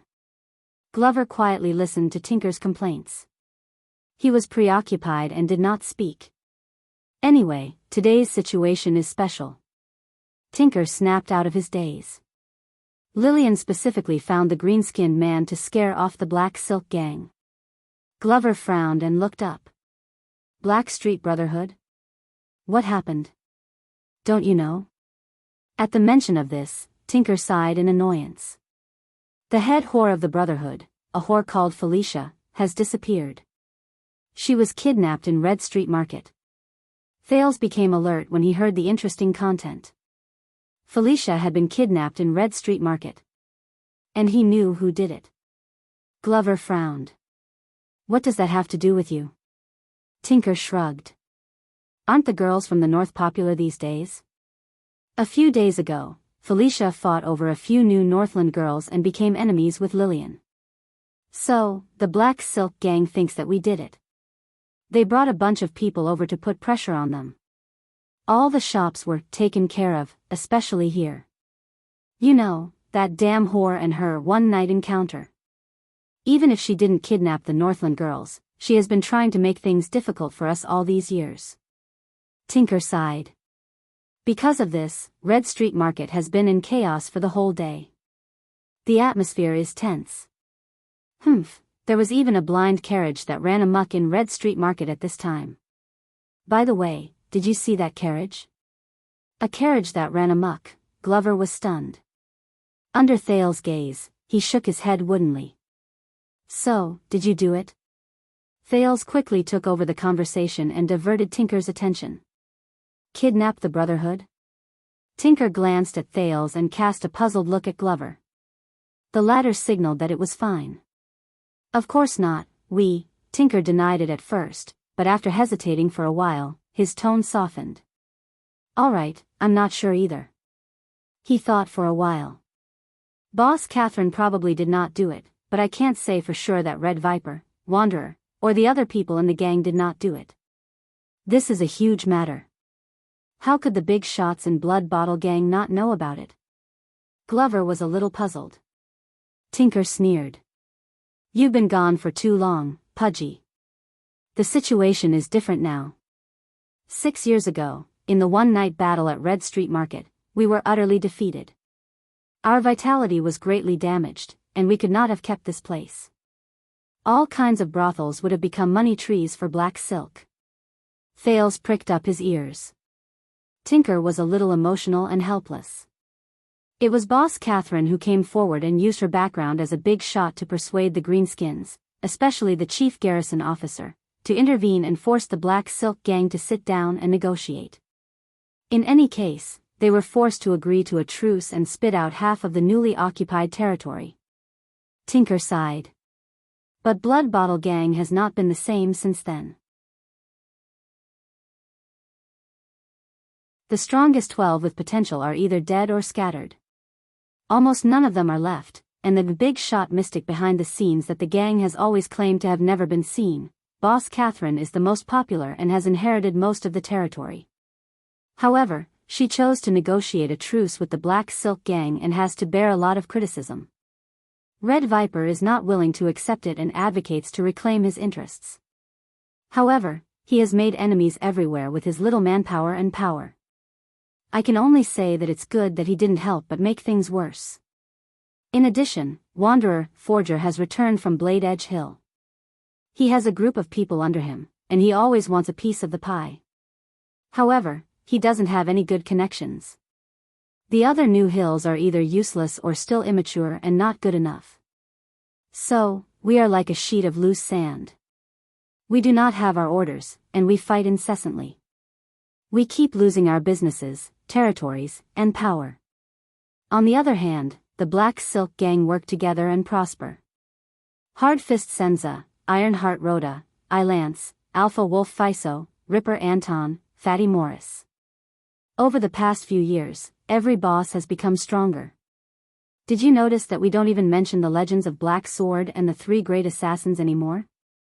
As Thales listened to this news, he was shocked to realize that after he left, the underground world of Eternal Star City and even Constellation had been turned upside down and was no longer what it used to be. Tinker spread his hands. You can see from the comparison between One Night's Romance and Laurel Club that our business is deteriorating day by day. We can't make ends meet, and we're just struggling to hang in there. A few days ago, when we were snatching the Northern girls, we couldn't win against that vixen, Felicia. Glover stared at the lights in the room in silence. He did not know what to think. Tinker's tone changed. But first, there's the business discord between the Northern girls. Then, there's the kidnapping of people in Red Street Market, which is on the border between the two countries. Then, there's the kidnapper's carriage that crossed the border to stir up trouble. Hey, how can there be such a coincidence?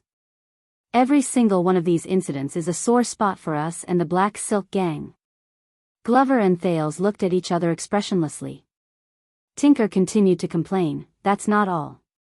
You know that Blood Bottle Gang started off by selling moonshine. As a result, over the past few months, the raw materials for brewing wine, the business of storing wine, and the business of selling wine have all been in a state of depression. Everything is not going smoothly. The wine market is crying piteously for food, but we can't brew wine. We are losing customers and profits day by day. This is practically digging up the gang's roots. Also, it is said that several big blacksmith shops in South Street and the suburbs, regardless of whether they are on the right track or not, have been raided by the police these past few days. From the bosses to the apprentices, they have been arrested and sentenced. You should know that most of them have a tacit understanding and agreement with the Black Silk Gang to forge weapons and equipment for them. The Black Silk Gang is famous for being able to fight. Without weapons, how can they fight? We suspect that the Black Silk Gang has their eyes on our moonshine business. The Black Silk Gang probably guessed that we used the government to cut off their weapons supply. Thales' gaze shifted. Tinker looked like he was scheming something. Hey, I'm afraid that there are ambitious people on both sides who want to stir up trouble. The 6 years of peace between us and the Black Silk Gang is about to be broken. Glover wanted to say something but stopped. Tinker snorted softly and shook his head indifferently. Who knows? Maybe this is the norm. The 6 years of peace that both sides managed to reach under great pressure is not normal. It feels like a deliberate fake. There was silence in the room for a while.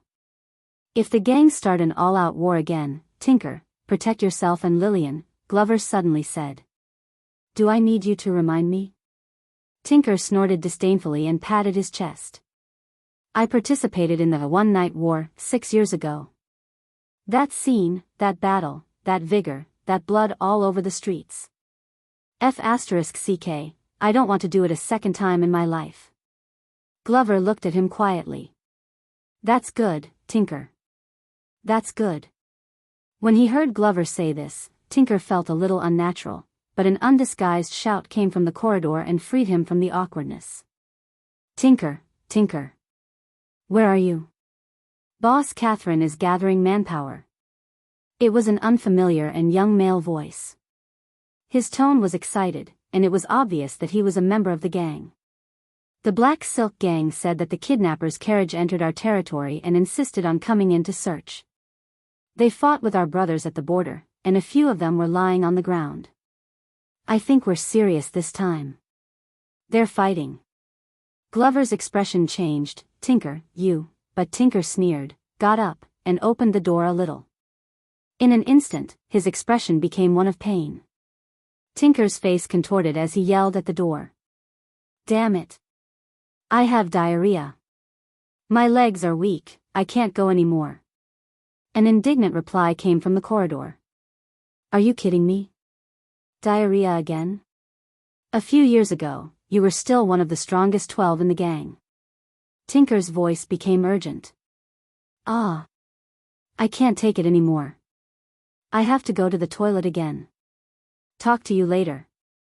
Tinker closed the door and sat back in his chair. He no longer cared about the gang member who dragged him into a gang fight. On the other hand, Glover and Thales were stunned by what they saw. What's wrong? Tinker was a little dissatisfied with their gazes. He explained, I really have diarrhea.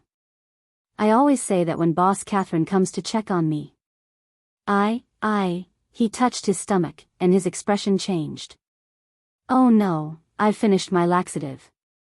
Tinker was a little distressed. I have to buy a few more packs later. Glover and Thales both looked at him with complicated gazes. That's good, Tinker. Glover inhaled and understood some of Tinker's strategy. That's good, Tinker. But the zombie immediately raised his head seriously. Tinker, if you and Lillian need my help. Forget it. Tinker waved his hand nonchalantly. You know what I mean, right? With your current identity and our current state, helping is equivalent to harming others. Wasn't the lesson last time enough? Glover was instantly stunned. Tinker was silent for a while, but he still stood up slowly. You and your young master should leave once you've rested enough. Tinker pointed at the inconspicuous Thales and patted Glover's strong arm. There was an indescribable emotion hidden in his eyes. As for your unconscious brother, if it's not convenient for you, we will hire a carriage to send him to your place. Glover looked back at him, slightly confused. Thank you, I'll pay for the carriage. Also, I've been transferred, and my salary has increased. If you need money urgently, this sentence seemed to have hit a nerve. Tinker's expression changed drastically, and his tone became anxious. Hey! We don't need your stinking money. Especially your family's. Glover seemed to have realized something, and his face turned pale as well. I know. This was the first time Thales saw the zombie so distressed and aggrieved. He was evasive, and there was shame on his face. I'm sorry. Tinker stared at Glover for a while before he sighed in the end. F***ck, Tinker moved his gaze away in displeasure. Stop saying sorry. You're making me sick. Glover was silent for a second before he replied in a daze. I'm sorry. Tinker clicked his tongue in pain, shook his head, and gave up on correcting Glover. He walked towards the door. Also, Tinker's back was facing them. He pressed his palm against the doorknob, and his tone was hesitant. You better not come here anymore. Glover's breathing froze. Tinker's mood was equally gloomy. He seemed to have made up his mind about something. I'm saying, if your enemies find out, you can't protect us. Glover was silent for a few seconds before he spoke with difficulty. I know. Can't protect us. As he looked at Glover's expression, Thales suddenly had an epiphany. He remembered something. The zombie took a few deep breaths. I know. Thank you, brother. Tinker did not turn around. He just exhaled as well. We are no longer brothers, Pudgy Dumpling. Not brothers. Glover was stunned for a moment. Since you have escaped from this **T pit, then go and live the life you deserve. Tinker gently pulled the door open. His tone was desolate. You are no longer one of us. Lillian, that's what she hopes too. No longer one of us. Thales saw Glover's arm tremble at that moment. But before the latter could speak, Tinker walked out of the room, leaving only the tightly shut door behind him. Glover stared at the door in a daze. He could not snap out of his daze for a long time. After a few seconds, Thales felt that the atmosphere was about right. He then moved gently from the corner to the table and coughed. Glover? Glover snapped out of his daze and lowered his head in shame. I am very sorry, Your Highness. I should not have attacked that police officer. As for Lillian and Tinker, they do not know your identity. Please forgive them. Thales stared at him carefully and smiled faintly. You know, I thought Lady Lillian was your lover at first, just like everyone else did. Glover's body stiffened. Thales sighed and moved the chair in front of him.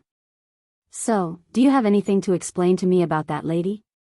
Glover raised his head with difficulty and stared at the prince in a daze. Thales looked around and tried his best to speak in a calm tone. Don't worry, it's just you and me here. The atmosphere in the room froze for a few seconds. Glover wanted to say something, but he did not. In the end, he shut his mouth and his expression stiffened. If you do not want to say it. Thales could not help but feel disappointed, but he still put on an understanding smile and stood up. It's fine. He walked to the door. Put on your clothes. I will wait for you outside. It's time to go back.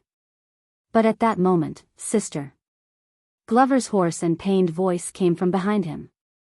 Lillian, she is my biological sister. Thales' gaze froze. He slowly turned his head around. And Tinker. Glover shut his eyes tightly. They are my brothers and sisters from the same mother. Thales widened his eyes. Them? You? The prince was puzzled. But you are from the Glover family, I told you, your highness. Glover opened his eyes and looked exhausted. I was once a child beggar from Blood Bottle Gang. That's true. The room was quiet for a while. Then, Thales let go of the doorknob and sat in front of Glover. I understand now. The prince tried his best to look at him calmly and gently. Same mother? Glover nodded and remained silent for a long time. Thales did not rush him. He just waited for him to slowly figure it out. My mother, she was in the sex trade, Glover said hoarsely. He finally let go of some secrets, as if he had finally revealed them. She had many clients and gave birth to 7 children, or more. I can't remember. Some of them died young. Thales did not speak. He only listened carefully and attentively. And my father, Glover sucked in a deep breath. He was a mediocre, useless, and unsuccessful playboy who lived under the shadow of his family's reputation. The zombie's expression became calm again. Or in my grandfather's words, a piece of trash. Glover's father and grandfather. Thales said quietly. So, one day, he came to Red Street Market to seek pleasure and met my mother. That was just an ordinary purchase of sex. Glover's tone was very calm, as if he was narrating someone else's story. She left behind a lowly bastard born from a prostitute. Lowly bastard. Thales furrowed his eyebrows. Ever since I could remember, I lived on this street, Glover said faintly, women and the smell of cosmetics, customers and the stench of money, moaning and moaning, freezing, hunger, and sickness. That was my childhood. Lillian was the oldest child among us. She learned to lead us in the alleys and roam the streets at a young age. She imitated the adults and lived a hard life. Roam the alleys and roam the streets. Imitate the adults and lived a hard life. As Thales listened to his words, he gradually became absent-minded as well. Until a boorish rich man strangled my mother to death on the bed. Glover's expression was terrifyingly calm. Since then, Lillian took over the role of our mother. She sold everything and gave everything she had to lead us children and our younger brothers and sisters to struggle to survive. We went hungry, we ate until we were full, we suffered until we endured. Struggle to survive. Thales subconsciously clenched his fists. Lillian told us that when we were all of us, we are connected by blood, we should help each other. When she wandered the streets, she was taken away by different men again and again. Then, she came back with pitiful copper coins and food. Sometimes, she was even in pain. Glover's eyes showed pain, and the bandages on his body turned red again. We are brothers and sisters. That is the most important thing, she always said. She laughed and cried. Thales stared at the lamp on the table without any expression on his face. Those days were not easy. Glover paused for a while. Scabies, slugs. 2 of our siblings died of typhoid. Vaughn was caught during a failed theft attempt. After he was carried back, he did not make it.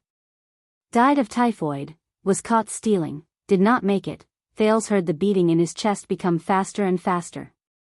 Until grandmother Laurel took us in. Glover looked at the furnishings around him gloomily. Here. Laurel Club. Thales took a deep breath. Was grandmother Laurel a good person? The prince tried to hide his true emotions by participating in the conversation. I would not say that. Glover shook his head. There are no good people who can make a living on the streets. At that time, everyone did not call her wet nurse, and this place was not called Laurel Club either. Wet nurse herself was beautiful, and her methods were superb. She also had a deep relationship with Blood Bottle Gang, and she managed to get close to several Blood Bottle Gang cadres. She was planning for herself. She liked Lillian's appearance and tenacity. As for the few of us, we were just additional members. But that was not important. What was important was that from then on, we became child beggars for Blood Bottle Gang. Thales' gaze wandered. He seemed to see a dilapidated house with a few unkempt children squatting inside. Lillian was taken away by the grandmother, and her life became much better. But the person in charge of the child beggars in Blood Bottle Gang was a former circus clown who played with throwing knives. He had a strange temper and was naturally suspicious.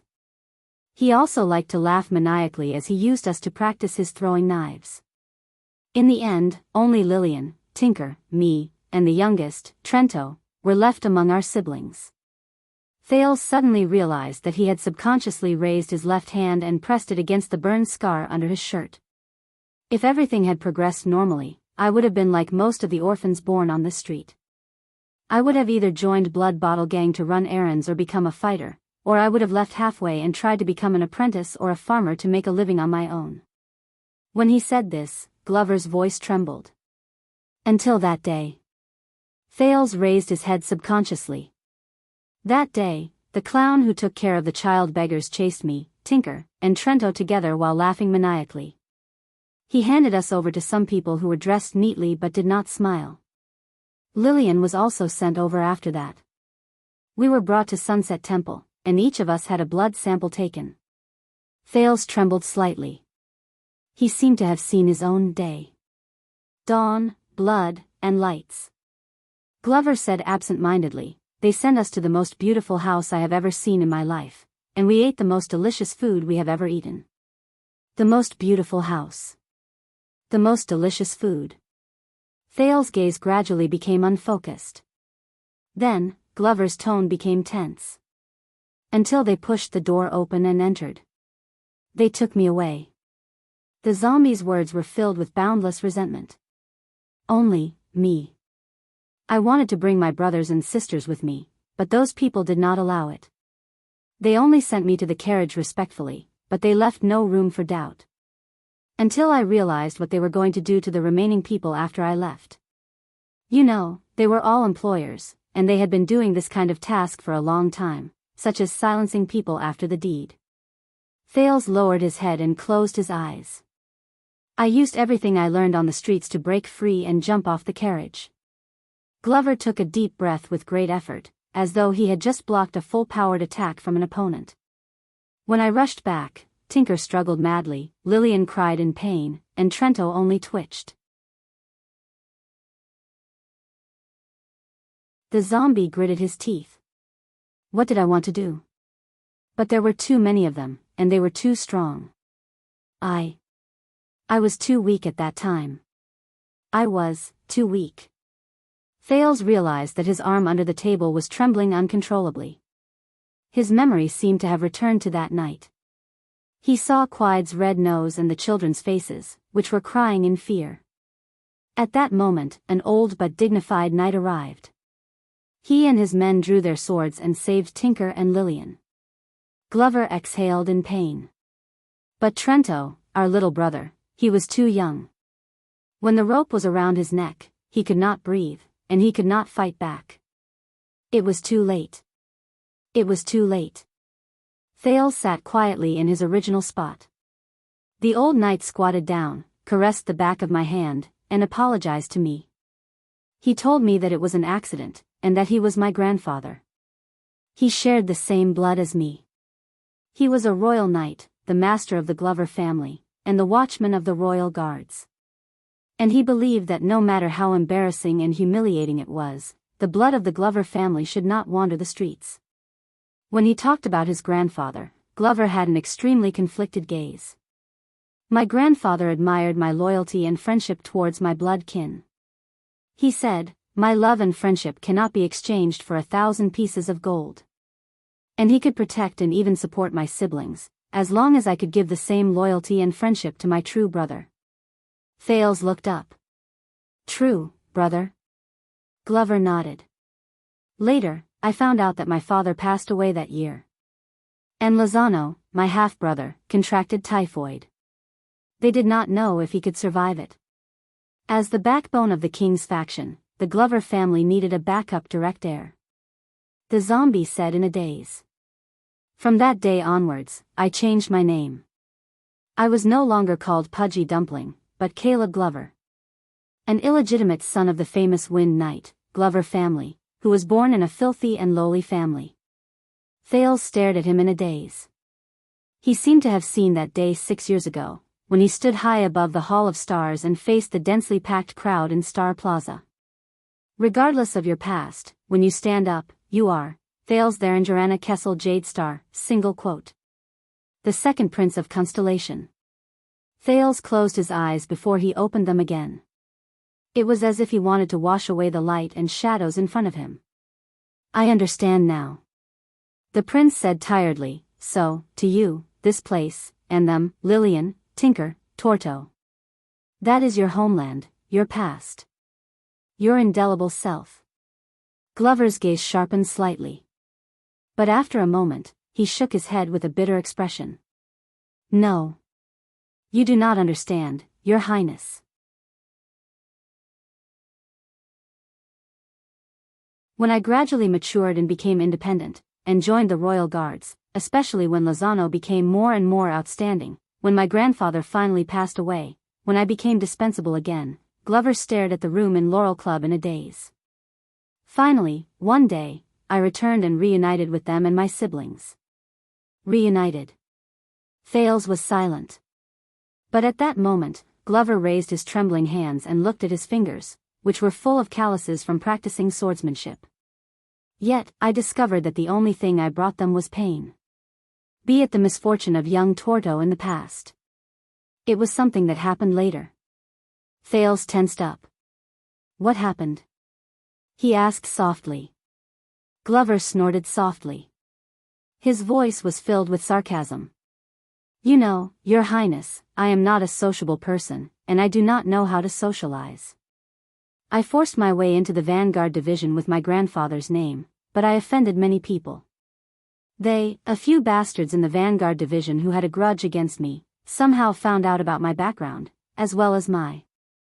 Glover lowered his head sadly. My relationship with Lillian. Thales sighed. So, after I fought with them again, that night, those bastards came here in groups. Glover's voice was low. They used an unprecedented amount of money to kidnap Lillian. His voice began to tremble. They locked her in a house. Thales' heart was heavy. He pursed his lips. A coward's move. Glover ignored him. When Tinker knocked on my door in the middle of the night, covered in wounds, I had to go to the Glover family's mansion and do what I did not want to do the most, seek help from Lozano and find the best doctor for the dying Lillian. The zombie had to pause to adjust his emotions. The room became quiet. Thales was silent for a while before he spoke again. Those people in the royal guards, those bastards, who are they? It doesn't matter anymore. Glover shook his head with a gloomy expression. It's already been solved. Solved? Glover snorted mockingly. Hatred and determination appeared in his eyes. You know, those bastards were certain that I would not dare to take the risk and attack her. They proudly showed off to me and told me how they tortured her that night, Thales remembered the terrifying wounds on Lillian's body just now, and he was speechless. Glover gulped and gritted his teeth. I couldn't control myself. Thales nodded. Just like today? Glover closed his eyes. I'm sorry. I committed a great taboo by attacking a colleague, and I caused great trouble. Lozano used his connections, looked for laws, and tried his best, but he could only barely save my life. Glover opened his eyes. There was no light in them, only a deep numbness. Until one day, a person came to the guard's confinement well. He told me that he was the new watchman of the Royal Guards, and he needed a new subordinate. So I walked out of the confinement well, followed Lord Mallows, and went to Western Desert. I see. The two of them were silent again for a while until Thales spoke. Glover, but the zombie seemed to have suddenly woken up. He interrupted the prince without caring about anything else. So, I know. Glover grabbed the bandages on his body tightly. His face was contorted. A long time ago, at the moment I was taken away by my grandfather, everything changed. Thales stared at him quietly, and he suddenly understood what it meant to empathize. We, Lillian, Tinker, Glover exhaled in pain. He felt resentful, but also relieved. We can't go back. Forever. At that moment, many scenes and words flashed in Thales' mind. Child beggars. Siblings. The day my fate was changed. A new life. An old burden. In his days, the prince heard Gilbert's words. Perhaps the day you find them is the day you cause their deaths. In the next second, Thales took a deep breath and snapped out of his memories. Glover. The prince's voice rose steadily, and there was a tone that allowed no room for doubt. Can you still walk? The zombie looked up in confusion. Your Highness? Thales stared at the door expressionlessly. No one knew what he was thinking. I want to go somewhere. Glover was stunned for a second before he reacted. Your Highness, Commodore is not here. I am alone, and we do not have enough manpower, Thales smiled. He did not wait for him to finish and spoke to the door. Lorbeck? Big brother Lorbeck? It was quiet outside the door. There was no response. Glover looked puzzled. Thales felt a little embarrassed, so he raised his voice. Lorbeck. Lorbeck the blockhead Dara. There was still no response. The atmosphere suddenly became very awkward. Then, Thales took a deep breath, put his hands in front of his mouth, and formed a trumpet shape. He shouted angrily, Koan Nima Caribbean. There was a thud outside the door, as if someone had suddenly bumped into the door. Glover's expression changed. He suppressed the displeasure in his heart and stared at the door gloomily. As expected, the next moment, the door opened. Police Cohen's bruised and swollen face was revealed through the crack. His face was full of fear and puzzlement. What? Big brother Waya, Thales interrupted him, get ready. Follow me to a place. Cohen was stunned. Where? Downtown. Downtown, both Glover and Cohen were stunned. After a few seconds, the police officer cautiously opened his mouth. But that is Black Street Brotherhood's territory. Thales' gaze turned cold. Are you afraid? Sir Caribbean, the first-class police officer of Western City Police Station? Cohen paused. He was a little indignant, but he was still hesitant. That's not it. Just that, forgive me for reminding you, the Brotherhood and Blood Bottle Gang have been showing signs of tension recently. Thales narrowed his eyes. Are you afraid? No. Cohen hurriedly shook his head.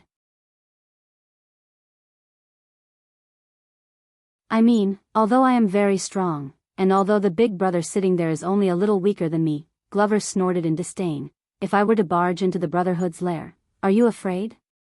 Of course not. I have been to downtown a few times, but the roads there are not easy to walk on. It is very easy to get lost. Once you get lost, you will only get lost until the sky turns dark. Are you afraid? No, but you are a prince after all. If you accidentally bump into something, are you afraid? No, no. Also, I am on leave today. It is not considered a work injury, and the medical expenses are not reimbursed. Are you afraid? Bang. Cohen slammed the door angrily, and a loud sound was heard. He was full of grandeur and looked death calmly in the eye. Damn it, what's so great about it? Let's go. The police officer gritted his teeth and roared in a western desert accent. I'm not afraid of your balls.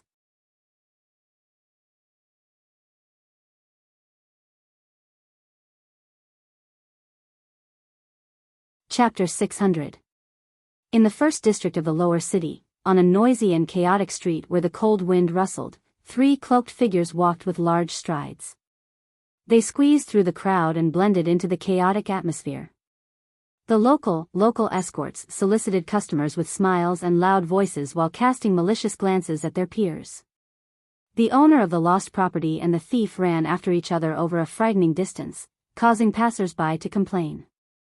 Idlers and tramps sprawled out on the dirty roadside, waiting for hired business to cover their 3 meals for the day. Panting porters and peddlers who transported goods numbly piled their goods in front of the shop doors, ignoring the curses of the shopkeepers. Coachmen who were hurrying along whipped their old horses violently to disperse the people who blocked their way in the mud and shouted at the rascals who tried to sneak up behind them for a ride. Adventurers and mercenaries huddled around the rotten and blackened wooden bulletin boards, searching for information on everything from official wanted posters to private commissions. The dark night priest stood on a wooden box at the corner of the street and looked down at the people who came and went. He felt sad and helpless as he continued his sermon with a dry voice that no one cared about. Mysterious people with weapons hidden in their bodies appeared on the street from time to time to discuss an unspeakable business deal. In the middle of a crowd of onlookers, 2 men who had become enemies in a bar fought each other until their heads were bleeding, but they still refused to stop. A shrewd and vicious peddler habitually bargained with an equally shrewd customer, wanting to squeeze every last bit of advantage out of the other party. Prostitutes gathered at the end of a dirty and dilapidated alley, flirting with each other. The second floor above their heads, which had been in disrepair for a long time, did not even bother to hide their cries. A gambling gang of cats gathered at the corner of the street. There was no lack of bookmakers, shills, thugs, and lookouts. A group of sneaky gangsters gathered together mysteriously, staring at every passerby with a sneaky look, and discussing in hushed tones from time to time, "We shouldn't have come here at all. Look at the filth all over the street. It's too dangerous." Glover forcefully pushed away a peddler who wanted to sell his goods to them. "Relax, we are safe for the time being." "Zombie, you don't mind me calling you that, do you?" Thale's voice came from beside him. Glover shook his head to show that he did not mind. But the zombie kept his head down, listening to the movements behind him. His hand was hidden under his cloak, pressing on the hilt of his sword. In the alley that the 3 of them had just passed through, a few ferocious gangsters were mercilessly punching and kicking the 2 poor people who had no money to pay their debts. Cohen furrowed his brows and caught up in 2 steps. He was tall and strong. With a few punches and kicks, he dispersed the debt collectors, but when he turned around, he found that the debtors had disappeared. When he saw the police officer's actions, Thale sighed and explained in resignation. "First, we're all wearing cloaks. This implies that we have another identity or mission, and it also means that we might be hiding weapons. If they attack us, there will be unknown dangers. Secondly, based on your figure and gait, I can tell that you are not to be trifled with. Coupled with the 3 of us, it is not difficult to guess that you are bodyguards, the kind that can fight. Thirdly, as far as I know, because of the kidnapping incident, the Black Street Brotherhood deployed a large number of people to Red Street Market to confront the Blood Bottle Gang. Among them are quite a number of dangerous people who can threaten us. So, in reality, we are much safer than we thought." As Thale spoke, he glared at a street ruffian who was secretly sizing them up. The ruffian immediately shifted his gaze away as if nothing had happened. What your highness said is exactly what I wanted to say. Cohen touched the corner of his shirt that was torn when he tried to stop the fight. He walked back to Thales and Glover in a bad mood. What were we talking about just now? Glover cast a disdainful glance at Cohen. When I was young, the Brotherhood had yet to rise to power. When I grew up, I rarely came here. As the zombie spoke, he knocked away a drunkard. But no matter when, downtown is always dangerous. Cohen supported the drunkard so that he leaned against the wall and slowly slid down so that he would not fall head first. The police officer patted Glover's shoulder. You have to come out more often, zombie. At first, I also had the illusion that this place is dangerous. Call me that again. Glover's expression did not change, but his voice turned cold. You will know that it is not an illusion. Cohen's smile froze on his face. Thales smiled and took over the conversation. Downtown is where most of the poor people in Eternal Star City live. It is also a community. Of course, it is not as dangerous as what the public says. You can only enter, but never leave. Glover nodded. Thales thought of something and lowered his voice slightly. At least it is not a mouth full of fangs that chooses to devour people. But at that moment, slap. Thales suddenly extended his hand and pressed down on a dirty little girl who passed by him. Cohen and Glover were both shocked. The little girl looked at the teenager in panic and tried hard to break free from Thales' grip on her wrist. I thought you could tell, Thales said softly to the thin and weak girl who was no more than 7 or 8 years old. I have no money on me. Thales gestured at the strong police officer and vanguard with his chin. The money is on them. The dirty little girl was about to cry, but her eyes darted left and right shrewdly. The memories of the street surged in his mind. Thales suddenly felt a sense of déjà vu, so he looked around. Hey! What did you do to my daughter? Sure enough, a middle-aged woman whose makeup was as thick as a paint plate and whose clothes were as messy as a drying pole rushed out from the alley where prostitutes gathered. She screamed with a sharp and harsh country accent and pointed at Thales while she cursed, You're the one who did this to me. Everyone, come and take a look. Someone is bullying a little girl on the street. How shameless. How shameless. The passers-by immediately turned their heads and jeered. Let me tell you, Elisa is my baby. Her father is a famous hero on this street. If you don't give me an explanation, don't even think about. The woman with heavy makeup raised her head and saw 2 tall and muscular men in cloaks standing beside Thales. They were Cohen and Glover. Her voice immediately became softer, and she instantly forced a smile. Misunderstanding. The woman lowered her head and scolded her daughter fiercely. I knew that you, little brat, wouldn't know your place. What did you take from them this time, huh? How many times has your mother taught you? No matter how much you want it, you can't just take other people's things. This is the most basic morality of a person. Quick, hand it over. Apologize to your brother. Don't worry, she didn't take anything. Thales smiled faintly and let go of his right hand. The girl named Elisa cried and threw herself into her mother's arms. She did not forget to give Thales a fierce look that was the same as her mother's. What's wrong, my dear? As if it was a play, a sloppy hooligan walked over with a fierce voice. Behind him were 5 or 6 hooligans or vagrants who also harbored evil intentions. I heard that someone bullied our daughter. Thales frowned slightly. When she heard the man's voice, the woman instinctively changed her expression and became fierce again. Well, since she didn't take anything, then you're accusing a good person. Let me tell you, Eternal Star City has its laws. We may be poor, but poor people are ambitious. Dignity is priceless, and you're slandering someone's innocence without any basis. So it's you? The hooligan walked over while digging his ears. He narrowed his eyes and looked at Thales. You bullied others with your power and slandered my daughter as a thief on the street, but in the next moment, Glover decisively turned around, raised his arm, and threw a punch. With a bang, the leader of the hooligans flew 2 meters away while blood gushed out. He fell to the ground and did not move. As the onlookers cried out in surprise, his companions behind him saw that the situation was bad and immediately scattered. The woman trembled when she saw this, and her voice became softer again. "Ah, it's a misunderstanding, please forgive me." She apologized in a fawning manner while she slapped Elisa hard.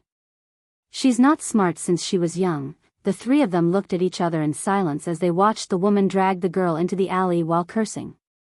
Soon, she appeared at another intersection in search of her next target. Under Glover and Cohen's gazes, the passers-by who did not get to see a good show sighed in disappointment. They turned around and left. Thale sighed and continued what he was saying just now. "Of course, this place is not as safe as you think, especially when you gradually lose your guard against it, just like the Great Desert." Unexpectedly, the person who answered was Cohen. Thales and Glover turned their heads at the same time. "It's dangerous, but it's safe."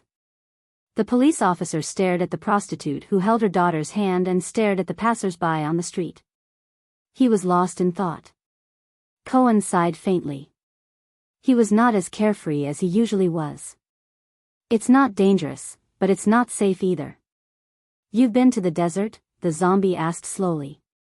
Cohen shook his head and did not answer. It was obvious that he was not in the mood. Thales seemed to have thought of something as well.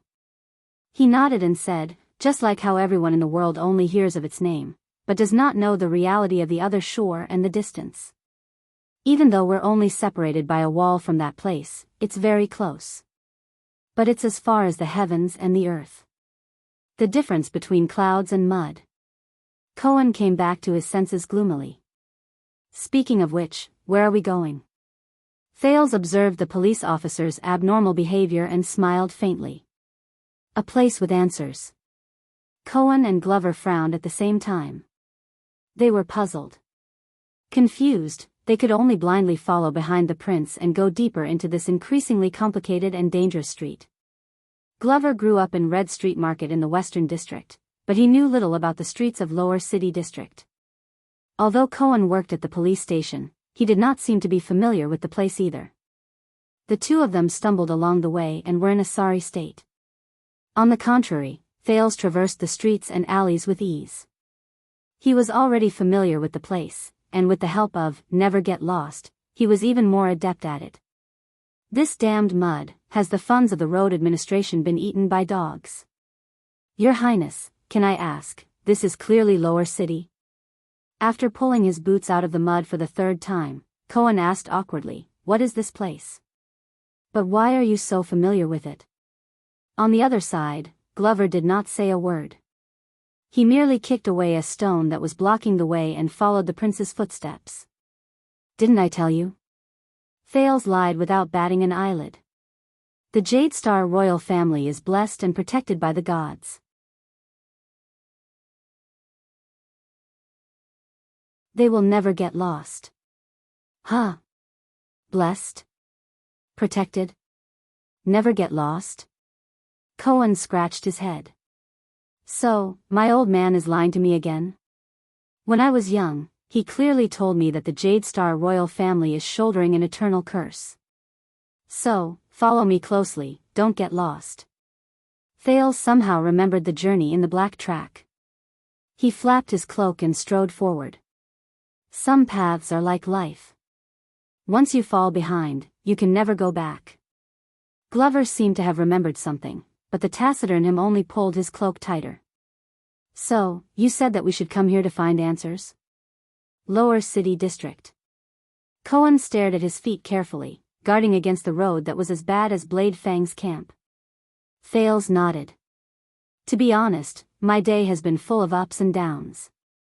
Hope and darkness alternated, success and setbacks went hand in hand, pleasant surprises mixed together, and sorrow and joy intertwined." Thales walked forward and passed through a few doorways in a familiar manner. He said faintly, "Just like the past few months, the past 6 years, the past, my entire life." Glover and Cohen were stunned. "Tell me, have you ever seen a despairing person whose hope is dashed and he has nowhere else to go? Have you ever seen a numb and despairing person who abandoned everything?" The teenager walked forward and looked at the dirty and noisy streets. The corners of his lips curled up. Cohen's eyes darted around. I have seen quite a few, Glover frowned. There have been. Both of their voices rose and fell at the same time. They could not help but stop talking and glance at each other. Thales urged absent-mindedly. In the Great Desert, Cohen continued. The Western Front, Glover said at the same time. Cohen and Glover looked at each other again. Both of them were filled with indignation, as if they were saying, "How dare you interrupt me? I was in the Purge campaign, during the Desert War." The two of them, who were already at odds with each other, stopped again and glared at each other fiercely. Hey, have you had enough? Don't interrupt me again, both of you. Thales finally could not take it anymore. Do you need me to get a room so that both of you can continue to be lovey-dovey? The police and vanguard finally stopped talking. They snorted coldly and turned away. As expected of Doyle's follower. This was Cohen, who felt good about himself. As expected of Doyle's relative. This was Glover, who was disdainful.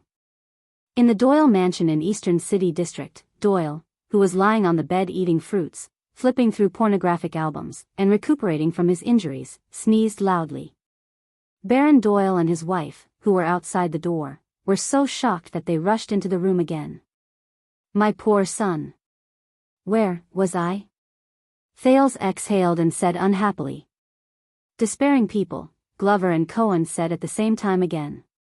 The two of them frowned and looked at each other. Thales nodded and looked at the chaos on the street. He seemed to be deep in thought.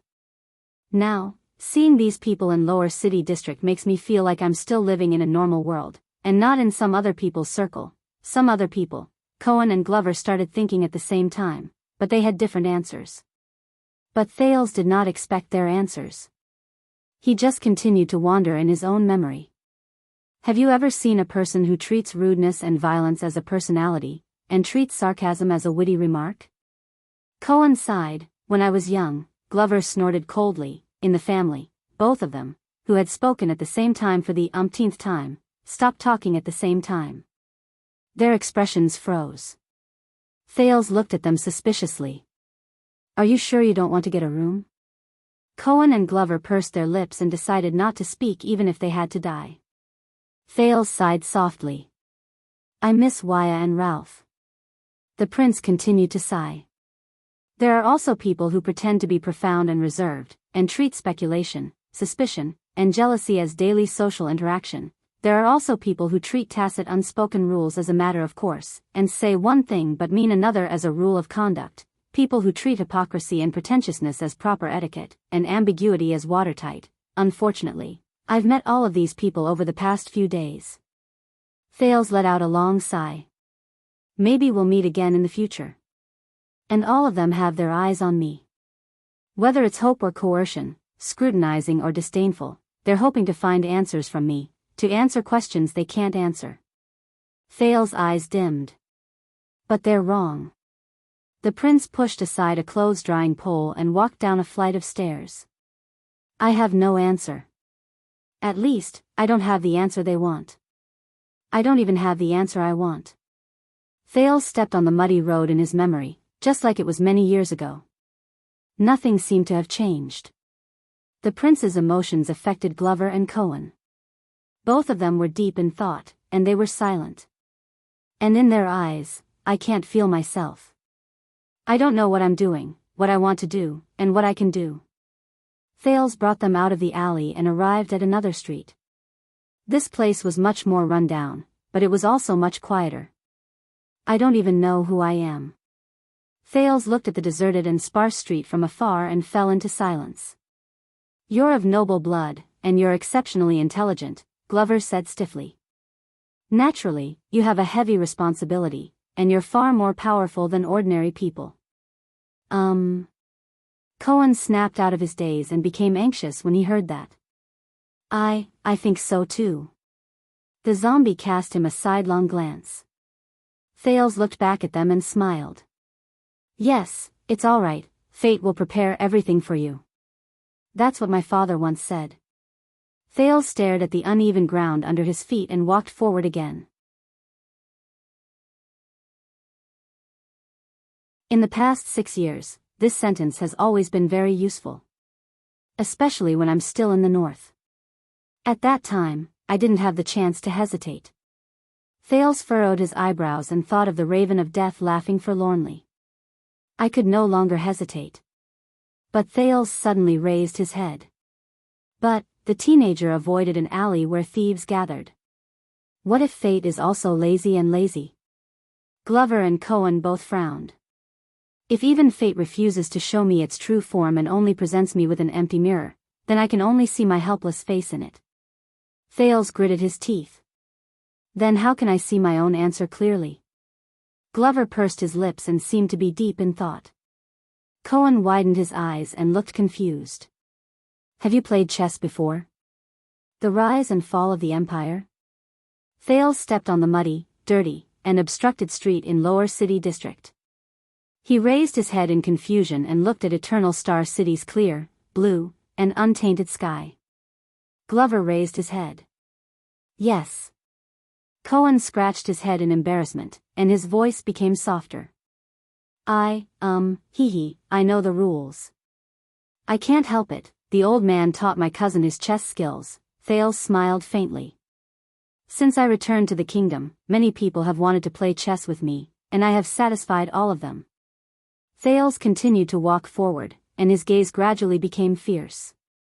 But one of them is the most special person. He did not use the way I am used to. They walked on an unfamiliar street. The houses and alleys here were stacked together, and they could still vaguely tell that the place was orderly when it was first planned. But it was still filled with beggars and gangsters, and it was difficult to escape the chaos brought by man-made disasters. Most people play chess, and what they see are chess pieces and chess games. Thales moved sideways to avoid a carriage that was splashing mud. But he is not. The prince's gaze became solemn. Whether it was 6 years ago or 6 years later, he is a maverick and different. Not only does he disdain to play chess, he never glances at the chessboard, and he doesn't even care about the situation of the game or the outcome of the game. Glover's frown deepened, and Cohen's gaze became more and more confused. But Thales' words carried an invisible force that made the two of them subconsciously tense up. Because in his eyes, there are only chess players, big or small, and there is no distinction between superiority and inferiority. They are all solitary, contemplative, and do whatever they want. Thales clenched his fists. He knows, or rather, he is certain, the prince gritted his teeth. The one who makes choices on the chessboard is always the chess player. The legendary Wing, Anchor Byrel, Zayn Covendier, and even the shadow on the throne in Renaissance Palace all flashed across Thales' mind at this moment. Every chess player who makes different choices and becomes who they are, is always traceable. Thales took a deep breath. And he grasped all of these. He only looks at the chess player, and only treats the chess player as chess pieces. He probably believes that as long as he captures the chess player, he can play any game he wants. Just like how a king is not respected by his bloodline, Thales gently pressed his hand on his chest. But the bloodline is honored by the king. Glover and Cohen were silent. One was solemn, and the other was confused. Thales gradually sorted out his thoughts, and his tone was fearful. He is an opponent I have never seen before. His playing style can't even be described and evaluated as brilliant or inferior. His chessboard is formed by connecting different chess players together. For this, he is willing to tie his hands and feet, and even commit suicide to give up his chess pieces, and even overturn the chessboard. Thales' gaze was unfocused, and his mind was elsewhere. Just like some players know how to operate, some play operations, some know techniques, and some look at the big picture, but Thales sighed. He is only single-mindedly staring at the mainframe's power supply. Cohen finally did not feel lonely anymore. He was satisfied to see that Glover also revealed a confused expression at that moment. You'll get used to it. The police officer patted Glover's shoulder in satisfaction, as if he had been through this before. The prince is always like this. He always talks nonsense. I've seen it before. I am his personal guard who accompanies him day and night. Zombie's expression turned cold, and he flung Cohen's hand away without giving him any face. I don't need you to remind me. But Thales did not care about these small details. He was fully immersed in his own thoughts.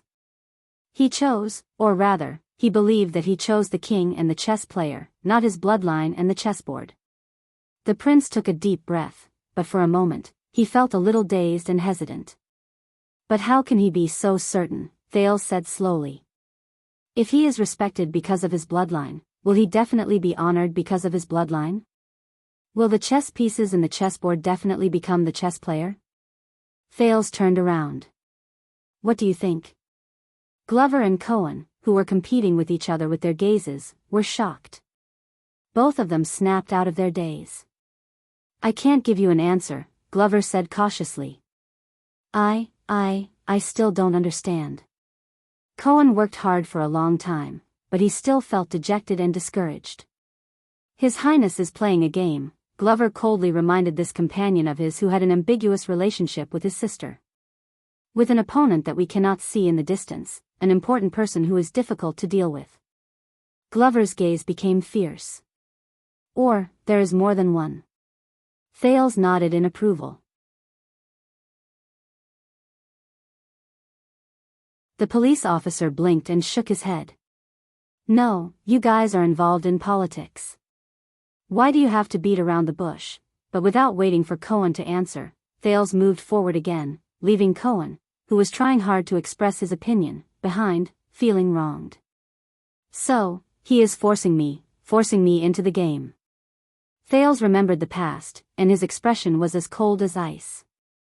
Or, he knows that a chess player like me, once I enter the game, I will become the chess player he wants me to be. Thales subconsciously tightened his muscles. Because of this, he gave me a sword. The prince's gaze went straight ahead, piercing through the streets, as if he saw something. Because he knows, or he believes, no matter where the blade is pointed, no matter what I draw the sword for, block or attack, slash or stab, once I pick up the sword, Thales said faintly, I will never be able to put it down again. Glover felt the Duke of Star Lake struggle and hesitation, but he did not speak. But Cohen tried hard to blink. Where are you going? What are you doing? Sword, air, Cohen's gaze was profound at first, then lost. I am sorry, I still don't quite understand. It's okay, Cohen. Thales snapped out of his daze and exhaled. It's a good thing that you don't understand. The prince looked at him with a complicated expression. It means that you are very happy. Don't worry. But unexpectedly, the police officer shook his head decisively. No, Your Highness. Although I know you are secretly scolding me, Master Zadie told me that when you do not know whether to raise your sword, Cohen hesitated for a moment, but still said firmly, it is time to ask your heart of the sword. Thales was stunned. What? The heart of the sword, Cohen said solemnly and seriously. In the Tower of Eradication, without this thing, you cannot graduate. Humph, Glover crossed his arms and sneered. It's that stupid tower's theory again. Cohen glared at Glover in dissatisfaction, but in the end, he did not clash with Glover. Instead, he turned around and asked Thales, this is the Tower of Eradication's general view on the power of eradication. The power of eradication is not a tool, but a self. Its training is not the practice of skills, nor is it the repetitive repetition, but the training of the heart. It is the questioning of one's self, strength and body, appearance and spirit, skills and personality, actions and beliefs. The sword is external, the heart is internal, the moves and skills are external, and the power of eradication is internal. Only when the internal and external elements complement each other can one reach the pinnacle of the power of eradication. Thales was deep in thought. Cohen showed a nostalgic look. For this reason, as a training method, every swordsman and every fighter in the Tower of Eradication has to embark on a journey to find their own unique heart of the sword.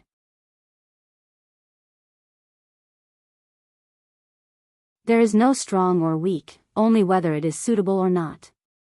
The heart of the sword is connected internally and externally, so that one can achieve greatness. Your sword must be parallel to your heart, and their ideals are interlinked. Otherwise, at some point, your heart will always be disconnected from your sword. Your martial arts skills will only yield half the results with twice the effort, and your power of eradication will be sluggish and difficult to execute. Just like how you cannot force a meticulous and thoughtful swordsman to wield his sword freely, you cannot force a straightforward and rough fighter to be meticulous. Parallel, and their ideals are interlinked. Thales was slightly lost in thought. He remembered Ricky's explanation of the power of eradication in the prison of bones. Glover snorted in disdain. It sounds extravagant, but when it comes to fighting, Cohen ignored Glover, but looked at Thales instead. What about you? Where is your heart of the sword, your highness? Thales was silent. At that moment, he suddenly remembered Fakenhaz's words. Hold on to your sword. Don't lose it. But at that moment, Thales suddenly felt his heart skip a beat. You've crossed the line, young masters. Almost at the same time, Cohen and Glover's expressions changed. Vigilantly and solemnly, they bent their knees and placed their hands on their swords, entering a fighting stance. It was only then that Thales noticed that at some point in time, the streets around them were already empty. It was eerily quiet. And right in front of them, a man with a resolute face and sturdy muscles crossed his arms. He stared at them with a burning gaze. His left arm was tied with a piece of black silk cloth, and it swayed gently. Looks like the scumbags along the way did not lie. The man watched Cohen and Glover's movements, and his gaze changed. They are indeed tough. They are worthy of this cloak. No wonder they dare to come to our street business. Thales stared at the black silk cloth and was lost in thought. Supra-class. Glover fixed his gaze on the resolute man. He makes me uncomfortable. Cohen took a deep breath. I know this guy. He's on the list of ex-convicts in the police station. The police officer was eager to take action. Thunder Axe Oskow. He served in the army before, on a warship in Eastern Sea Hill. Perfect, we can take this opportunity to, but right at this moment, Oskow whistled softly. Soon, the sound of footsteps rose from all directions. It went from scattered to deafening. In a few seconds, countless figures with black silk cloth tied around their arms appeared from the surrounding streets and alleys. They blocked the three of them so tightly that not even a drop of water could pass through. Glover and Cohen counted the number of people, and their expressions changed at the same time. This is also. Cohen's expression twitched a little. There are too many. This number is extraordinary, Glover concluded solemnly. Thales furrowed his brows. Cohen exhaled. Damn it. I remember that gloomy-looking guy at the back on the left. Silent killer, Leork. His background is still unknown. Thales turned his head to the left, and as expected, he saw a familiar face. Leork leaned against the wall with his head lowered. None of the dozen thugs around him dared to approach him. And on the right. That's Steel All Adrianza. He's definitely one of the Northlanders who bullies the market and collects debts. He's a reckless Northlander. That's strange. These desperados' subordinates are different. They usually don't gather together, Cohen pondered. Glover did not speak.